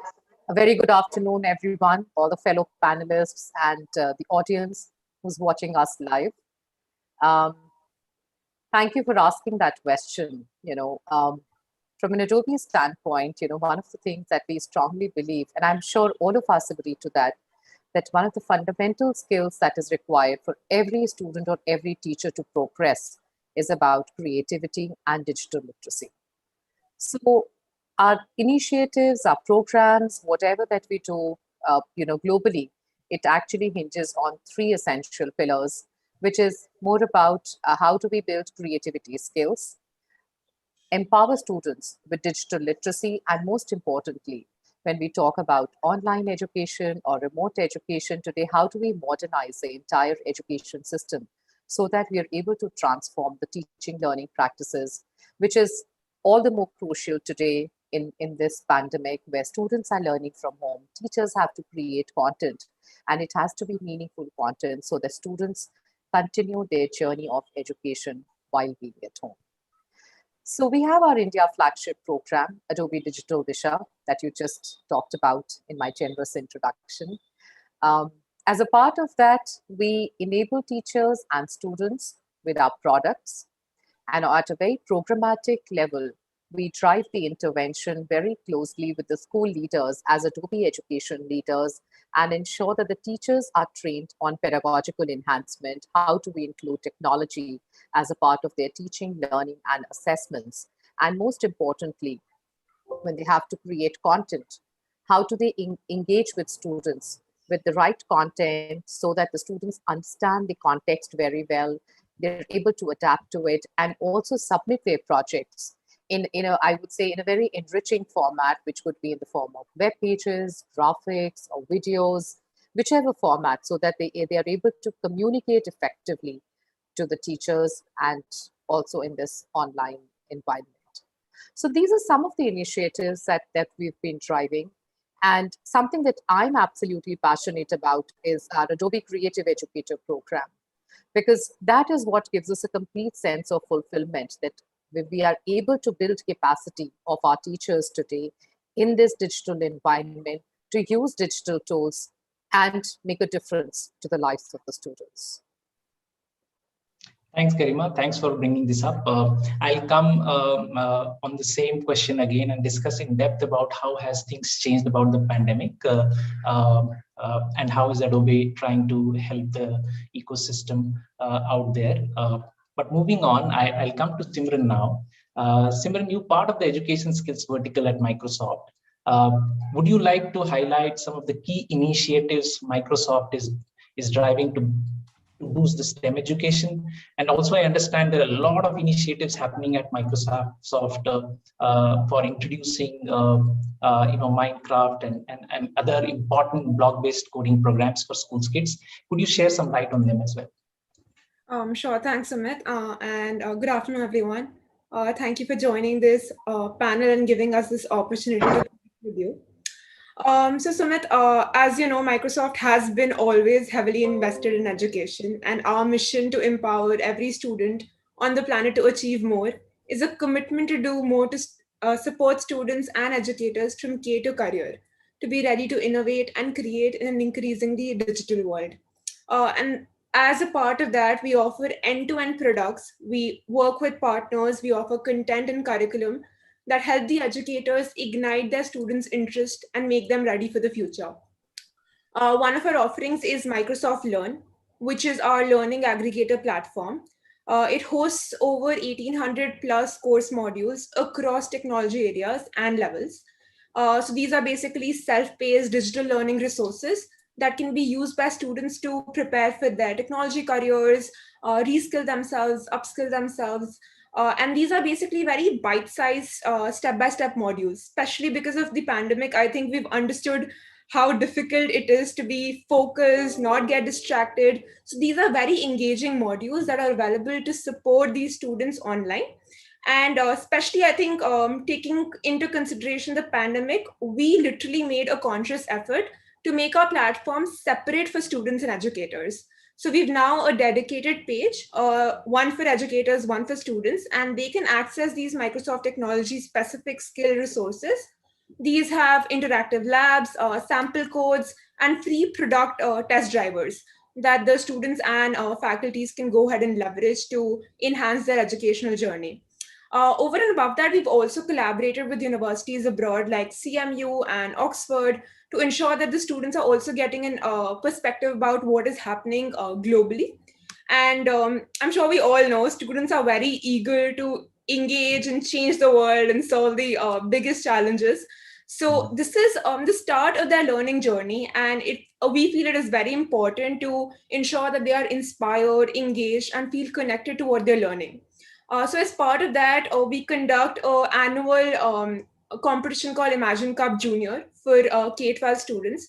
And for higher ed students, it's Imagine Cup. And these are basically targeted towards, say, some challenges. For example, this year it was for AI for good, or according to health, nutrition, what sort of sustainability challenges we can give to students to help them innovate, think creatively, and basically build solutions with their friends and mentors.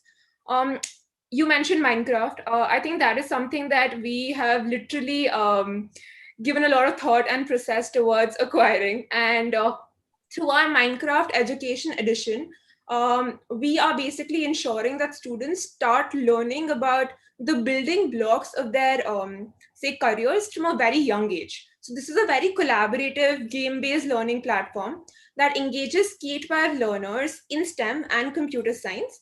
And we help students build the 21st century skills that Garima really, I think, focused on: creativity, problem solving, computational thinking.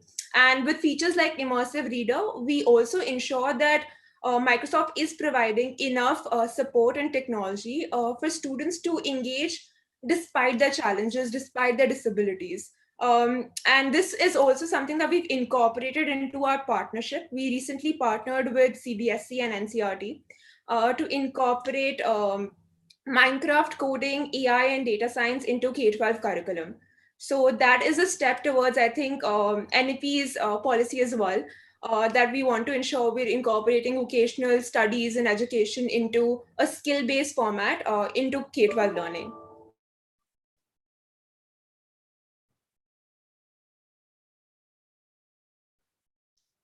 Yeah, I guess Simran is having a technical glitch. Thank you, Simran. I think you brought up some very important points. I think most of the issues that we face in STEM education today towards enabling students and making them ready for the 21st century skills, enabling our teachers, and then obviously the pandemic has changed a lot of way we study today, and Microsoft is doing a lot towards it. Coming to you, Lalita, I would like to, since you've been at the forefront of this UNICEF initiative, YUVA, if I may call it initiative, what are the key objectives you have for YUVA, and if you could discuss programs you're driving through YUVA? Yeah, so YUVA, which is actually Generation Unlimited in India, is essentially UN's commitment to bring together various stakeholders and really look at solutions which are youth-centric. So our commitment really is to make sure that we work closely with young people to understand their aspirations, really look at what where they are, and also work with multiple stakeholders like government, private sector, civil society, and really bridge the gap that exists between market and aspirations of young people. The intent is, how do we engage with young people as change makers? How do we really work with them? Like we've had Simran and Garima both talk about really 21st century skills and young people being problem solvers. How do we really actually give them opportunities to be able to do that on the ground? We have partnerships with national government, but also some state governments, for instance, where we are really trying to drive these programs at scale. And at the same time, it is also about really looking at ensuring that young people are more future ready. So yes, digital skills are one of the components, 21st century skills certainly are it as well. And really, I think the biggest key for us is trying to reach children or young people where they are. Like some of our surveys or data at UNICEF clearly indicated that a lot of learning content today is really being accessed more through WhatsApp than any other medium. So we do use bite-sized data through a tool that UNICEF owns globally called UReport, where we're actually just doing 21st century skills through simple bite-sized activities, information and activities, where they're not only learning about it, but they're able to apply it and also upload back their activities too. So the intent clearly is to find ways, simple, small ways in times like the pandemic, but of course, otherwise look at how a larger ecosystem can come together to, one, identify solutions which are working and scale them up, and really identify white spaces where we need to come together as stakeholders and innovate. With the intent being that we know young people need to be invested on and be future ready for our country to really be able to show the progress that we aim for. Thanks, Lalitha. Thanks for highlighting a lot of things that you is driving, and all the innovation and all the activities that you guys are doing at the ground to help the students, and obviously involving a lot of other stakeholders. And we'll have a detailed chat and discussion on that. Look forward to it. I'll come to you, Amit, now. Amit, there are a lot of things edX is doing in this space, but I would like to discuss something specific about the quality of STEM education in India. We understand that it is not at par right now, and maybe because of lack of infrastructure, trained teachers, affordability, etc. So what are the initiatives edX is taking to provide high quality STEM education through your platform to schools or colleges? Thank you for having me here. And hello again, Garima. I think this is perhaps the 7th or 8th conference we are attending together over the period of 5-6 years. Sumit, thanks for bringing up the topic. So we work extensively with chief learning officers, chief technology officers, chief HR officers across large organizations. And we constantly hear this word. They say when they go out for campus placement or when somebody applies for a job at their company, if they represent any, let's say, non-elite college, which actually represents about 80%, 85% of Indian campuses, they feel those engineers are just not employable. They lack the very basic skills, which are required in the company, which are required on the job front. And when we speak to the policymakers, when we speak to the educators, we are working with about 2,000 plus colleges in India. We realized that their challenge is, the old dilapidated content. There is a lot of hierarchy-driven decisions. There is a lot of diplomacy there on, what kind of content has to be taught in our universities. So what my limited knowledge is any university or college, if they have to design a BTech curriculum or a BSc curriculum, they may have to take, design the whole curriculum and then take prior approval from the authorities, the AICTE, UGC, and then run it in the campus for the next 3 to 4 years. And by the time a student graduates, the content which was designed or the curriculum which was designed 4 years ago, that already goes obsolete. So we realize this is the key problem. And what edX is doing in order to solve it is we are offering blended learning to the universities. So if a university is offering, let's say, computer science, their curriculum would still teach them the basics of C, C++, in some cases even COBOL, right? We partner with them and we tell them, why don't you add this specialization in data science or machine learning from Harvard University, Oxford University, Berkeley. And their students, they take these courses while they are taking their degree. Some colleges who have the autonomous status, they're able to waive off their own, internal grading criteria. They replace some of their content with edX courses.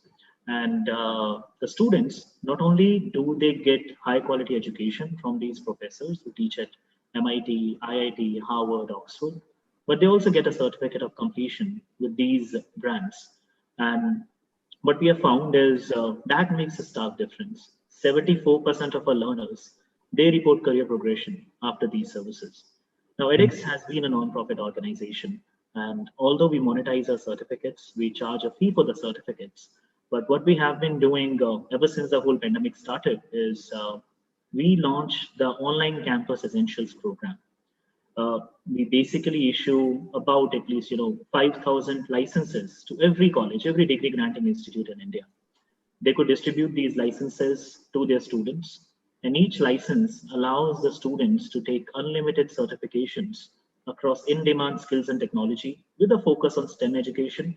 However, there is ample content on business, management, leadership, and most importantly, soft skills. So we provide a gamut of these courses along with certifications, absolutely free of cost. So if there is any institute in India who wants to provide certifications and content in STEM or soft skills or anything else, they could simply reach out to edX. We give them these licenses absolutely free of cost. So that has been our bit. We have reached out to about 2,000 plus colleges in India so far and about 30,000 globally. So this is what edX has been doing to promote STEM education, not just in India, but around the world. Nicely put, Amit. I think very important and valid points. Obviously, one is the curriculum not keeping up with the pace of the industry's requirement. And the second, obviously, is students from tier 2 and tier 3 cities today, they find it quite difficult to showcase what they know, what are their skills. And edX is playing a very important role there. I'll come back to you and discuss a few more aspects around how technology is enabling all these pieces and bringing it all together. I'll come to you, Garima. Pandemic has changed a lot of things for both students and teachers. And both of them have been at the receiving end. Students are struggling initially, we're struggling initially, even teachers were finding it very difficult. And as I understand, Adobe has done a lot to help teachers, enable them. Could you throw some light around some of these initiatives that Adobe has taken in helping the teachers maybe build their skills or competency through your programs? Sure, Sumit. I think, I mean, I've already stated that one of the programs that, I'm extremely passionate and I'm driving it, in India is Adobe Creative Educator. And this is something that has been received really, really well by all the teachers. There are 2 levels that we have introduced in India. Level 1 is more about basic creativity, how to create content, what are the tools that you can use. And level 2 is more about instructional designing. So how do you integrate that into the curriculum? That's the most essential piece. I also feel that there are multiple things which are happening on an online platform. Suddenly there's a surge of technology. I think too many trainings which are happening. But somehow I feel that how do you make sure that less is more for them? Even if you do 1 hour of training, for any teacher, it has to be meaningful enough that they can apply. And that is what makes all the difference. So on a content creation, I'll give you an example, and that's precisely what you and we were talking about yesterday, when there was a, I think sudden closure of schools and colleges. Government of Telangana that we were already partnered with, we were working very closely. We all had to cancel our travel plans and come back to our respective houses where we are right now. And that was the time we started doing these online trainings for the teachers. We enabled them with tools. We started working very closely so that they are able to use Adobe Creative Cloud tools, create content, create videos, create their lesson plans, because they had their assessments coming up of the students. And that is something that we could meaningfully contribute to the continuation of education. And with that, we went ahead and we scaled up the entire project to Adult Tinkering Labs, a partnership with Niti Aayog. And of course, we threw it open to all the white glove sessions that me and my team and our education partners we keep having. So this is on the part of teachers, and of course, when you're able to build capacity of the teachers, that of course leads to students as well, because they are tired of online learning. And of course, they're looking forward to meeting their friends and playing in the parks. But yes, at the same time, when we talk about education, when we talk about assessments, that has to be enabled digitally so that there is ease of doing content, and also teachers can measure it also effectively. So some of the initiatives that have picked up well for us, of course, there has been a lot of learnings as well. I wouldn't say that there's always a success in project unless and until you have to learn from every project so that you are able to scale it up with the learnings. So and something on national education policy that I'm working at this point of time. How do we integrate subjects along with technology? Like we integrate very well with Microsoft Teams, and Adobe and Microsoft are global strategic partners as well. So how do we ensure that using our tools, using creativity, using critical thinking skills, 21st century skills, we are able to integrate into the curriculum so that education and skills, they are not two separate streams. They are integrated into together. So that is something that me and my team, we are working at this point of time. Another thing that I really liked what Amit just shared, about edX, and more on the higher education side. One of the most popular courses that we have is about experience design.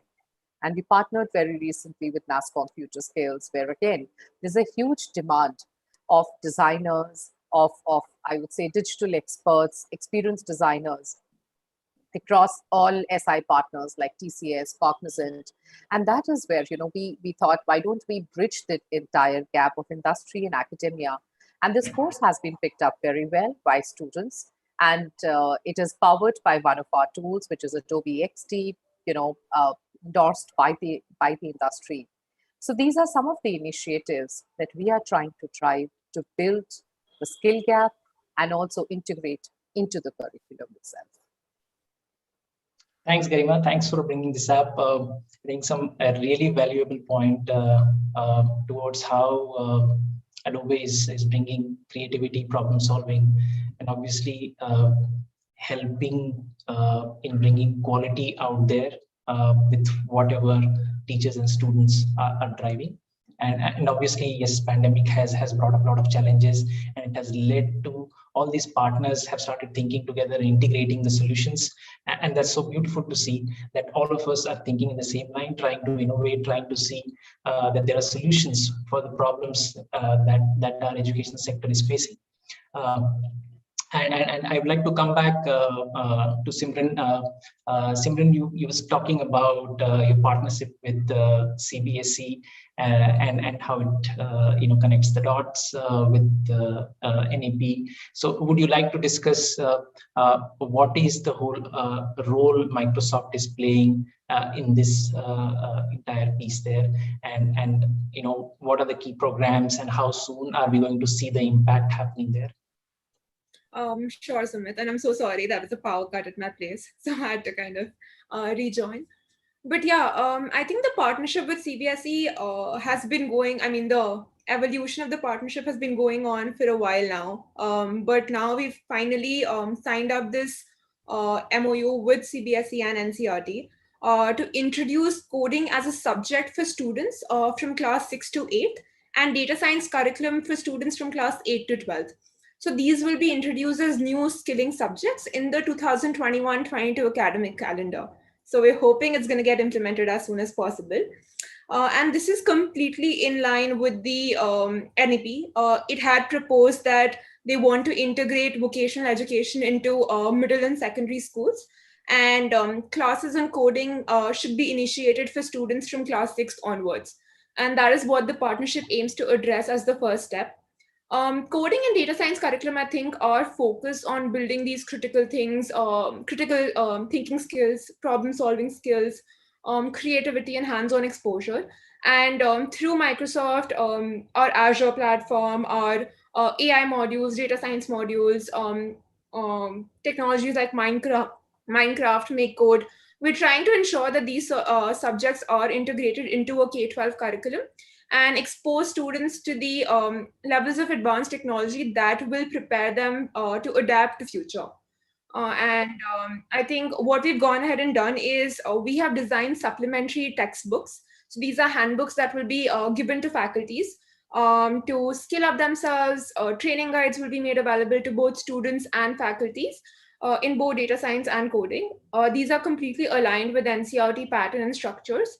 And they will cover real life examples aimed at building exposure to ethical dimensions, exposure to Microsoft MakeCode, which is an open source platform. And that basically helps students to learn better in a gamified manner. So this is across mathematics, languages, and social sciences. while all the time building a foundation for AI-based applications of data science. That is what the, I think, intent is to begin with in the partnership with CBSE and NCERT. And over and above that, I think we're also working a lot with educators across schools in India. So we have something called Microsoft Showcase Schools, wherein schools are nominated to be part of this global community of educators, faculties, and students, and they get access to a lot of trainings, hand-holding sessions from Microsoft itself. Like Adobe's program, we also have a program called Microsoft Innovative Educator. And I'm sure you know about the Microsoft Education Center. It is basically a platform for faculties to go ahead and skill themselves, use our training guides, resources, and tools to better engage with their students. So a Microsoft Innovative Educator again has different levels. You start with, say, these many number of hours of practice or training on the MEC, which is Microsoft Education Center. And then you become an expert, and then you become a trainer, and then finally you become a mentor. So you basically have this community of educators who collaborate very well with each other, not just in India, but globally. And these educators are extremely talented and extremely, I think, passionate about learning. We have regular sessions with them on Minecraft, on how to incorporate AI and all into their course curriculum. They also get access to what are the best practices abroad and how they can implement it in a country like India. So I think that is what we're doing in K-12.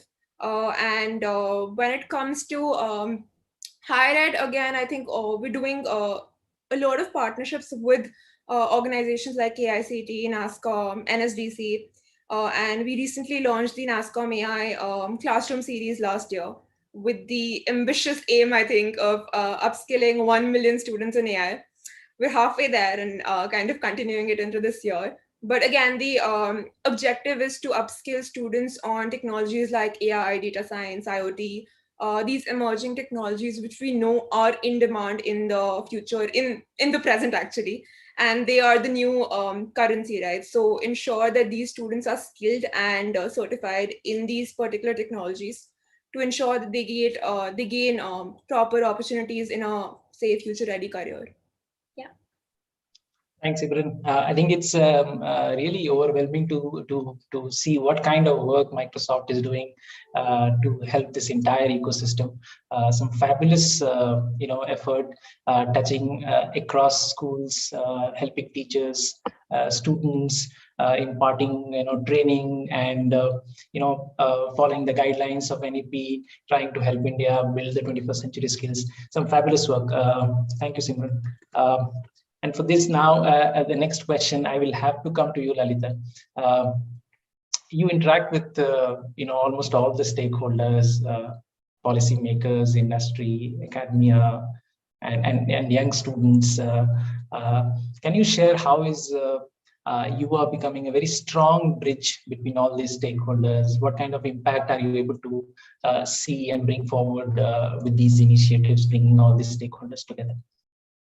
I'll probably give it as 2 examples to you rather than really talk more generic. And one of them really leads to what Garima and Simran were talking about in terms of looking at content that's reaching schools and NEP. So as part of NEP, where there is actually now NEP states, there's also going to be a lot of investments in technology. And there was a committee that was established at the Ministry of Education to look at the digital infrastructure for education. And aligned with that, what we've launched a learn partnership with World Economic Forum is a 4 groups, multiple stakeholders called Kindle, which is essentially knowledge and information network for digital learning and education, where we are really around 4 areas, including foundation learning and numeracy, including school to work transition, teachers training, as well as connectivity, looking at what are the solutions that we really need to do, what are the PPP models that we might need to create to roll out NDR, the digital infrastructure policy. With the framework is still to be released by the ministry, but the intent clearly is how do we bring together various stakeholders and potentially at least start doing some pilots with state governments to really see how the entire thing rolls in together. And we know the solutions are not going to be possible alone by the government or private sector or one stakeholder. So it's really about co-creating these. So we are working through working groups currently at an initial stage of really gap analysis and key prioritization and understanding what already exists in the market, already exists in the country, what are models that are already working, what is it that some governments are already doing.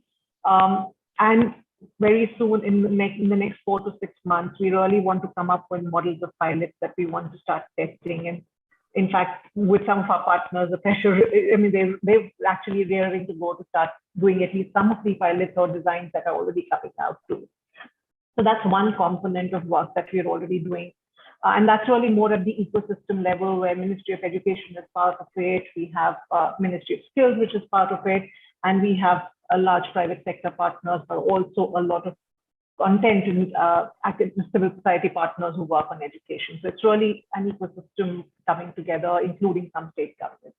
So that's one where we are actually really looking at how we're informing what government intends to do around digital infrastructure and really trying to optimize it.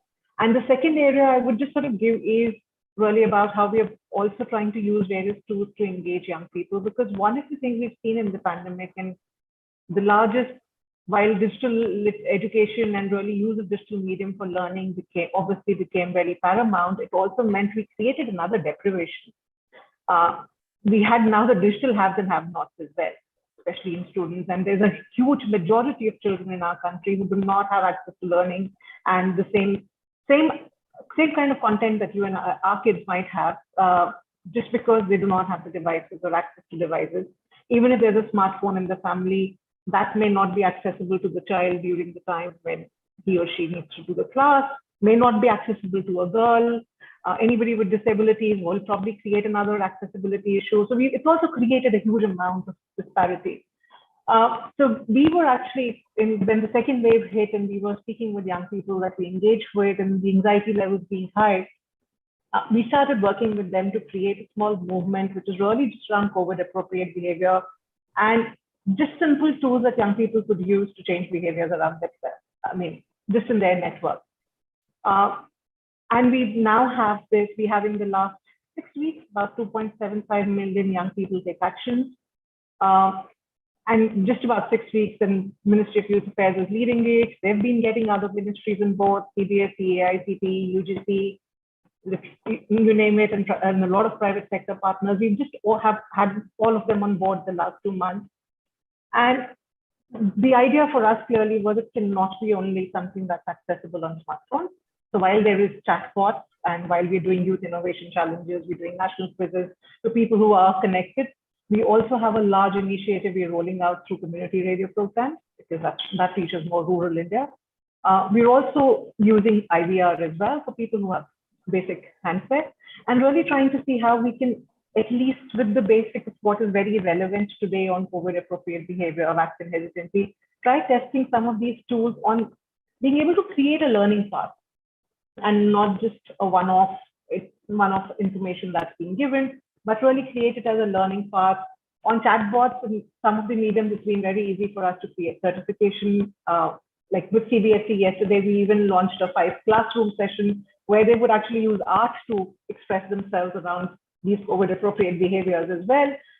So while we're trying to really do some of these things, we're also really trying to see what are the most effective ways in bite-sized, creative ways that Garima talks about, that we can really engage children as change makers too. Today, I mean, in the context of the pandemic, if schools are to reopen, we need children to be more aware.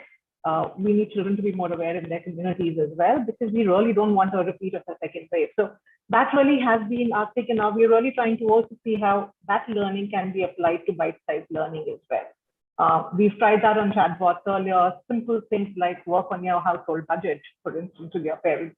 Very simple actions of learning how to do that and just really reporting back in those. So can we really look at some applications of such things too? I mean, if you want to teach an Excel and teach it over also working on a household budget, probably would just make it much more practical on how it's being applied as well, and how I would use it as I grow up, for instance. So application is something we're looking at a lot on. And hence, one of the things that we clearly are looking at is creating smaller challenges, which are across villages and everywhere, working with multiple partners across it, to see that we are able to run youth challenges, really work with young people as change makers, make them find solutions to problems that they see around themselves. And really, we've seen amazing stories come out from the field in the last 1.5, 2 years, when everything's been digital. I think capturing stories has also been, at least for the people who have access, been relatively easier. We've genuinely seen some amazing, amazing stories of the kind of actions young people have done or students have done. Like Sumit, I was telling you yesterday about an innovation challenge we ran last year, where a group of school students actually created a simple education tool of really trying to teach their peers on radio, on community radio. So simple ways of how they could be, because we also do need to reach out to that large population that is being completely excluded because we've now moved so digital. And the boundaries that we've created between digital and access to education now for a lot of them is just completely insurmountable in many ways. So our effort is also to really look at infrastructure or access, or really work with partners, really look at blended ways. I mean, we cannot assume digital is going to be accessible for all, and that's the only way. We need to find ways, multiple ways of reaching out to children, so that nobody is left behind. And that really is what a lot of our focus is. Thanks, Lalitha. I think what I'm hearing is so amazing that in the last 2 years, after the pandemic, as I see most companies, most organizations, as I have to put it, would have seen the difficulties, the challenges, but all of us, have risen to the occasion and have been driving so many initiatives, so many innovations and experiments, and I'm sure this is trickling down at the ground level. With impacts that we're seeing with so many students, teachers, and as Amit pointed out, what is edX doing towards helping a lot of students in tier 2 and tier 3 cities, etc. And a lot of collaboration and partnerships that are happening across the ecosystem. It makes so much sense. Coming to you, Garima, since we're discussing on collaboration, you've been also doing a lot of initiatives with a lot of partners. I guess government of Madhya Pradesh, if I'm not wrong, and a few initiatives with CBSE. So what are these initiatives about? I guess you hinted a little bit about what you've been doing, but could you discuss in more depth what is happening with all the stakeholders put together? Absolutely, Sumit. I'm of a firm believer that alone you can do very little. It's always a teamwork. Therefore, partnerships are really important for us to scale anywhere, So education in India, of course, for us, our strategy is around 4 pillars, which is all about, our programmatic approach, products that we use around creativity, digital documents, e-signatures that we have. How do we ensure that we are able to collaborate with the schools, with the school leaders, to bring about that transformation, so that they are not only digitally equipped with all the tools and solutions, but we also partner with them in this journey of the transformation, train their teachers, and at the end, impact students. So it's like a holistic partnership that we get into, right, at a school leader level, teachers, students, and overall impacting the holistic development of the institution itself. And of course, while doing all of that, it definitely impacts at a policy level, because then digital is integrated, creativity is integrated as a part of the curriculum. And like I said before as well, it's not really a standalone skill development or a creativity course, integrated into the curriculum to get a better impact and leading to employability. And most importantly, it's how, how these partners come together where we can make the meaningful difference. One of the examples, of course, is it's very interesting that we are working with the government of Madhya Pradesh, and the teachers have been creating amazing content in local language. In fact, they've been creating their videos in Hindi, they've been creating their web pages. So the entire content is available in Hindi with the teachers, and they've been sharing with the students. And it's not about something that I'm sure all of us as educators, we believe it's not about the language. It's more about skill, your intent, and how you do it. That's what makes all the difference. CBSE, of course, like Lalita and Simran also pointed, challenges are a great way to get enthusiasm of the students and attract them towards newer technologies. So something that we did, in 2020 with CBSE was about creativity challenge. Students used amazing projects. They created, on the life and philosophy of Mahatma Gandhi. And that was something, that went off really well. Of course, there were, again, I would say, a lot of learnings as well, because we could only give it to CBSE, and we suddenly got, started getting requests from teachers of other boards as well, state government, Cambridge, IGCSE, that they also want to be a part of such contests. So I think challenges are also a great way to get students excited about new technology adoption. Thanks, Garima, for bringing this up.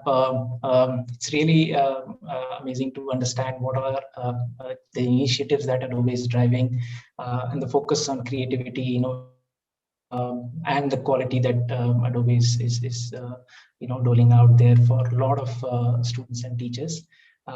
And on top of it, collaborating with key stakeholders.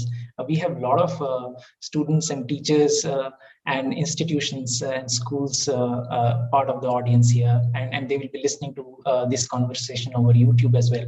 I think they need to know that some of these programs or courses that Adobe runs or Microsoft runs are also free of cost, and they can be taken up at any point in time. And they should try it, obviously, because remote in some way or the other has also helped us understand how to do a lot of things with technology.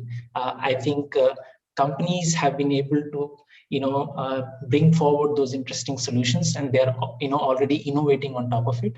I think the schools and institutions should join hands and see how they can leverage them to make themselves more stronger, the foundation better. Coming to you, Simran, since the students and the teachers are here, and most of them are from the coding background. In fact, all of them, because at Codingle we offer coding courses. There are a lot of teachers. We have hundreds of teachers with us who offer coding as a skill to thousands of students on a daily basis right now. So that's how big the scale is right now. And they would like to understand, what is Microsoft doing, to enable the teachers? What are the steps, processes you are doing or taking to help the teachers learn these skills? Sure, Sumit. And like I mentioned earlier, right, we do have a Microsoft Innovative Educator sort of a community, and it's completely free for all. Please go ahead to the Microsoft Education Center, start learning. The more you learn, the more I think we give. So the minute you complete a number of modules on the Microsoft Educator Center, you become a part of the Microsoft Innovative Educator community. And as part of that, you are part of all of our skills webinars, all of our training webinars. And these are not just to tell you about how to incorporate this as part of your curriculum, right? Also about how you can leverage Microsoft tools like Azure, Visual Studio, GitHub, LinkedIn, even say, for example, Minecraft. We train you specifically on these particular, say, technologies and ensure that you have a better understanding of how these can be best integrated with your own course curriculums. These are subject-wise, technology-wise.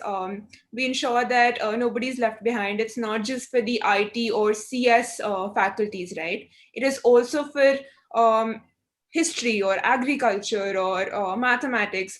Our courses and I think lesson plans are designed in a way that every faculty, every educator is, I think, welcome to go ahead and explore. So I think my appeal to you would be, please go to the Microsoft Educator Center. Please go to the Minecraft Education Edition portal. It's completely free for trials. You can download it, explore it. And then obviously, please reach out to us. I think we are happy to support every school, every educator in this journey. I think we partner with, I can't even count the number of schools we partner with. I think in our lock list only, we have more than 1,000 accounts. And these are schools we work very closely with, right? We have a dedicated manager, dedicated technical person, dedicated skills lead, who work very closely with you to ensure that you're getting all of the resources, all of the support in terms of tech, curriculum integration, trainings for your students. And in terms of resources, for academia, I think Microsoft personally invests so much that you get access to a lot of this for just free. So we have something called Azure for Students, Azure for Educators, which is basically a $100, $200 free Azure credit that allows you to go to the platform, go to Microsoft Learn, see what courses you're interested in. For example, you want to teach your students Python, right? That's the course for Introduction to Python for Beginners. You go through the course, your students go through the interactive learning modules, and then they can not just go through the content of the videos, right? They can actually go to the Azure portal, leverage the entire resource stack, for example, Visual Studio, Face API, or cognitive services, the entire gambit of, say, virtual machines. These are available for your students and for you to explore. The best thing I think about the fact that Microsoft has a holistic 3-cloud story. We have Azure cloud, right? And then we have a Microsoft 365 productivity suite. And then we have a Dynamics and BizApps sort of a suite, which allows a very seamless integration. So for example, you are teaching your students through Teams. First of all, rest assured that we will support you in terms of getting the entire deployment in place. I think we've had customers where we've actually supported 3 million students on the same tenant. So that is without doubt something that we will 100% ensure. Post that, for example, you want to conduct lab trainings during your classroom. The Microsoft ecosystem is so integratable that your Azure labs can be integrated into Teams. Your learning management system can be integrated into Teams. A lot of apps, right? Like Garima was mentioning, there's a lot of seamless integration of a lot of apps like Weeklet, quiz apps, a lot of polls, assignments, all of that into the Teams portfolio. And we ensure that we 100% train you in terms of how to use this and leverage it to your best capacity. So please feel free to reach out. And I think we have a good connect with a lot of institutes and schools already, but happy to go ahead and support as many as possible. Thanks, Imran. I think the audience here, the teachers and the students would have found a lot of value with this discussion. They would have understood a whole host of programs, initiatives, which has been undertaken. Unfortunately, Amit had to leave because of some emergency. edX is also doing a phenomenal work, and I got to understand a lot of interesting things that edX is bringing forward for the colleges and the universities and working professionals in India.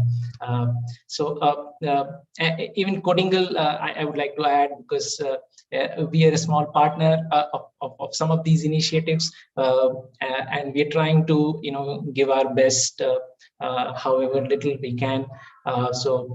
We done a lot of competitions, hackathons and challenges with the IITs and the prestigious organizations and institutions.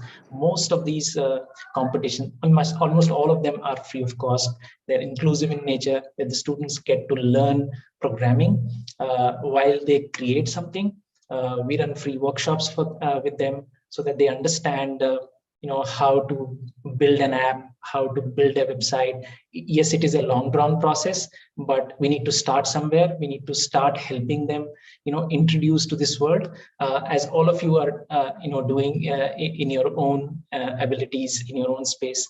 We are also trying to work with, teachers. We work with IIT Madras with their initiative called Sastra, where we're able to train a lot of teachers who were actually from math, English, science background into coding.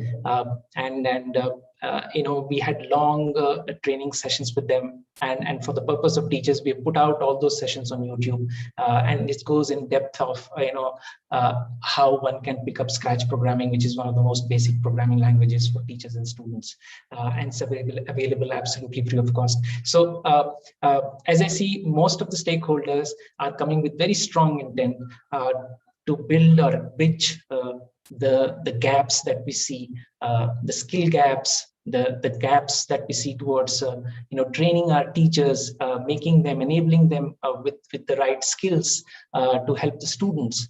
We are also seeing how curriculums are being shaped up with a lot of these initiatives through policymakers, and a lot of other innovation and experiments that are being done today to help this entire ecosystem. I would like to thank all of you for joining us today, taking your time out and sharing insightful thoughts, ideas, and programs and initiatives. I wish you all the best for this year and the following years to grow your business, to scale your efforts. And thank you all the audience, the teachers, the students. Thank you all for joining. Thank you. Thank you so much for having us here. Bye-bye. Thank you. Bye-bye. Bye. Take care.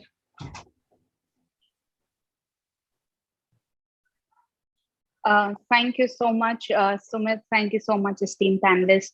I think after this session, a lot of us are going to be thinking that, okay, the way education, the way learning will work for school students, for young children, it's going to change, and it is changing, and it's going to change at a faster pace now. We will be having our 4th session at 3 o'clock. So thank you, everyone.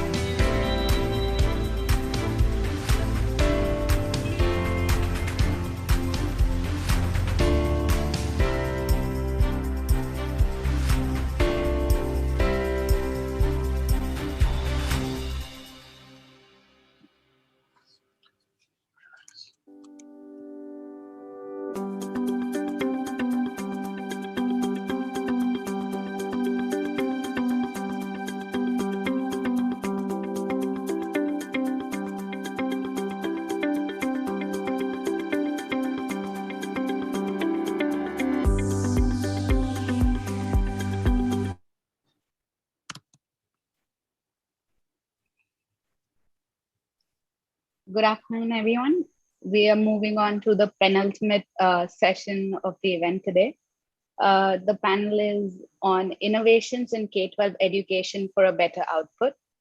The discussion will be on how new age teaching methodologies, tools, and gamification can be integrated to increase engagement and improve the outcomes of K-12 education. The panel will be moderated by Ms. Dipali Upadhyay, Program Director, Atal Tinkering Labs, Niti Aayog. Dipali heads the Atal Tinkering Labs initiative that aims to create scientific temper and cultivate the spirit of curiosity in school students across India. She has successfully fostered partnerships with schools across the country to empower the children with latest technological tools and learning aids to help them create ingenious solutions to address challenges of national and global importance. The panelists that will be joining us are Mr. Guy Haftek, who's the founder and CEO of NAC. Guy studied law, economics, and game theory at Hebrew University, Columbia University for his master's, and Harvard for doctorate. He works with a world-class team that combines game theory, game design, computer graphics, behavioral science, and psychology to develop a technology platform that combines games, behavioral science, and data analytics. The platform empowers people from all walks of life and socioeconomic backgrounds to discover and broadcast their talents, connect with opportunity, and live to their full potential.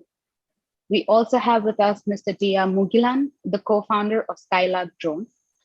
Mr. Mugilan is the co-founder and COO of Skylark Drones and has worked on the design and automation of aerial surveillance and the real-time dynamics of the Mars satellite. He is a recipient of the NASA Systems Engineering Award for developing high-performing unmanned aerial vehicles. Mr. Mugilan also serves as a board member of the Academic Council and the RV College of Engineering.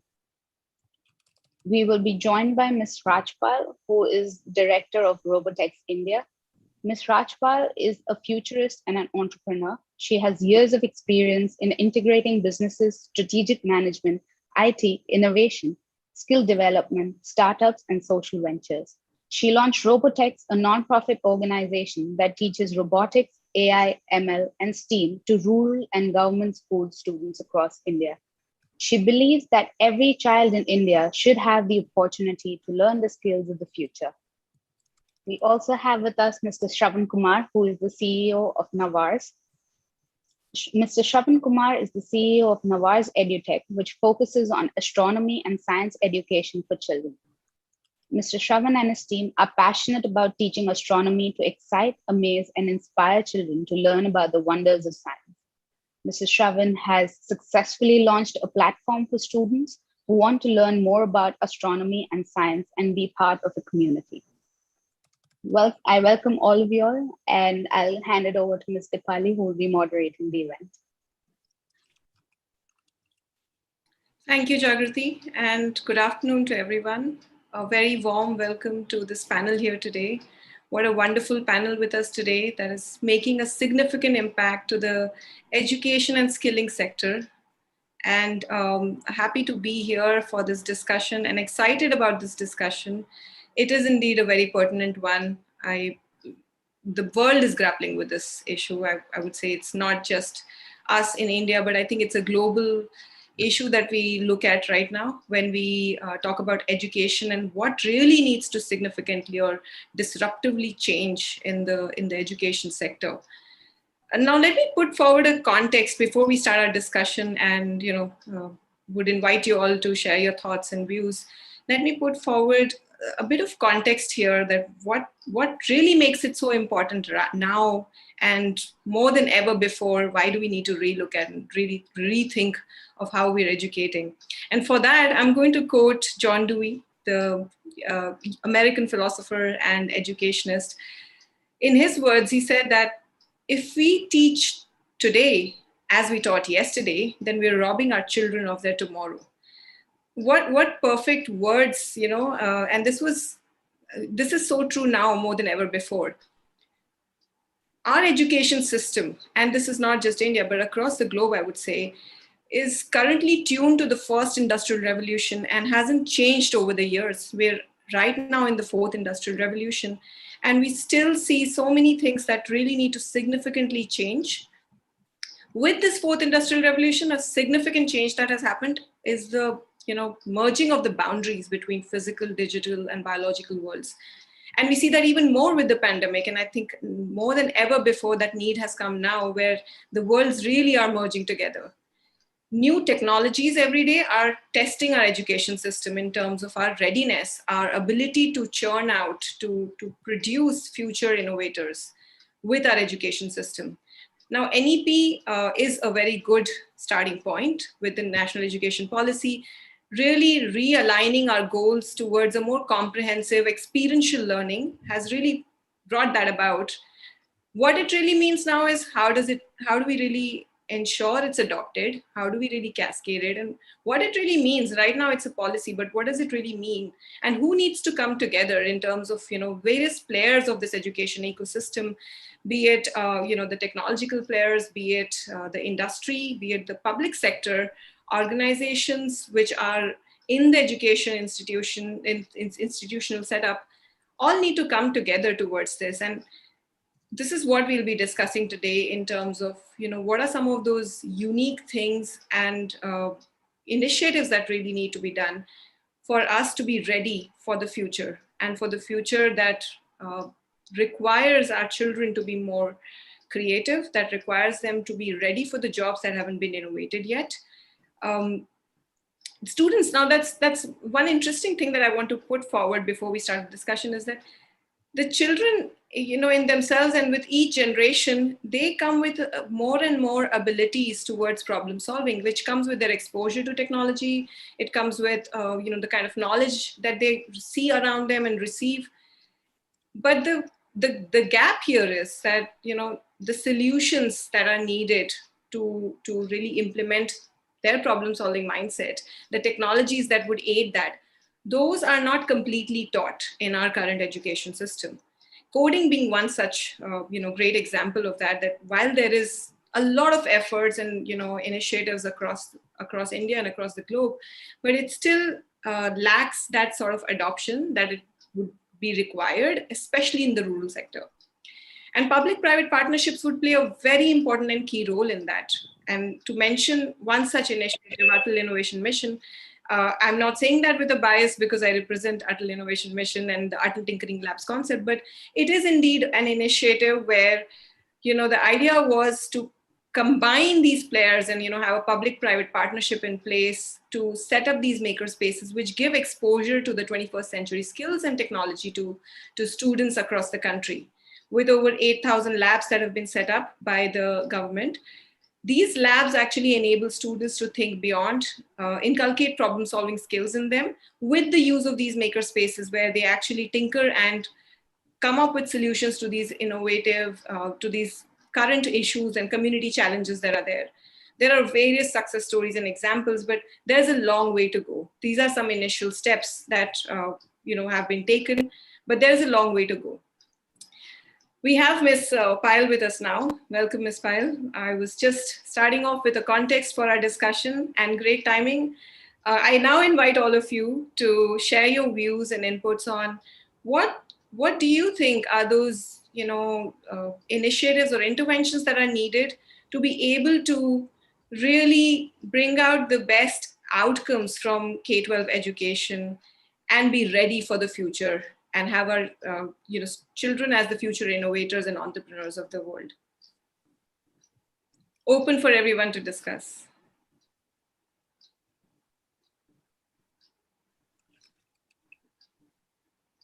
Shravan, do you want to say something? Do you want to start with your thoughts on this? Yeah. Good afternoon, everyone. This is Shravan here from Navas EduTech. We at Navas EduTech, we promote astronomy and space education to children.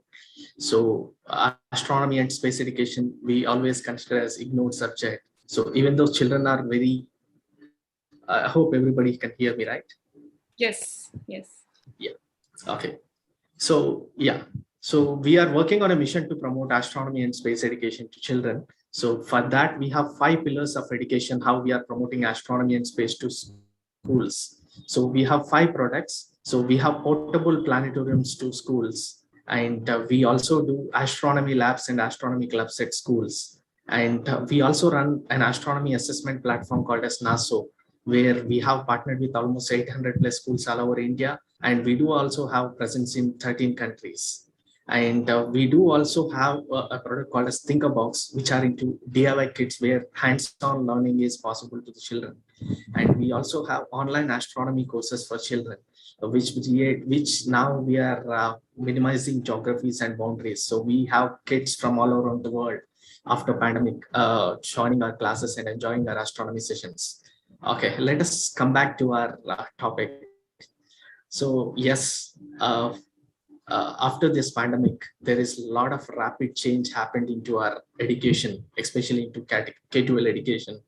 So as you know, disaster is laboratory for innovation. So even though during the war or even after earthquake eruption or whatever it is, there are few cadre of researchers who will bring changes in the society and see that there will be a solution to save future lives. The same challenge is happening into education today. So COVID is also such a disaster which has thrown out of millions of children out of classrooms and made almost their homes as new classrooms. But we have taken this challenge as together as an organizations or as an communities or schools or children, and we have went forward in making a good technology blending into our education curriculum and taking this forward. So earlier schools never considered this digital learning or this technology as a prime focus. They always used to consider it as supplementary things. But now these technologies and the e-learning platform has become prime focus, and children are enjoying it from their homes itself. Even there has been rapid change in assessment platforms also. So earlier there was a myth whether these online programs or online tuitions or online education systems will work or not. Especially a lot of myth used to be there on online assessments. But now there is a rapid change. So everything is evolving. New technologies are coming up. So as you know, as a biological or cognitive beings, there is no much change happened to us, but there is always rapid change happened in technology in every facets of life. So now a new technology is evolving and bringing a lot of change in our K-12 education segment. So we have seen how technology has become a part of our daily life today. In the same way in K-12 education domain, so we have seen how AR and VR are evolving to bring a different type of education culture.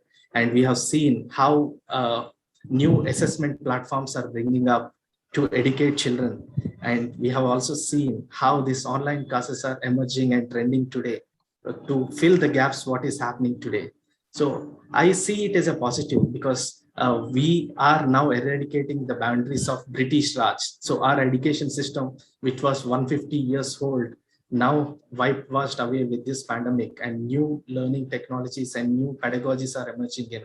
So I feel this change as completely a positive change, so that next generations will become innovators, and these policy changes and we as an educators and organizations will bring this change happen to the next generation. Yes, Deepa. Wonderful points brought out by you, Shravan. So, in fact, when you say that, pandemic has in fact amplified the push towards technology and the digital adoption, it also brings another perspective that while it has absolutely done that, it has also kind of taken it away, the schooling aspect or education. It has, the point about access. So if we look at the rural sector and if we look at, access towards digital tools and technology, that brings me to a question in terms of, while we are moving towards digital, and definitely that is required, what really needs to fundamentally change, and what are some of those initiatives in order for it to be, again, not be a digital divide, but rather an enabler? Because, we all know that what will really make us successful and the students at large is going to be maximizing it, and is going to be increasing access towards that. So I'll point that question to Payal. Your thoughts and views on that. You've worked across South Asia, and you do you would have seen different adoption rates when it comes to technology and digital tools, and also in terms of the education frameworks across these regions. While I would agree that there is a great need across the globe, but if we were to talk about the Indian context here, what are some of your thoughts in terms of increasing that, and in terms of making those outcomes really significant, considering a larger base of the pyramid? Right. Thank you, Dipali. Good evening to my fellow panelists. Quite an intriguing question that. So I'm sort of going to break it into two parts. Part one being a quick introduction that Robotics India so far has educated 20,000 children from pan-India, but also from the rural and government school sector on coding, robotics, AI. We're talking about children where not only there is a clear digital divide, but we're also talking about dearth of computers, electricity, unheard of Wi-Fi, and a single device.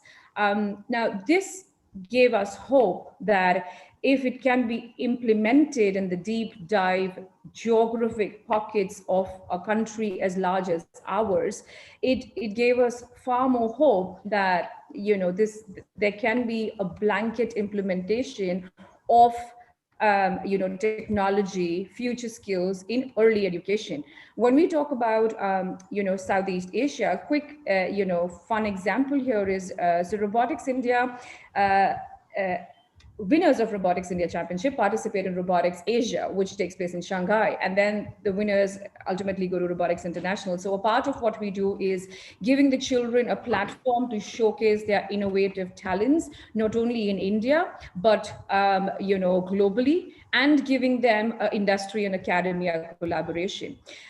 In order to do this, we realized that in 2018, 2019, there were only rich kids and children from the private sector which were participating. Therefore, we launched an initiative called Robotics for Rural, wherein these 20,000 children I spoke about are a part of that plan, purely trained in an all-digital model in the pandemic era. Now, what we saw in Shanghai is there were children from the age of 4 to 8. And when I say children, there was like a sea of these kids, age 4 to 8, in 2 segments. 5,000 children building projects via Lego robots, and another 3,000 working on a line follower. And I'm looking at them going, these are 4 to 8. That's when the education minister of China said to me that, we don't have a 100-year plan, we have an 800-year plan. Computational thinking begins in our schools at the age of 3.5. And then that brought me back to what we do in Finland and Estonia. As a former spokesperson for Ministry of Education of Estonia to India, we worked on a lot of bilateral ties for cybersecurity, blockchain, AI, to only realize that there are bachelor's and master's courses, but then there's a huge gap and a limbo for early childhood education. When we spoke to the teaching fraternity there, we found out that coding and robotics was taught to children at the age of 6. Now, when we got to blend this together with the NEP 2020, which I'm sure we'll bring up in our later discussion as well, is that we would want to teach an 8-year-old in India as well, computational thinking along with coding and robotics, because there are easy means to do so. And thanks to the pandemic, it's made everything very accessible. It's yet to be democratized in terms of costing, but it's really accessible. So, the 2 pointers, from my end would be, A, if we can incorporate technology in everyday teaching learning processes, not just for children, but for teachers as well, in terms of pedagogy and e-learning. Point number 2, how we can incorporate the STEAM module, which is science, technology, engineering, arts, mathematics, for learning in order to train the students in future skills, because that's the only point, according to me, which will bridge the future education to employability gap. Wonderful. Thank you, Payal, for those wonderful, great points. You mentioned that technology will be that enabler, and also integrating STEAM education into the learning methodologies. You also mentioned starting early, and you gave some great examples of across the globe how the thinking has been, and somewhere that's what we need to tune ourselves to. Now that brings me to an interesting point here, which is on, while yes, technology definitely, and with the pandemic, it has enhanced that, and it is absolutely going to be, while it creates a digital divide right now, but it is also going to be that something that will give us higher access. When we even talk about rural sector, it will in fact enable access. The point I have here, and I would, rather a question for Guy, is, children have a different way of absorbing information, and they're used to something else altogether. And the whole concept around even national education policy has been around experiential learning, collaborative learning, tinkering with new technologies. With the pandemic coming in, and with a sense of that those spaces being taken away from children, and everything shifting to a technology and to digital formats, what can we do, and what are some of those initiatives that really need to be put in place so that learning is also fun, learning is engaging for children, and it is impactful for them, and hence the outcomes will be impactful? So what according to you are some of those initiatives? Yeah, thanks for the opportunity, and hello to everyone. So at NAC, we built a platform of smart games that use behavioral neuroscience and artificial intelligence and game theory to decode, discover, and understand what is the unique potential that is hidden in every person. And I say hidden because all of us, myself, you guys, the audience, kids, adults, and others, we are constantly trying to figure out what can we do, what are we good at, and we don't know the answers as individuals. Our parents or siblings or mentors or teachers most often are very wrong about it, and we hear all those stories about young kids or others that are told at some point in their life or their career or their education, oh, nothing is going to come out of you, or don't try, or go and work as X and don't even aspire to become Y.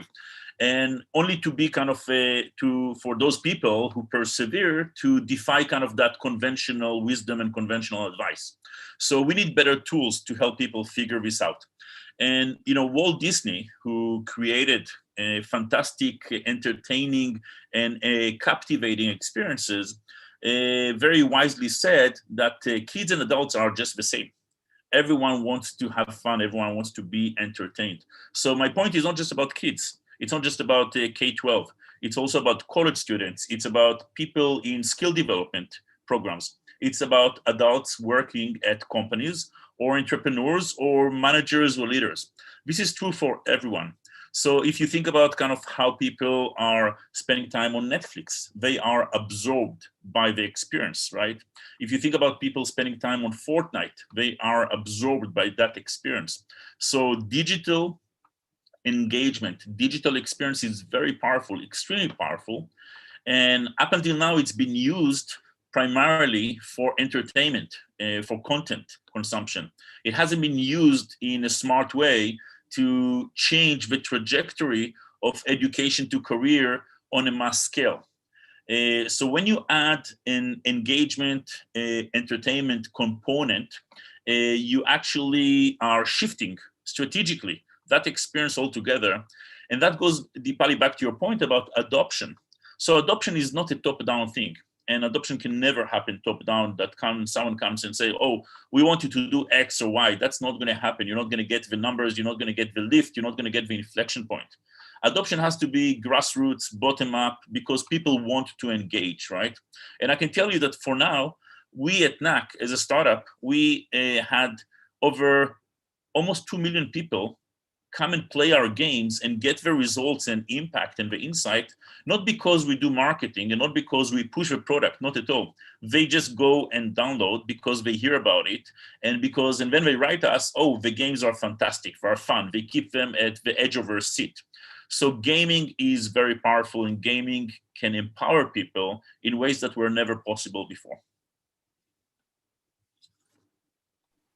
Thank you, Guy. And I think, one thing you said, I completely echo that and resonate with that, there are ways and means of making this fun for children, and there cannot be a top down with children. There just can't be. I mean, you could think about it in any other setting, but I don't think I would say. Yeah, Even don't respond well to top-down mandates. Absolutely. And when you say gamification, and you've worked a lot in that space, and NAC is purely working towards that. In Atal Tinkering Labs, so with Atal Innovation Mission, Niti Aayog, these labs, we came up with these virtual modules and learning or tinkering from home, as we called it, while the pandemic had hit us, and we thought, how do we really make this accessible for children when they're taken away from those maker spaces? And I'm giving an example here of the multiple modules we created, right from IoT to AI to robotics to 3D, multiple things. We created a virtual version of those, and including coding and gamification. And I'm giving this example because the kind of response we saw towards the gamification module and game building platform that we created for them was overwhelming, the kind of interest. And this was not pushed out. This, like you said, you can't force adoption in numbers. This was really coming from a pull factor, which made us realize that this whole concept of learning virtually is fine, but how do you make it more engaging and more fun is going to be the key to really, in fact, not just now, but in the future also, it is going to be the key towards impactful learning and towards getting the right outcomes out of the K-12 education and really ensuring they're future ready, these children. Now, I'll come to TR. TR, we talked about various initiatives, be it technology, be it starting early, be it making it fun and engaging, some of these things that we need to do. What are your thoughts on what additionally should be done in order to make some initiatives in the skilling sector to be able to get the maximum benefit out of this K-12 education and impact out of it?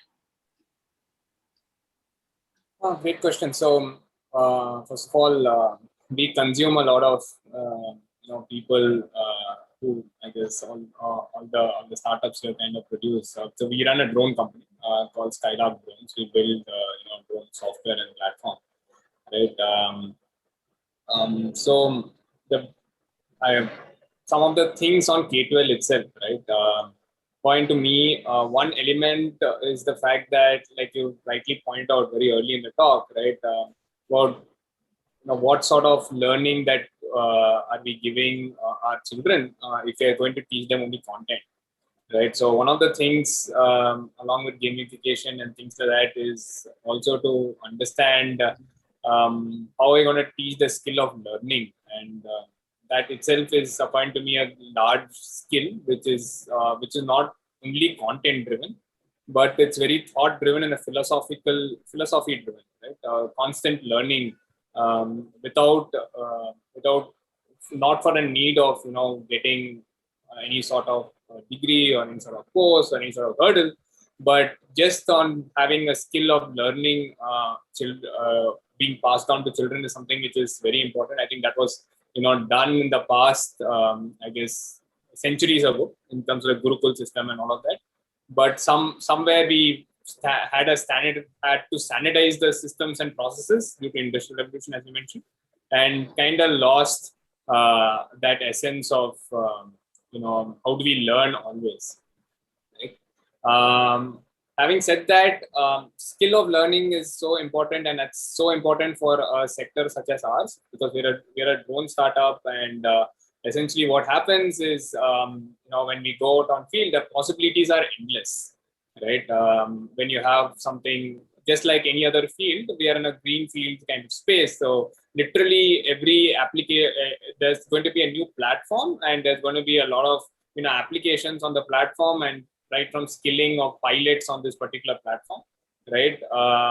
There's going to be a plethora of applications, and training these, new generation pilots, new generation engineers, new generation, consumers of this, platform itself is a great bit of work. And the skill of learning is something which I think it's constantly we should focus on in the K-12 segment, right? And including the diploma segment of things, because we kind of, in most of the cases, practical skills in the diploma curriculum in India has to be, revamped, and that amount of industrial experience have to be basically given. So I think through one of the things that we are doing internally as an organization is we are helping set up policy. I mean, other than policies, we are also helping diploma colleges, schools to basically train the next generation drone pilots, right?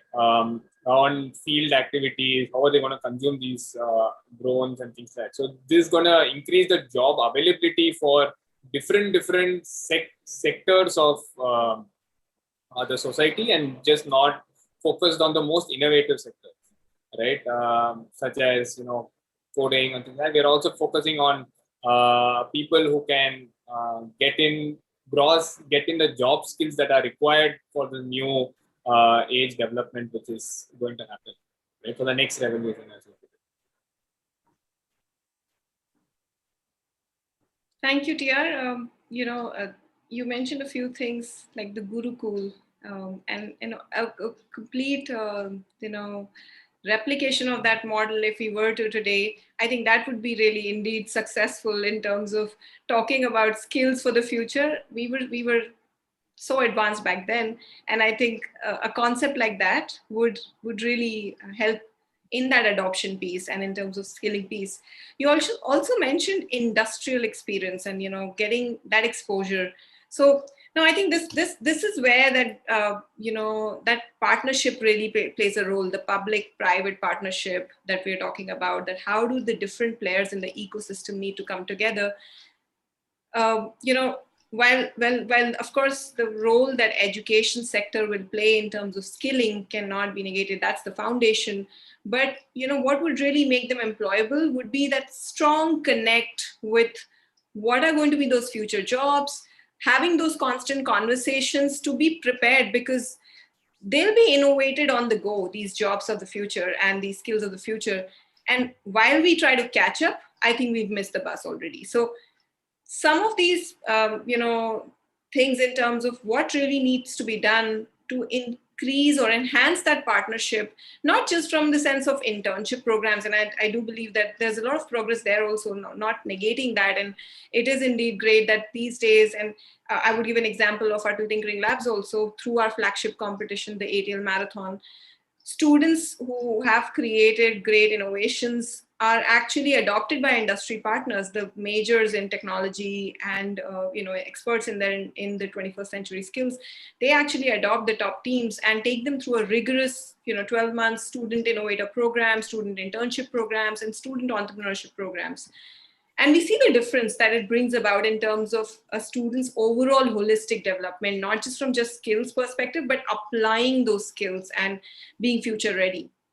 I want to open it up for a discussion for all of you in terms of sharing your thoughts on what really needs to be done from a partnership standpoint and how can we really make it happen. I'm representing the public sector, and we have people from the education sector and the private sector. Share your thoughts on how we could come together and what are some of the things we can do to be better prepared.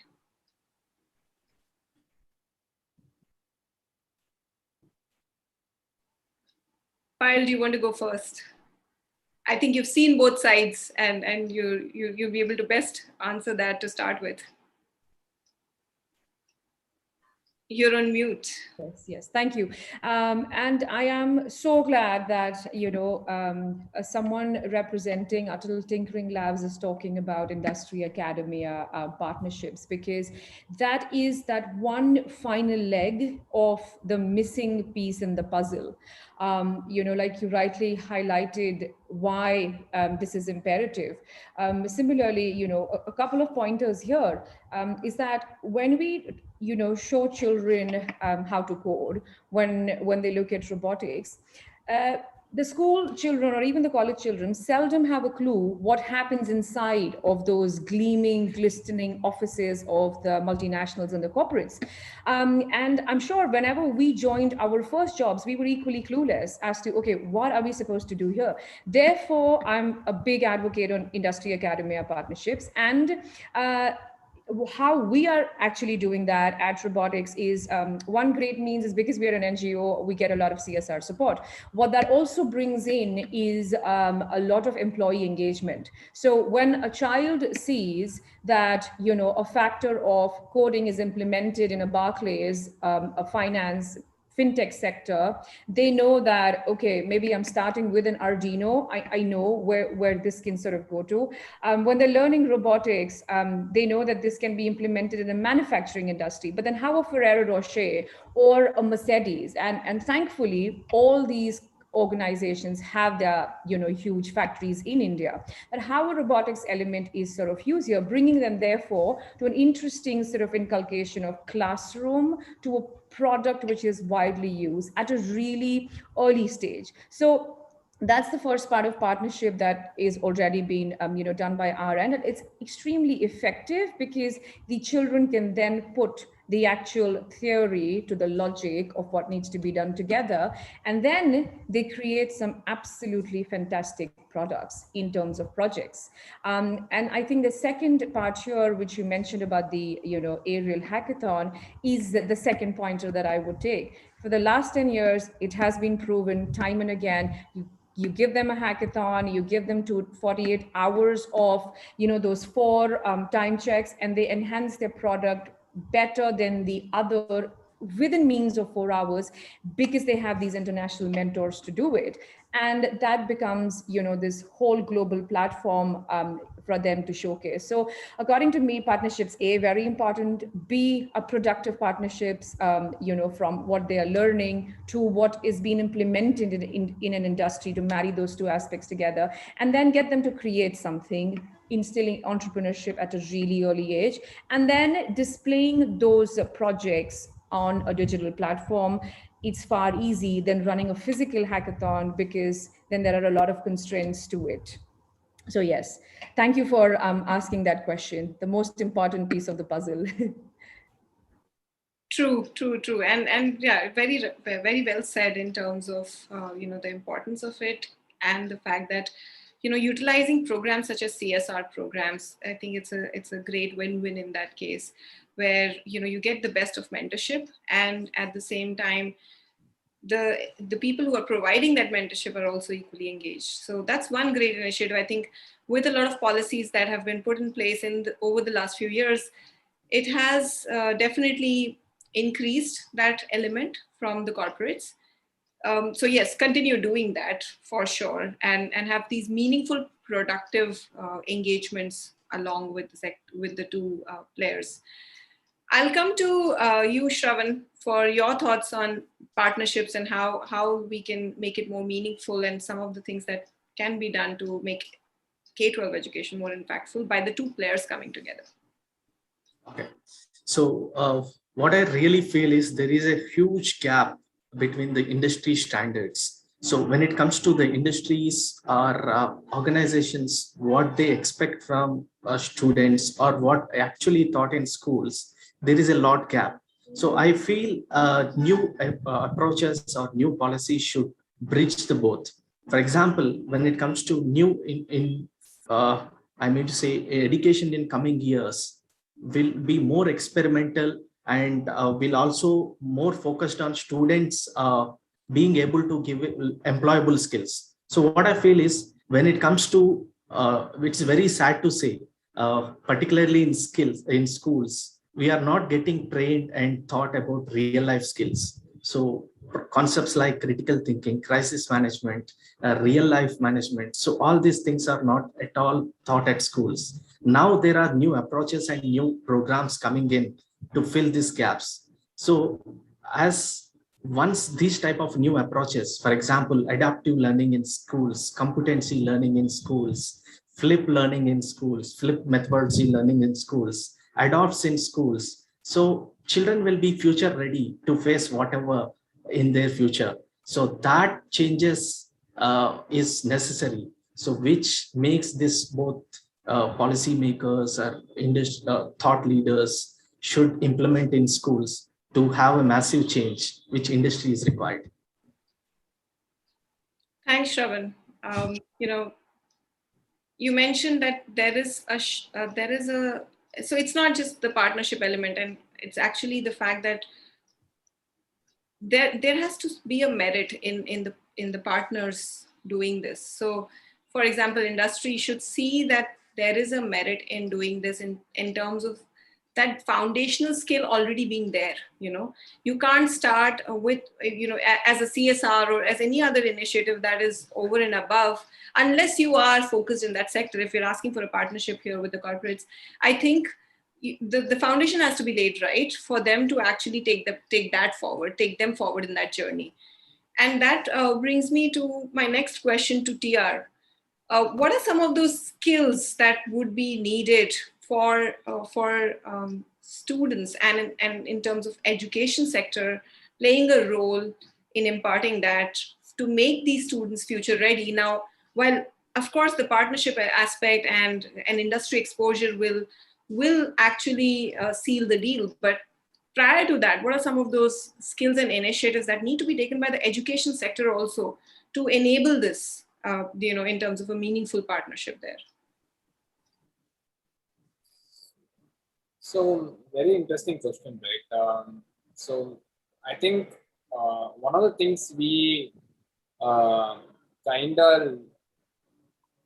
as a philosophy, what we do is we teach content to children, and in whatever we give access to content, and we test them on things that we taught them. Right? That's mostly what is being the philosophy, and we try to make the content more educative or whatever, like more accessible to the children, right? And in a way, much more engaging, right? But I think one of the things most as a philosophy, what we should think about is how are we encouraging, things what the children create themselves, right? What are the things that we do in a way that changes their thought process or increases just their intuitive thought process or the way they think, right? So there's not much honestly we do there, right? The children pick these skills up themselves by playing with their other friends. They do a whole bunch of networking. You can actually see this happening as a social level, how children actually pick this up themselves, right? They don't, most of the creativity comes inherently, and it's usually done via social circles or through art or something which is not part of the regular curriculum, right? And that is and that honestly is something we have to, if I were thinking about it, I'll think about how do we get that thought process or philosophy into the system. Like some of the things what at least in engineering or in some universities they basically talk about is design thinking, right? So how do you implement design thinking for children? Design thinking is nothing but thought process of way of approaching a problem, right? So as simple as that can extend to multiple elements on how are we going to teach children on how to think, how they are going to create, shift their thought process from a content-based, learning-based thing to much more towards building creativity, having hurdles on those elements rather than hurdles on content-based or access to content-based stuff, is going to really change the way certain products or even research or anything is built in this country or anywhere else in the world, to be honest, right? And that's what industries actually look for, right? So what kind of skills do we employ here for, right? So what are the high paying, what is the high growth kind of things, and what are the things which are not, what is the difference between the two, honestly? So there are, the skills of leadership, which is difference, which is again not, technically taught anywhere, right? We're talking about skills of creativity, skills of technology building. So all of these, skills which are highly product oriented, highly, policy oriented, are not none of the foundations have been given at a K-12 level, right? Or none of them are rather measured on a K-12 level, right? So what we do measure on is we measure on content-based, things which, frankly, beyond a point in the life of any adult, they basically forget, right? So that is something that people should be extremely aware of, right? There's no doubt about it, and and why are we even measuring those things is a question. We are measuring. So if you ask for an industry to go for any this thing, why are they looking for high pay or high grade? Right? It just shows discipline. The only thing that at least I look for when you talk about consistency in grades or whatever, high performance or something is discipline. The guy is putting in that regular amount of effort to basically do something, right?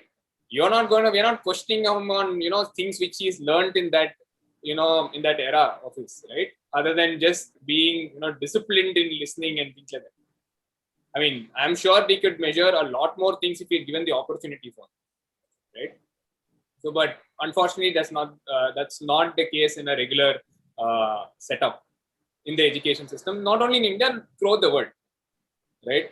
Because the philosophy is kind of shifted from what we want to measure, honestly. That's my take on from how what changes will be beneficial. Great, TR. The point around, we were talking about technology and how we need to get students and children ready for 21st century skills and being future ready for jobs. But the way you brought out a very good point on the mindset shift that is required here. The very foundation that will actually make them future ready is going to be in these softer skills, be it design thinking, be it curiosity, be it problem solving skills, be it how do you think of a problem and optimize a solution that would actually be impactful for a community at large, and some of those skills that would actually need to be taught by actually implementing or making them do hands-on things, and not through a curriculum or a pedagogy where you define it or box it up. You also mentioned a great thing about not measuring the right things, and that's something I actually wanted to come to myself to ask all of you, and I want to first ask Guy this question, that we're talking about these things, about being future ready, about the skills that need to be done.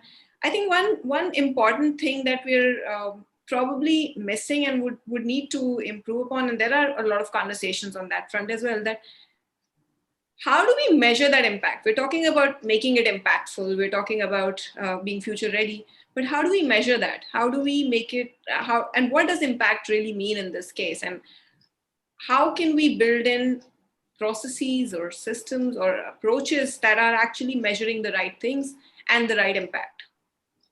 Right.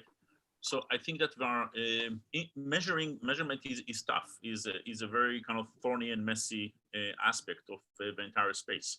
And creating good measurements that track impact over a long term is obviously very important. I think that there is no one way to measure, but there are multiple ways to measure that give you insights into multiple dimensions and multiple points that are of interest. So for example, you could measure impact on a whole set. If you deconstruct kind of the continuum, the education or the learning education to career and economic security continuum, and you divide it into kind of multiple micro steps and say, okay, what is the impact that we need to get at every step of the way, right? So the first impact that you want is you want engagement. And then you want to see that people are informed, and that information and empowerment actually changes their behavior in terms of confidence, optimism, seeking new information, engaging in programs. Then once they engage in programs, whether it is learning, education, college, or skill development, you'd want to see what is their participation and graduation rate over a period of time, right? So graduating from a program within 6 months is different than graduating after a longer period of time. then you'd want to see how many of those people that actually acquired skills, how effective those skills are, and how those skills actually translate into employability and readiness. So there is basically just in summary, because I don't think that you can do justice to that kind of in a quick response, you need to measure every step of the way, and you need to think about all the impact points, both in terms of the personal behavior of the person, the information they have, the activities they engage in, and the outcomes that they are able to generate as a result of that. Outcomes being measured. If you take, for example, a young schoolgirl from a rural community in India, and you say, well, what's her situation today? What would be the situation and her condition in terms of opportunities available, income generated, learning acquired, skills developed, optimism gained, confidence gained, and so forth. You'd want to track it in a very close fashion. Now, you don't need to track that, and that's kind of my last point. You don't need to track it for everyone, everywhere, all the time, right? Because we can use power of statistics to understand that if impact is happening and how impact is manifesting itself, it would generalize, right? If we do serious, rigorous analysis of impact, we can actually come to the conclusion that in other similar circumstances, it could generalize. Of course, there are exceptions, but you need to have some bare bones of impact measured across at least some communities to understand what is the pathway to impact. Right. No, completely echo with a lot of the things that you said, and especially on the engagement aspect, that probably some of those things, when you look at, that could actually give you an objective view of, whether we are making a positive impact and has the needle really moved. I'll move to you, Shravan, for your thoughts on this in terms of what tools, approaches could be used, not just from measurement standpoint, but overall in terms of improving the impact of K-12 education. So as already Tia mentioned, I also want to tell you, there should be maker spaces implemented in schools itself. Innovation should drive from schools itself, not from colleges or universities. So we should be given incubation centers, and we should be given enough space for children, because children are more creative. They come up with many problems which we cannot also solve. So this, at least they may not be applying practically, but at least with solutions, we should give them a chance. And even entrepreneurship skills should be developed in schools itself. Leadership skills should be developed at schools itself. So this type of new spaces or maker spaces should be evolved and incubated in each and every schools or segments, so that innovation drives from the children, and we can also measure outcomes from there also. So this will be the future of New Age India, if we are giving them a chance to apply their thoughts and coming out of solutions. And yes. I didn't tip you off to say that, because we do set up maker spaces as part of. I know that. I know that. And I did not tip you off to say that, but yes, I completely agree that you are doing a great job in that actually. Ourselves, and yes, it is a dream for every school to have a maker space in the coming future, which will actually make it more real for them, which will actually make it more hands-on, experiential learning. And, like we said, that they need to do it themselves. And that's when the learning is engaging, it's fun, and it's impactful. So, great points there.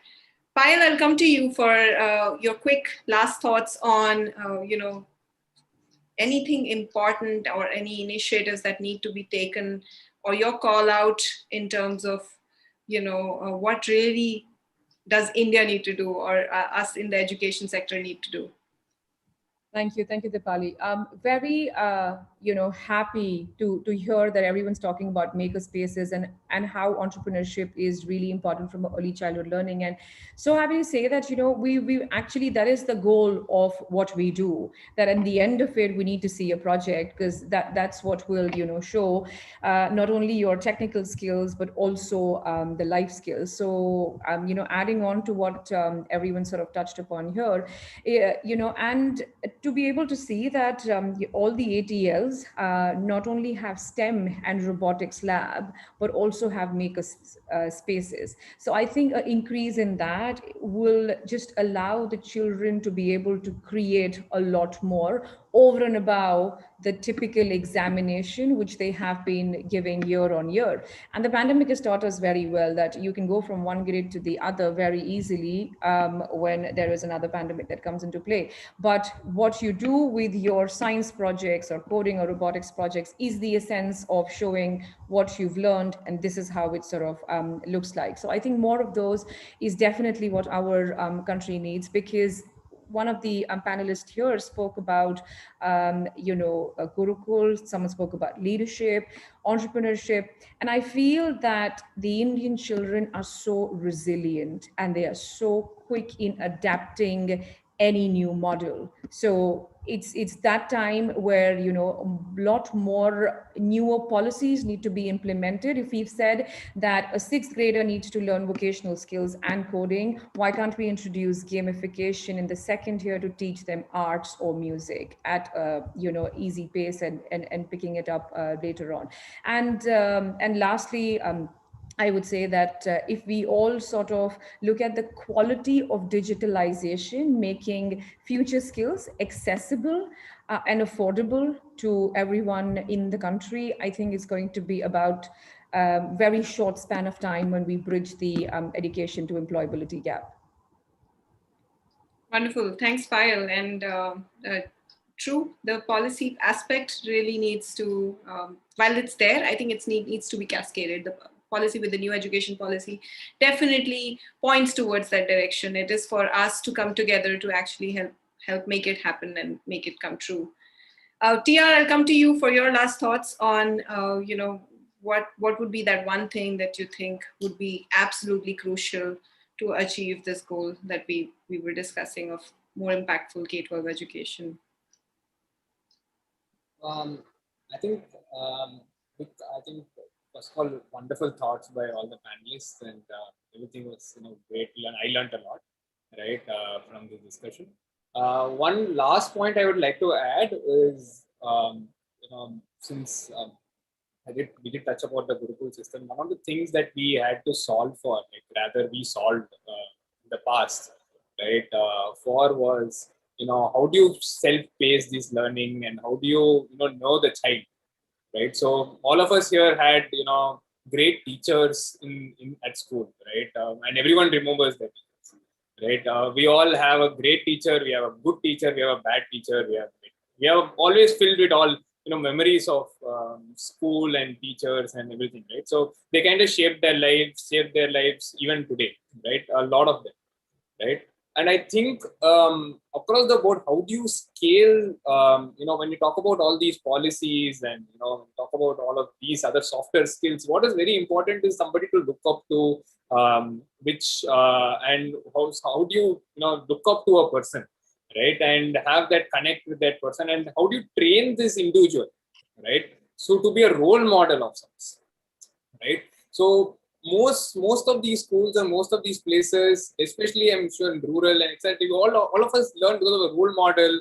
We always look up to somebody. We always say that, okay, this person is going to be like this, etc., etc. So the point really becomes that if we were to create, such role models in every village or every teacher or every school, right, and give them this kind of freedom and give that prestige, because the teacher used to be, at least 50, 70 years back, a very highly dignified, role, right? It is something what people used to, at least in our, things, we used to respect him next to God, right?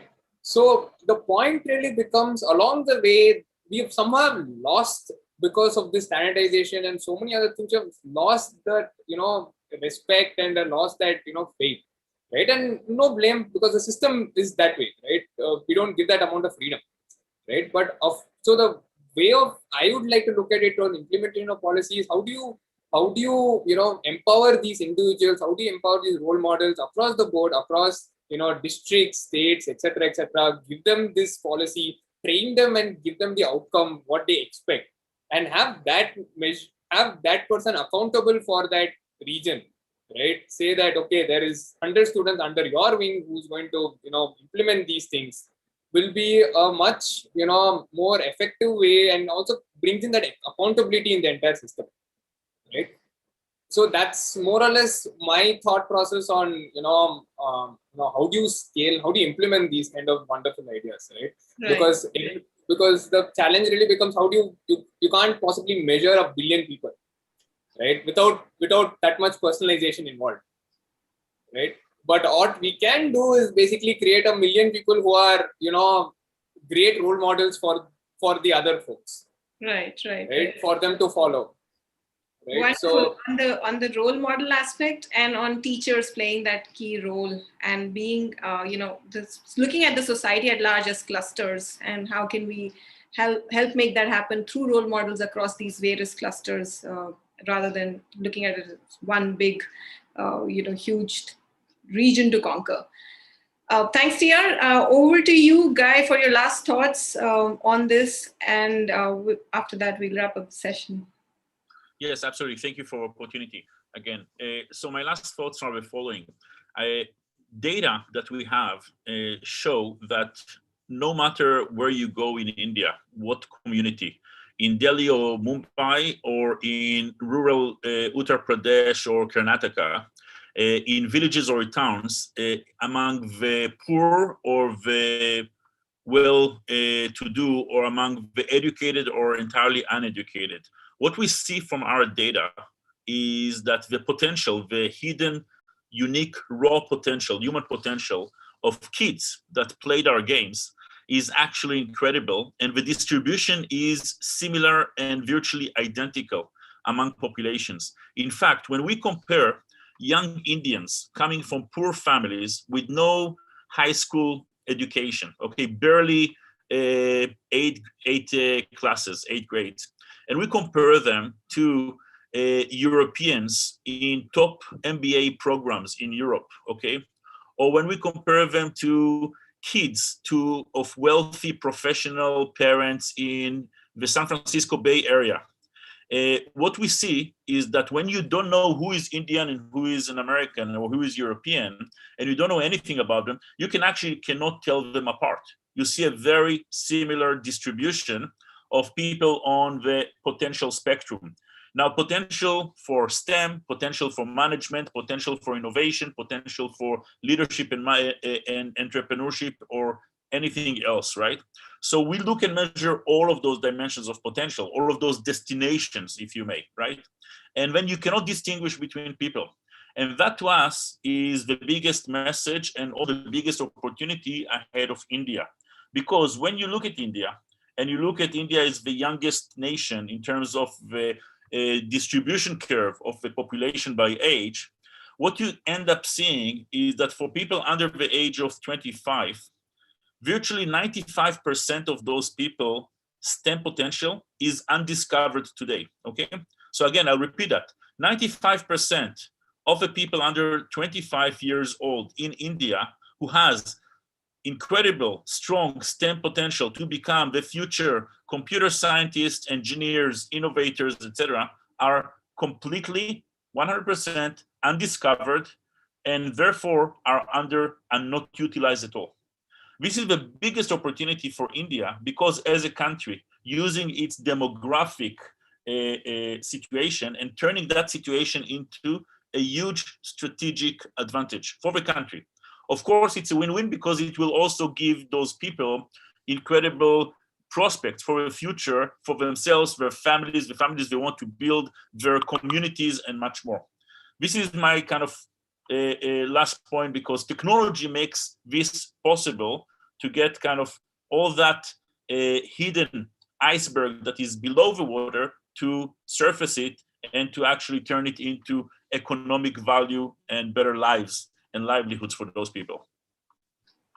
Thank you, Guy. That was closing on a very positive note. I see the glass half full, that there is a 75% potential here of untapped potential that is an opportunity for us and for India. And overall, this being a great unifier, the potential that children bring and how we can really leverage and do that. A lot of great ideas, suggestions, thoughts in this discussion. I thank you all once again for sharing your insights, ideas with us. I'm sure there will be opportunities for us to take this forward. As the players come together, both public and private, we will really take India forward and our education system to be ready, future ready. Thank you, everyone. Thank you for joining for this panel discussion. With that, we'll wrap up the discussion. Thank you, Dipali. Wonderfully moderated. Nice to meet everyone. Thank you. Thank you so much, Dipali. Thank you. Absolutely. Thank you so much, everyone.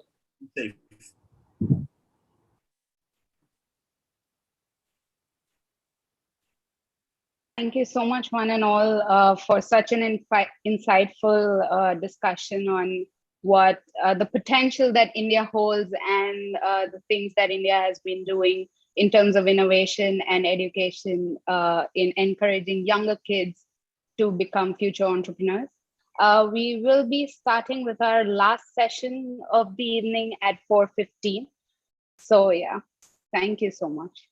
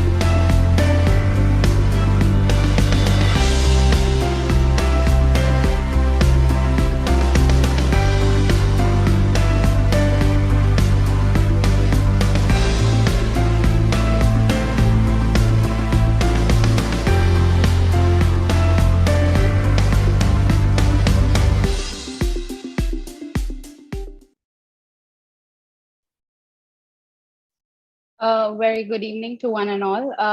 The last session is an amalgamation of the efforts and the steps taken by each and every panelist that were present here today. The panel will be discussing on pedagogy and new age curriculum, how learning to code and being introduced to technology at a young age helps enhance innovation and creativity. The panel will be moderated by Mr. Vivek Prakash.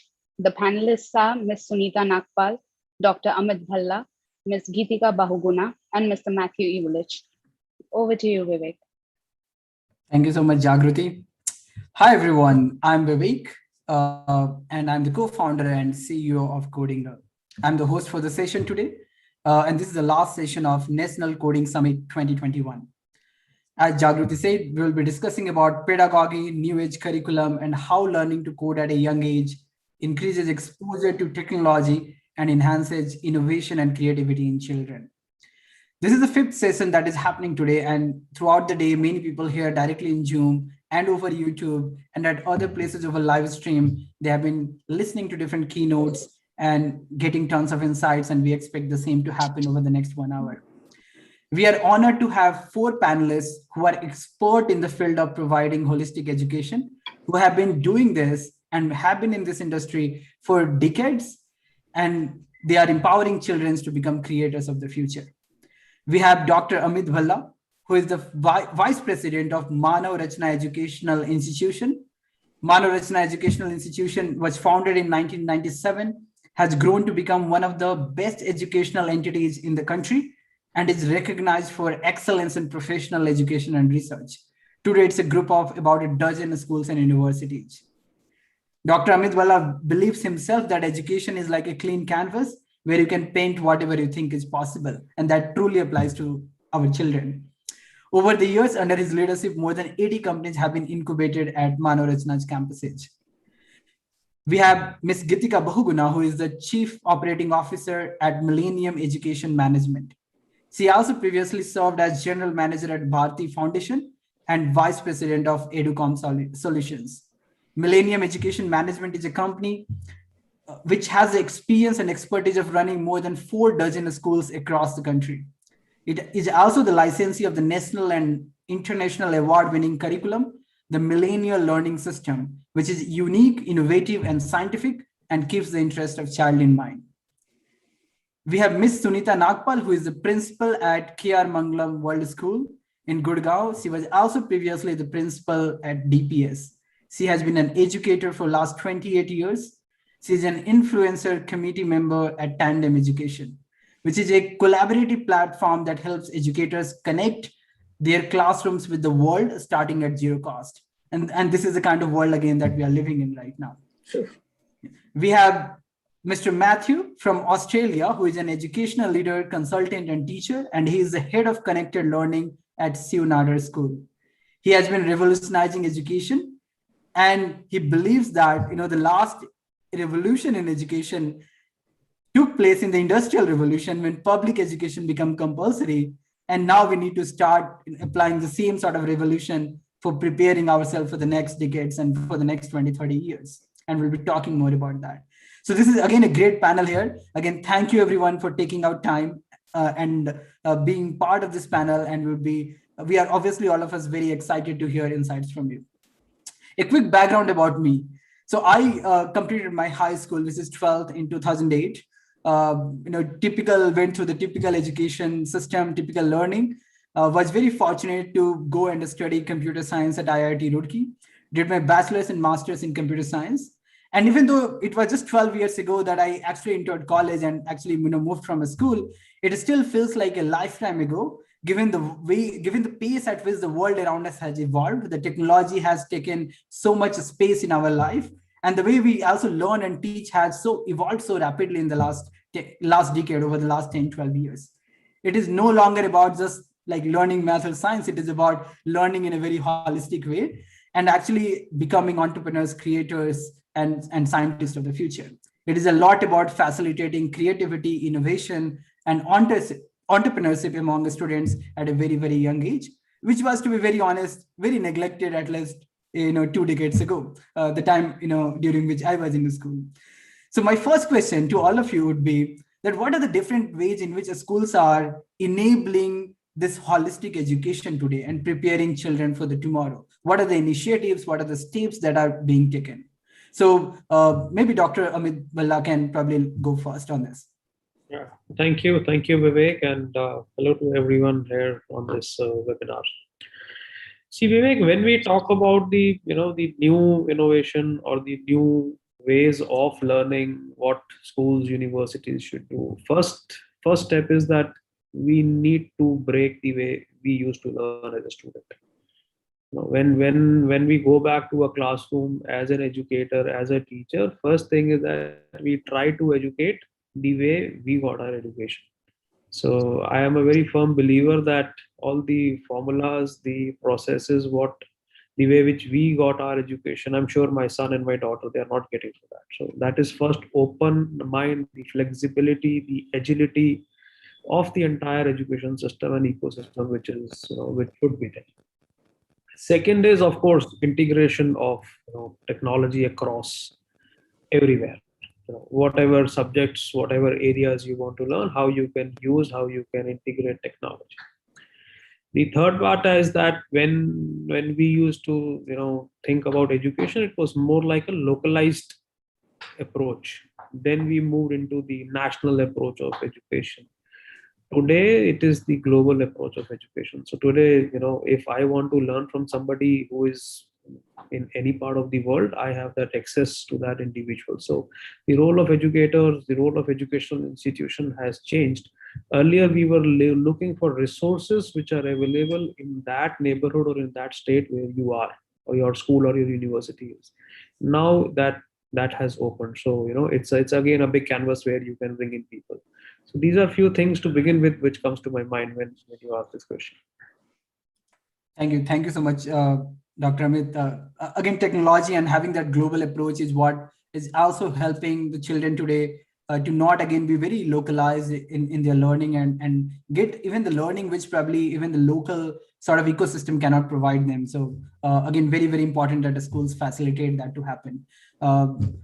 Ms. Gitika, would you want to go next? Yeah. Hi, Gitika, you are on mute. Yeah. Thank you. So adding on to what Mr. Bhalla said, in addition, basically holistic education is not only about the content, it is not only about getting marks, so we have kind of really evolved from the time, from the last 2 decades, because now it is all about how a child is equipped, what are the competencies, what are the skills, what are the attitudes, because ultimately that is what the child, when he grows into the global market, how is he able to compete with the competition? So I think now with technology, the whole canvas has even shrunk further. So it is about putting our children, so we have international pedagogy, the curriculum remains CBSE because we have CBSE curriculum, but then how it is taught, how we are inculcating the skills which are transferable and which could be used across the globe, across domains, so those is something that we focus on. So our, the way we teach is more important than what we teach. And it integrates everything like, values, content, skills, attitudes, and it's a very structured approach. So we ensure that no piece gets left behind. It's like the whole picture is complete by the time the child moves out of the school and he's ready for the world. Thank you, Ms. Gitika. Mr. Matthew, do you want to go next? Well, thank you. Firstly, my apologies for my principal, Miss Sashi Banerjee, who was meant to be here, but she's tied up. So you've had to put up with me. And hopefully my Australian accent is not too bad. I've been here in India for 4 years and been very humbled to see how hungry the Indian landscape is for improving education. I think the national education policy that's just come out says a lot. But I would be challenging educators out there listening to us now. We all realise these skills, like coding, are the future. But what are we doing in schools to help our students? And I would challenge everyone with this thing I call the beast, the timetable, our regular system of how schools run. COVID, even though it's been a terrible thing, has been a catalyst for change. And we've seen different approaches. At Shivnadata, we've been privileged to develop what's called the Connected Learning Program. And simply put, it's just personalised learning, where people can learn at their own pace. We've got students out there who are hungry in learning these concepts of coding and other IT skills. So it's providing a platform that allows them to work at their own pace. It allows them to peer tutor each other. The teacher is not just the source of information. There's lots of outsourcing that can be done. So for us, I think we're in a new era. Yes, we call it the new normal, but I think this new normal offers so many platforms that we can give our children, especially in these fields of these IT skills, which will be part of our 21st century skills and plus. So it's an exciting time in India. So I wish everyone the best, and I hope the challenges ahead we can all work together with. Thank you. Thank you, Mr. Matthew. Ms. Sunita, please go ahead. Yeah, hello everyone. So just as, the last speaker always feels that everybody said it all. But just to add a little bit to that, the underlying concept now with education is that we are learning, the students are learning rather than the teachers teaching.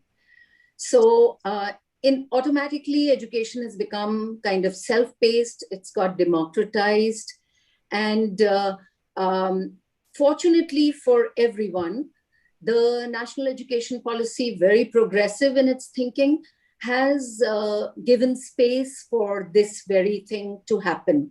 So like we've all said, like Gitika said and Dr. Amit has said, It's all now skill-based, skill subjects that we are focusing on. And fortunately for us, the CBSE has also mandated that right from grade 6 upwards, we must include skill subjects like coding, data science, AI. And fortunately for the students of today, this is their world. They live in the digital world. And it's very easy for them to learn in this world. So the climate is perfect for them. And the teacher will now, of course, be the facilitator, just very cliche term, of course, but it's going to be happening that way. So there's, whether it is information, which needs to be accessed, gathered, analyzed, presented, and transmitted. It's way easier through this new world. And the biggest challenge in schools is that the educators should be at the same pace as the learners. So that for a start, that would be all. Thank you, Ms. Sunudha. Really insightful, and it actually brings me to the next topic and the next question that I wanted to discuss. And in fact, you covered part of it. So what has been happening, and also with me starting to study computer science, at least for the first time, and getting exposed to coding back in 2012 when I went to college, and lived through that time when people for the first time were starting to use softwares like Google Maps, and were creating accounts on Facebook, and starting to use WhatsApp, and then starting to order, like, book cabs online and order food online, any of which was even in a way also very naive, or maybe even stupid to think, like even 15 years ago. And it's not a long time ago, but that is the way technology has evolved. And what is happening with this huge development of technology is that in a way human civilization is now entering a new era of fourth industrial revolution from the third industrial revolution, which happened quite some time ago and has shaped most of the things that we have seen, at least in the last 50-60 years, the later half of the previous century. And the fourth industrial revolution is marked by emerging technology like robotics, artificial intelligence, data science, some of which kids are already learning even at a school level, nanotechnology, quantum computing, Internet of Things, 3D printing, autonomous vehicles, and kids are actually starting to interact with many of these via even robotics and softwares and animations and games. And a report actually came out a couple of years ago that given such a future, which is evolving at a very fast pace, 85% of jobs in 2030 haven't been invented. What it basically means that, let's say, if I went 20 years ago and told someone that I write code or I'm a software engineer, maybe most of the people, at least in here, would not even know that what am I basically doing. And the same way, almost every job will require some application of technology, and the nature of jobs will fundamentally change, and plus new jobs will be created, just like we have millions of software engineers today creating the digital world that we live in. And coding itself could help human beings to cooperate with robots and with technology around us, if not to at least like get replaced by them, but at least to understand them, the digital world around us. And computer language would definitely be the necessity for jobs in the future. So this brings me to the next question for everyone, that what's your take on the increasing role of coding and computer education among children? How much attention should be given to it, given that there's so many other things to study, at the school level, how it should be balanced, and how do you see the role of it, in the education of the future? So a bunch of questions, coupled here, but I hope, at the same time, the overall question is very clear. So any of you, please go ahead. In fact, I would like to just take it up, because we have been debating, for all our schools, because our schools want to initiate it. Some of them wanted to initiate, some have already initiated. But the whole idea is, it is a must. Sooner or later, we have to introduce children, but at what level, what age? Because especially right now with the pandemic, ultimately, there is no two ways about it. They have to learn it, because that's the way forward. And And we have to equip them and empower them for the world ahead. And we can't disable them, but not introducing them. But what is, at what time, at what level? Because we were looking at some of the demos at class 1 level. So, so our, it's too early. Although the children at that point of time, they are the fastest at picking up and making connections, and learning happens the fastest. But do we need to enforce it? How do we need to place it? What is the trajectory that we want to use? So that when we talk about holistic development, it is really holistic. It is not about checking, putting a tick mark against a checklist that we need to know, being progressive schools. So that is what my stance, that it is important and it would be critical, but gradually it has to, it has to be introduced at a certain level. Although children, children are pretty much at it. They are already, when we share it with the children, but then there are other things also which are important. So there has to be a balance which has to be created by the school, and it depends on the level of the school, where the school is located, what are the devices they have, etc. So there are a lot of factors which need to be taken into account, and especially right now. But going forth, once we are back into physical schools, once we have longer teaching learning hours, then probably, it could be rethought as to how it needs to be introduced. Got it. So extending that question slightly further, that do you believe imparting this coding and computer related education is simpler to do in a physical lab based setup compared to, let's say, delivering it online, primarily because of the IT infrastructure challenges? Is that correct? Yes. And because right now a lot of children do not even have basic devices. Some of them are with with your mobile, because we have around 25, 40 schools, in fact, and some of them are in the rural sector. So, but yes, as a club, it can be introduced, because people who have it, they should not be deprived. So we kind of give a choice, depending on, because one shoe does not fit all. So when they need to start, it needs to be left to the schools. Yeah, very valid. Thank you so much, Gitika. Please go ahead. Just like to add, what Gitika ji was just saying. So, programming has always been a part of our daily life, from getting ready to leave to your office, to preparing a meal. All these tasks, they require small steps, that need to be completed to achieve our goals. So in order to complete these tasks, we require a certain level of critical thinking. So in today's world, coding has become a tool that not only makes things autonomous or create a software program, but also means to learn top skills that would be required by the future generation, such as critical thinking, analytical skills, problem solving, emotional intelligence. What Gitika ji was talking about, how do we introduce it?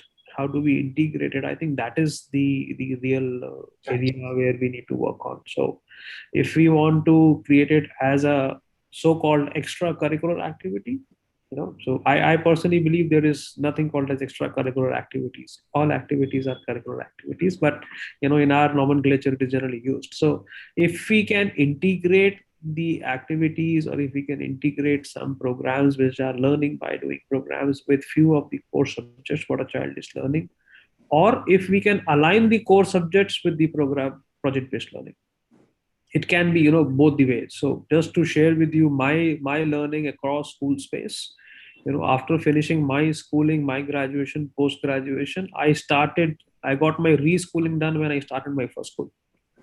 So all the teachers, all the students who were there, they were my teachers, educating us what new we should do in the school space. So then we started with a relationship with Carnegie Mellon University and brought in robotics program in India with them, across all our schools. So that was a very, very learningful, association what we had.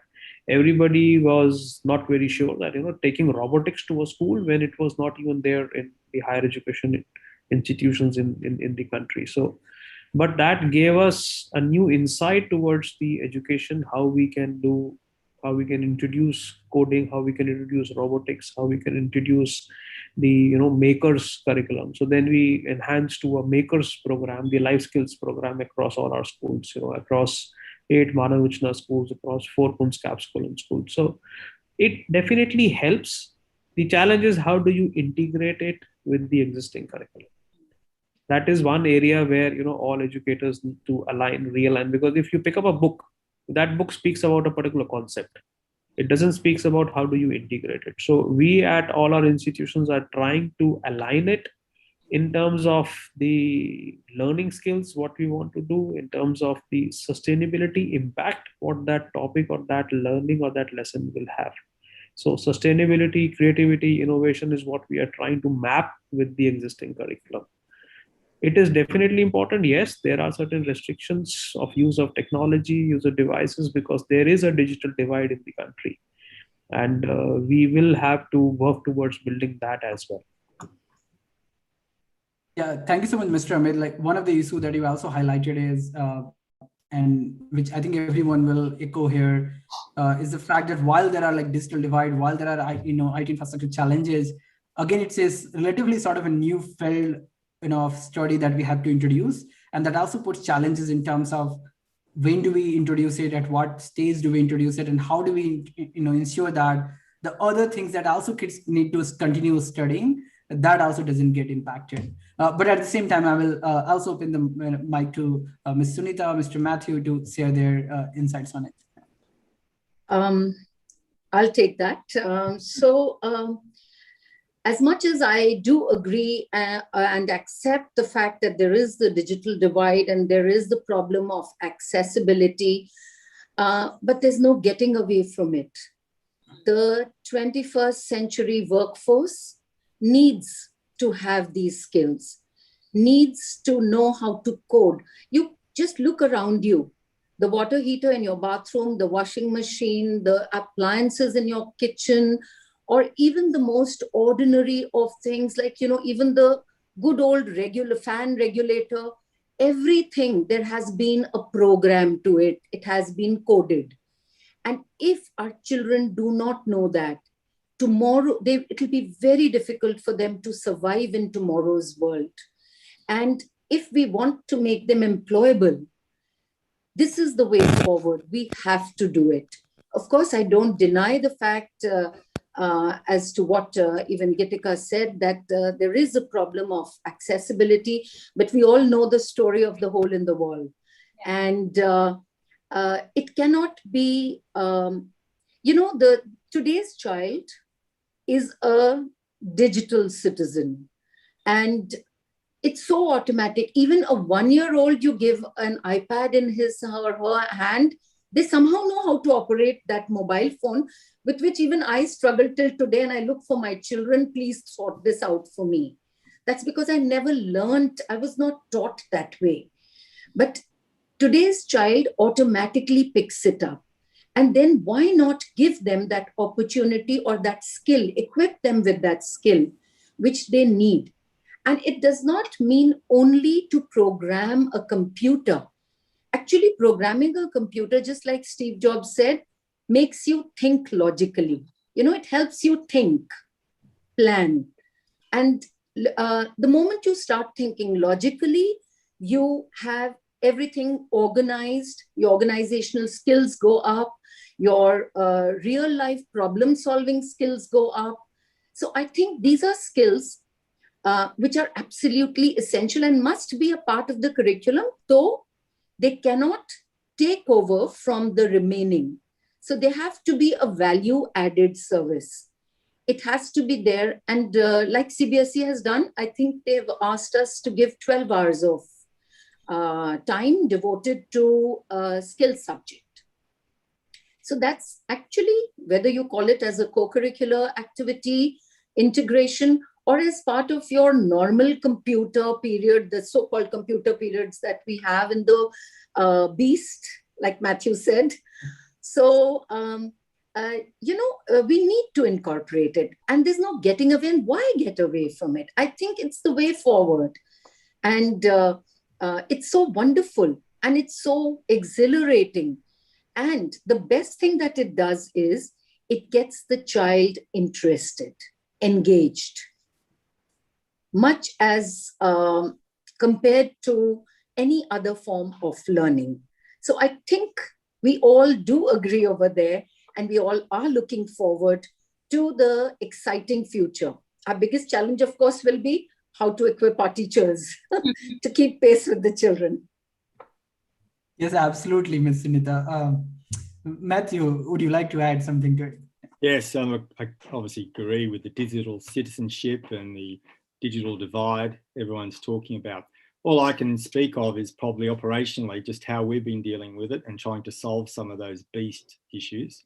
I certainly agree, integration is the key.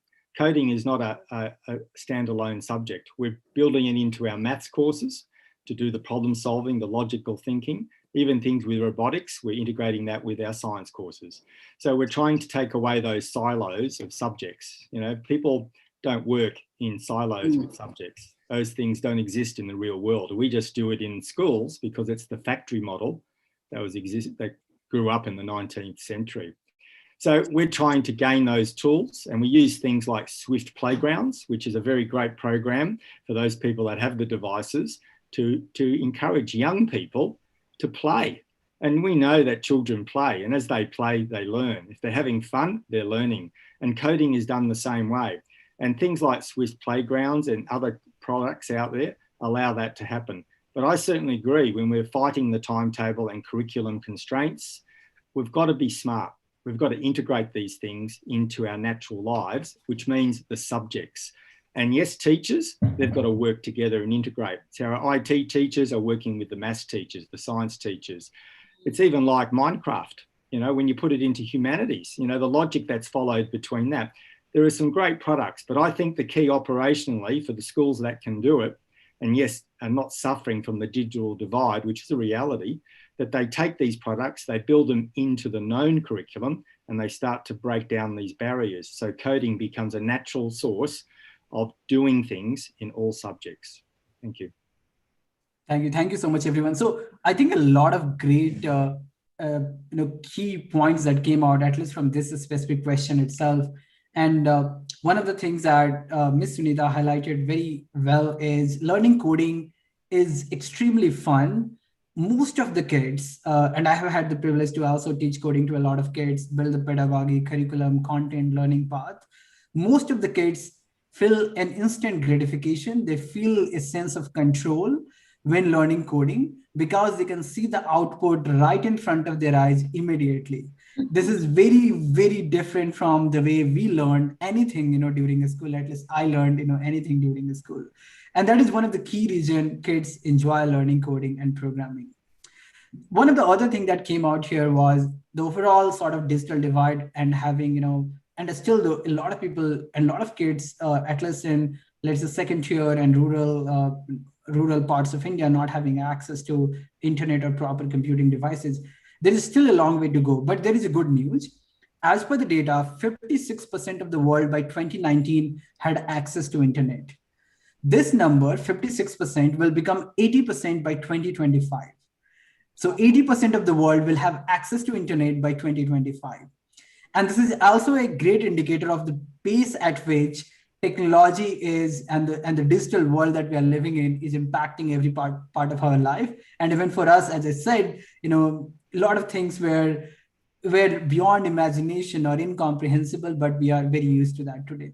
So very fortunately, again, access to internet, computing devices, ability for a lot of software tools, you know, teaching, to even work on mobile devices, all of that is happening very, very rapidly.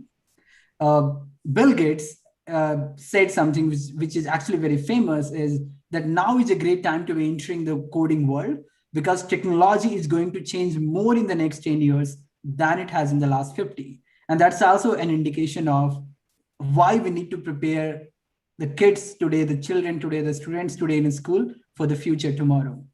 So that brings me actually to the second question, which again, Ms. Sunita had brought up, that with all of this change happening and, you know, as with national education policy, you know, 2020 coming in and then CBSE making data science and coding and all of that, you know, introducing all of that from grade 6 onward, this requires either training the existing teachers or hiring new teachers and also training them who are capable of teaching this relatively new field, which has not been taught in school so far.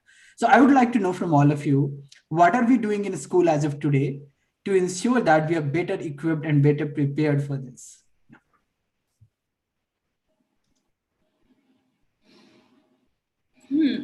So I'll take it up again. So we are very, very focused on training because, and this is not only now, but because our curriculum required huge amount of training, because it was on experiential learning and it was on building the 21st century skills. And so we realized that the teachers, there's a huge mindset shift and the skill set upgradation which is required. It got coupled with the technology because, we've been seeing from the last 20 years that we have, as you rightly said, that we are in that revolution, of technology, but it only the tipping point came only during the pandemic, where everybody was forced. In fact, this was the disruptive energy and the force which ensured that there's no escaping it. We all have to learn technology. So that actually happened to be a boon for the education industry, because I've been personally involved with both private and public schools, and we've seen the ordeal it takes to change, make teachers learn a new skill. And technology was always kept, behind because they realized that they can do without it. But I think that's the best part is that during this last 1 year, everybody has learned, and in fact, there was a lot of training. And I would like to give credit to Microsoft Teams because I think there was a huge support that came everybody's way. And, all our teachers were trained by their trainers, by our trainers. So it was like skilling the training, the TOT for the master trainers. And we've been supporting the teachers. So training is one thing that happened last year, where they learned how to use Teams and got introduced.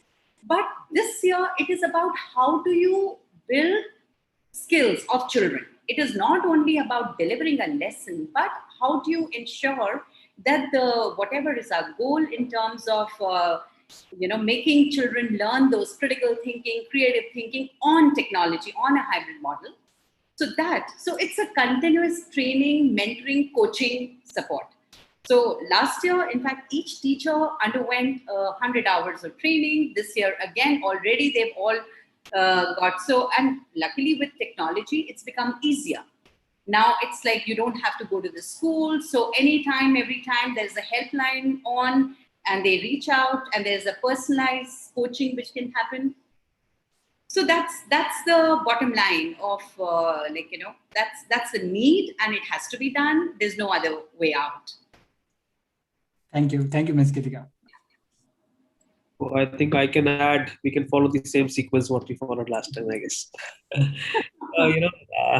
Yes, the last year was quite eventful in terms of training and in terms of online training. So if I just to give an example, what we are doing, we have an independent academic excellence team, which looks after the training of all associates who are there part of the Maharashtra institutions. And we've tried to do the mapping of their competencies, that what area they are good at, what area they want to work on, and then we create their individualized learning and the training program for each and every individual. So that is one activity what we do. The other thing what we have seen in the last few years that as an institution we'll have to be more agile and more flexible towards teaching learning process in the class. So we should equip the faculty to be more independent, more flexible, more agile, and try to work with new policies, new pedagogies, what they want to use in that particular subject. Then we also created few working groups which were wherein it was more like a peer-to-peer learning. Like few teachers were also attending the classes of other team members, and then they were doing developmental discussions about this session. So it was like one teacher talking to the other, hey, you did this topic like this, so I think this was also one of the idea which we can contribute. So the way we talk about collaboration and cooperation among students, the collaborative learning, we also try to incorporate that as collaborative teaching as well as collaborative developmental feedback for all of them. Then one more area which as an institution, we worked on was bringing in people from different and diverse background into the educational institution spaces. So we have somebody from the sports sector, we have somebody from media, we do have a lawyer, teaching in our school, not only the subject of legal studies, but maybe interacting with the faculty and the teachers, talking about the legal aspect, which can help them in upgrading their lessons, upgrading their sessions. Similarly, on technology, recruiting few masters in computer science students. Then we added a few people from genomics, few people from nanotechnology to bring in that new and excellence flavor in the teachers training as well as in the students exploration. Then self-assessment was another tool which helped us a lot. So we created a format for self-assessment. The team decided they were doing a self-assessment for the session. So that also helped us in moving ahead, and they could see and sense that sense of personal achievement and satisfaction, what they were planning in their entire career. So these were few things what we did in addition to creating podcasts, being online, creating their own YouTube channels, creating their blogs, creating their GitHub profiles, building their profile, then about themselves. So the future of education is when you see a teacher, he or she is building himself or herself as an independent brand. That is the future. The day is not far off when a child will pick up a teacher or a subject from school A, and he or she can pick up a teacher or a subject from school B. It will happen in higher education very soon, and I foresee that it should soon happen in the school space as well. Again, really glad to hear this, Dr. Amit. Bringing all of that sort of progressive thought into the way teaching should happen, and the way teachers should also put themselves out there, so that kids also know about their teachers and whom they are learning from besides what they learn. That's also becoming equally important. So I think a very good they could even select if they want to learn mathematics. They might have maybe 4 of us who are talking here that I don't want to study from you, maybe from someone else. So I think that is the future of agile and flexible learning around the world. Absolutely. I think it's already happening in a lot of ways, and it's only going to become stronger and stronger. True. So I don't know, Dr. Bhala, if it's my turn or not. But yes, please go ahead. Please go ahead. Any turn is fine. Yeah. So no, I was just joking because Dr. Bhala was saying we'll take it in the same sequence. So I've forgotten the sequence. Because I was saying that because Geetika was the first one last time also. So yeah. But I don't remember whether I was third or not. Matthew always sorry, Matthew, if I've taken your... So, absolutely right, as summed up by both Geetika and Dr. Bhala. What happened in the last 1.5 years, we just got pushed into 5th gear. It was coming.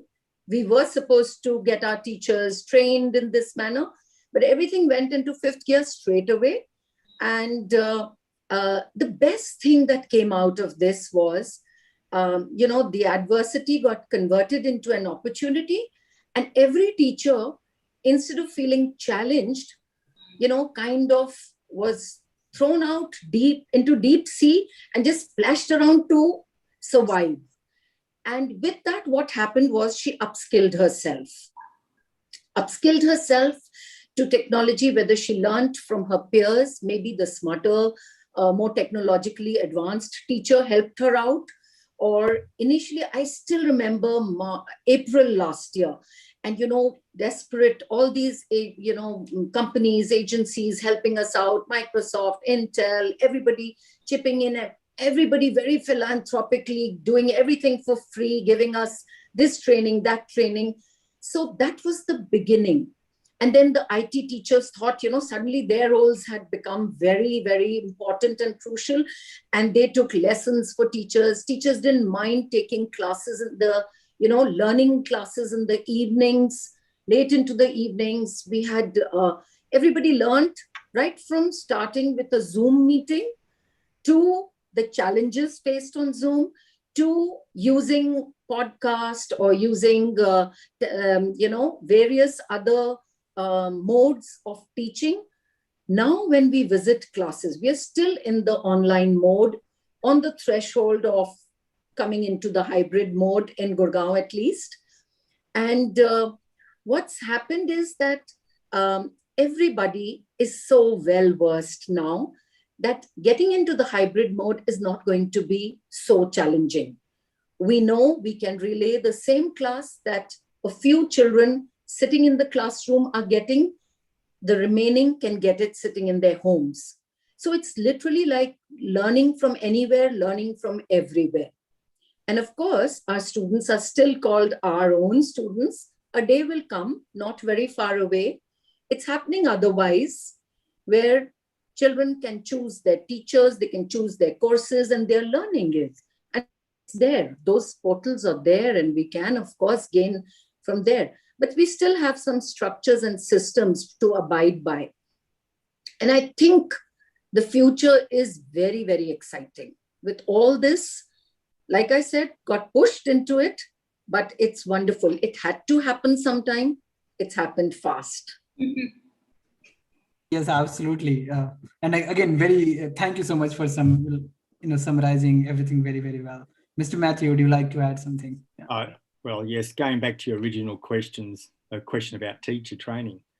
For us, we're just using the same paradigm as we're doing with our students. It's very personalised, already commented by the panel. Teachers are recognising their own weaknesses, their own strengths. They're following support courses that we provide them. Their peers are teaching them. Our students are teaching them. But I think the key, just as we are saying with our students, is that personalised learning. They realise they're building their toolkit up. Toolkits are platforms like Zoom and Meet, Google, but through all sorts of apps. And of course, when we're talking about coding, our thread for tonight, like I said, I've been very excited to see a huge range of teachers across all domains learning Minecraft, for instance, where they can apply it, not just in humanities, which is popular, but as I said before, integrating in maths and science, all those other parts. So personalised learning to me is the key, be it a student or a teacher. Thank you. Thank you so much, Mr. Matthew. Yes, personalized learning is what is also shaping up probably the new age of education. In fact, a lot of kids are now preferring even one-on-one classes or like much smaller group classes, specifically for learning very specific, let's say, skill sets, like even learning programming and coding. A lot of kids require guidance, very handheld learning. Otherwise, it can also become frustrating. A topic which is very, very fun can also become very frustrating if obviously not taught the right way. A lot of good actually things came out of at least this question and this discussion overall. One of the things was that last 18 months, yes, in the beginning we were really hitting it. We were like, oh God, what has happened? Whether we'll be even able to continue learning, teaching or not. And yes, there were a lot of roadblocks. But yes, really glad to see teachers everywhere. They actually emerged as heroes and they learned everything that was needed. And they continue to deliver the education, even though it was very, very hard. It is still hard today. I think all of us are looking forward to schools opening up. But the great thing is now at the same time, it has started looking very normal. And we know that if a situation like this comes up, the education will not stop. The learning will not stop. And there will always be a hybrid learning if there is a need. So that has been the greatest or the best learning. And in a lot of ways, our sort of progress and even our learning as teachers also just like leapfrogged by like 10 years or at least like by half a decade, if not an entire decade. So that has been the biggest contribution to it. I would like to ask one last question to all of you, a very, very, probably a short question, and then we'll wrap it up after that. It has been a great, great session. The last question would be that given all the changes that are happening and, in a way, a lot of stress that is also putting on the, educational institutions to be ready for the future, what is one thing which is probably the topmost thing that you are trying to do to ensure that the school is ready for the next 20 years? And the schools are usually looking at, usually for the next 1 or 2 decades, at least. So what is the topmost thing that all of you are doing in your respective educational institutions? So I think if I can start. Yes. Vivek, first and foremost thing is the human resource. In an educational institution, that is the most important area. So we are working on hiring best of the resources, retaining them, upskilling them, upgrading them. That is one area. Second is bringing in the industry connect and the industry learning to the school space. Third is, instead of being a local player, trying to be a global player. And fourth area where we are working around is the area of sustainability, because it is the educational institutions who are responsible for providing a better tomorrow for them. So these are 4 core areas where we are focusing on as educational institutions. Thank you. I can very well relate to it, Dr. Bhalla. Please, anyone would like to go next? Yeah. So to add to Mr. Bhalla, we are looking at, also synergizing, and because not everything cannot be done in-house. So we're identifying, what are the best practices, who are the best people, and connecting, creating that, the partnerships and getting the right brains and exposing our schools and also the adequate infrastructure. Because this is hybrid learning and blended learning is going to be there forever. And and besides also self-learning, how do we create those groups where there is a continuous learning by the teachers, and how do we ensure that they put the ownership of learning to the children?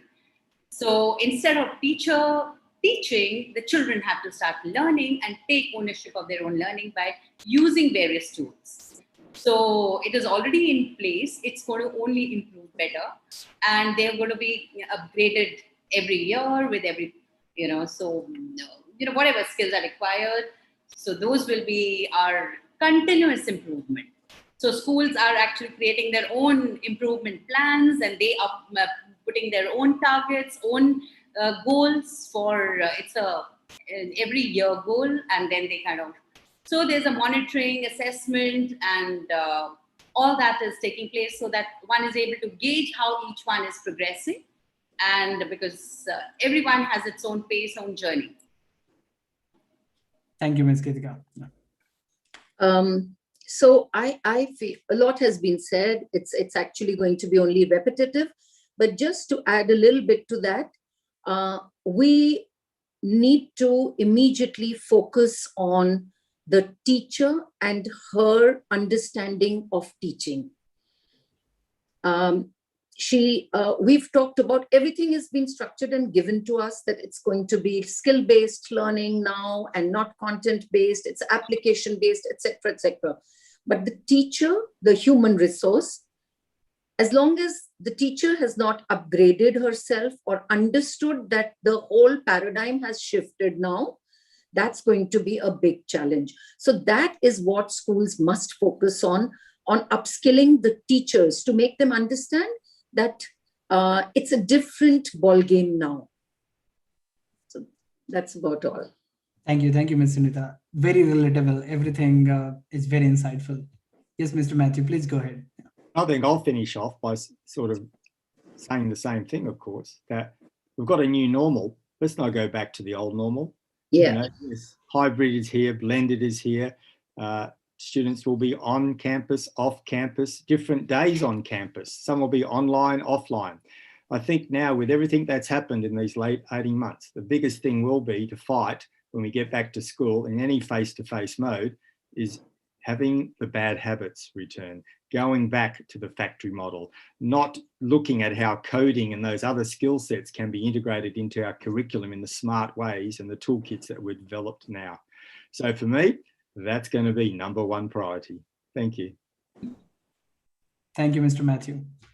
So yeah, this is pretty much it. This is the wrap. Thank you so much for taking out time today evening. And really glad to have all of you here. I hope it was as insightful and this 1 hour at least in terms of learning as it was for everyone else. So again, thank you so much for being part of the National Coding Summit 2021. I will definitely be in touch with all of you going forward and look forward to doing many things together in the future. Please keep inspiring the creators of tomorrow. Please keep imparting a very holistic education to the children that we have today who are going to become the creators of the future. So thank you so much once again. It has been lovely having all of you here on the panel. Thank you. Thank you so much, and lovely meeting all of you. Absolutely. It's a pleasure and great insights. So good. I think connectivity and collaboration should be the norm ahead. Yeah, that's the buzzword now. Yeah, that's the buzzword. Yeah. Great. I really loved speaking to all of you. Thank you so much. Thank you. Thank Stay you. safe. Bye-bye. Bye-bye. Stay safe. Hi, everyone. So this was the last session of the National Coding Summit 2021 today. And I would like to conclude by giving a vote of thanks. It's been a whirlwind of a day. First, I would like to thank our keynote speakers, Venkatesh Sarvasiddhi, Sri N. Bangara Raju Garu, Ms. Palvi Arora, and Ms. Vinnie Jawhari for taking time out to share their wisdom and experiences with us. We were joined by people representing some of the biggest and most innovative companies across the globe, including Microsoft, Cisco, PwC, GitHub, UiPath, NACAP, and many more. We were also blessed to have representatives from multiple government bodies, including National Skill Development Corporation, Andhra Pradesh State Skill Development Corporation, and Niti Aayog, who gave us an insider look at the critical role of governance in driving coding and STEM education in India. We were also joined by representatives from some of the most influential schools and educational institutions, which we just saw, who shared their successes as candidly as they discussed their challenges. I would also like to thank all our panelists for taking the time out of their busy schedules to engage with us and share their vast experience and wisdom on education, business, and governance. Thank you all for a phenomenal day full of deep insights, clear guidance, and valuable instructions. I'm certain that the entire team at Codingle, all the students, parents, teachers, and all EdTech enthusiasts who have joined the discussion today found the insights from the panelists to be useful and actionable. The goal of the inaugural National Coding Summit 2021 was to explore and analyze the emerging trends in K-12 education with a special focus on the importance of coding and to discuss how partnerships between private and public organizations can drive the evolution of coding education in India. I think we have successfully done that today and much more. Lastly, a big shout out to all members of Codingle team who made sure this event went as smoothly as possible. And it has been a delight to watch this since 10 a.m. today morning. Codingle will continue its efforts to initiate these engaging discussions to inform, instruct, and guide parents, educators, and school children who are all going to play a key role in coding the future of India. Our mission at Codingle is to inspire school kids to fall in love with coding, and we'll continue to do that through multitude of ways like National Coding Summit 2021. Once again, thank you all for joining us. Have a great evening. See all of you soon.